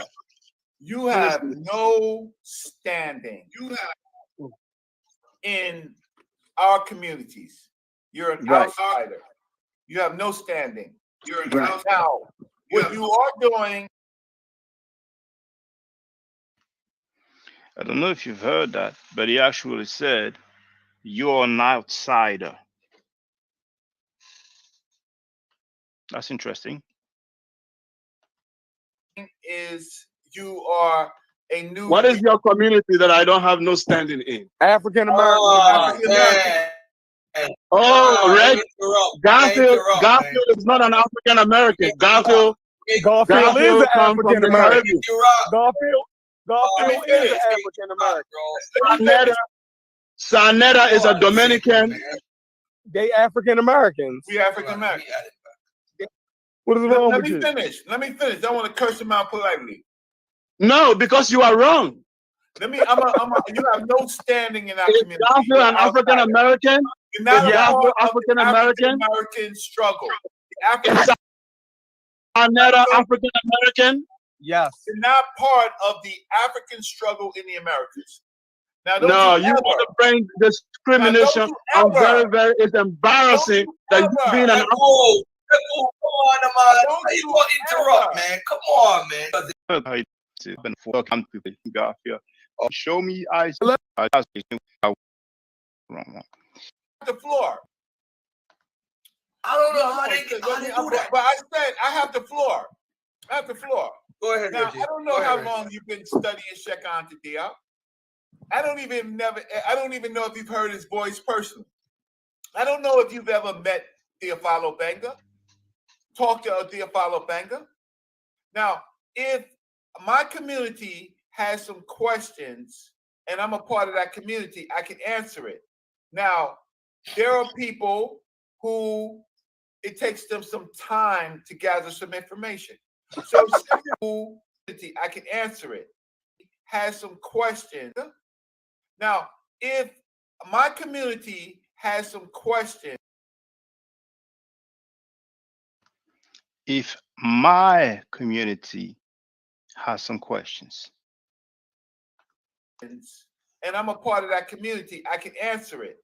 Now, there are people who it takes them some time to gather some information. So if Sheffrin wants to say what he has to say, well, we can continue the dialogue with Sheffrin.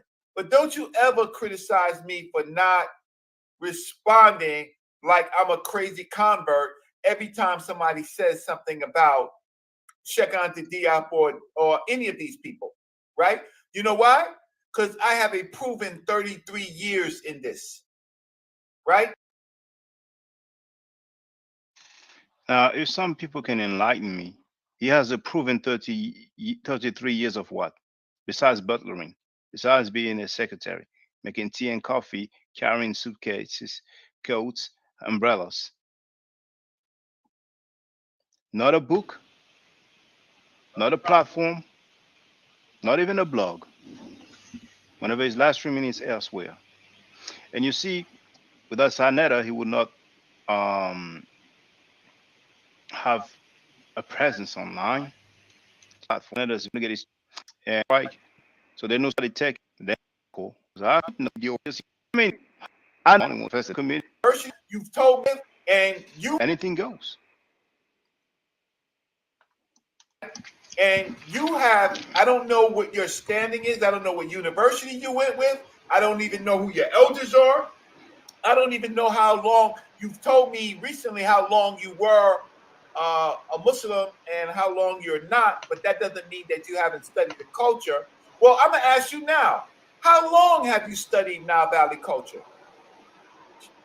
How long? Reggie, I think you are leading the conversation somewhere else. What you started with no, this is not about me. The discussion was about no standing. You said no standing. You said I have no standing to talk about African American community. No, I want to understand what you mean by information. No, you have no standing. You go and talk to your people. I talk to my people. He will probably say that I misquoted him. Oh, Nutri for Wellness said that Garfield called Sekou an enslaver today. That's what he stated. I haven't heard it yet, and somebody can give me the timestamp, please. Somebody, please give me the timestamp so I don't have to scroll through their videos, because even scrolling through their videos is just,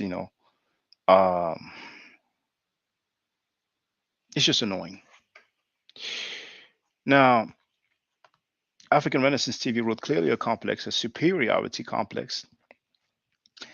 Will probably be accused of, misrepresenting and taking out of context. That's usually what they like to say. Professor James Smalls, are you Reggie's elder? Is that what you taught him? Professor Leonard Jeffries, are you one of Reggie's elders? Is that what you taught him? Dr. Wikedi Amen, do you agree with that? James Smalls, do you agree with that? Professor James Smalls, sorry. Professor Leonard Jeffries, do you agree with that statement? What is your stance? And I'm only addressing their names, and they don't have to reply to me. But just in case they wouldn't mind, giving an answer, because their name are being put in the mix. That's some of the names that he typically drops as if it's some sort of credentials. He stands on the shoulders of those scholars, amongst others. Dr. Clark and Dr. Ben are no longer with us. So I wouldn't mind having your opinion about, Heru is Greek, about saying F you. I'm not a captain, saber ho. I'm sorry, I meant to say HOE. And telling a brother from the continent, telling a brother from Africa, from Liberia, you talk to your people, I talk to my people. No, you don't have any standing in our community. Out of curiosity, because we talk about the elders so much, but I'm not implying that it's those elders' fault or those scholars' fault. Please don't misunderstand me. They will probably not make any statement publicly because it's going to be difficult to defend those statements. So it's just easier to not say anything. But if some of you wouldn't mind asking, and forget everything that was said before, just that part there, of the great scholar Reggie telling a brother from Africa, you talk to your people, I talk to my people, and everything else that was said, out of curiosity, if they would like to give their opinion on that, where do we draw the line? What are the limits of what's acceptable?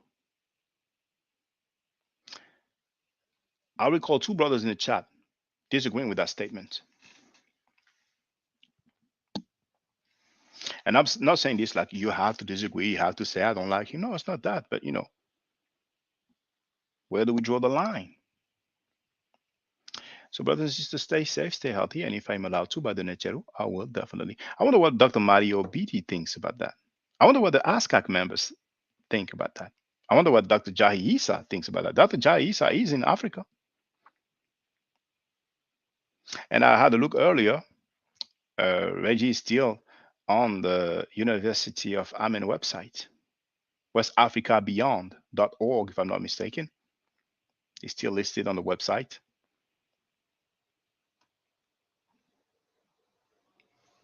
I wonder what Dr. Salim Faraji thinks about that.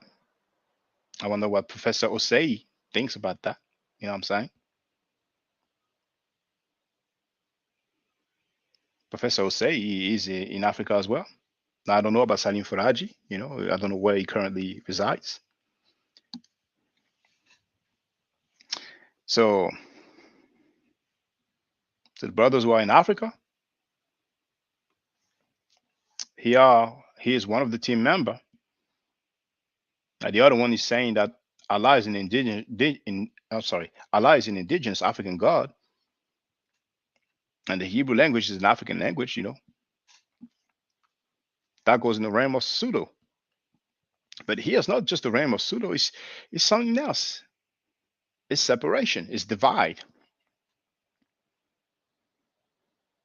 So partly that's due diligence, partly that's scholarship. People are going to tell you what you need to do, what you should have done, which book you should have read. But when we have statements like that, Dr. Jahisa, do you approve that message? I read a critique from a PhD. and he felt like I was biased, like I was unfair. And he grandstanded a little bit, wanted to sound me a little bit, but what do you say about that here?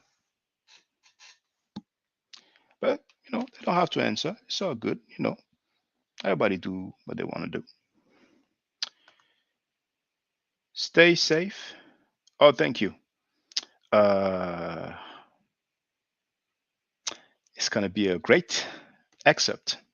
For those who wonder, Nutrition for Wellness says that it is in Saneta's most recent video, and it is in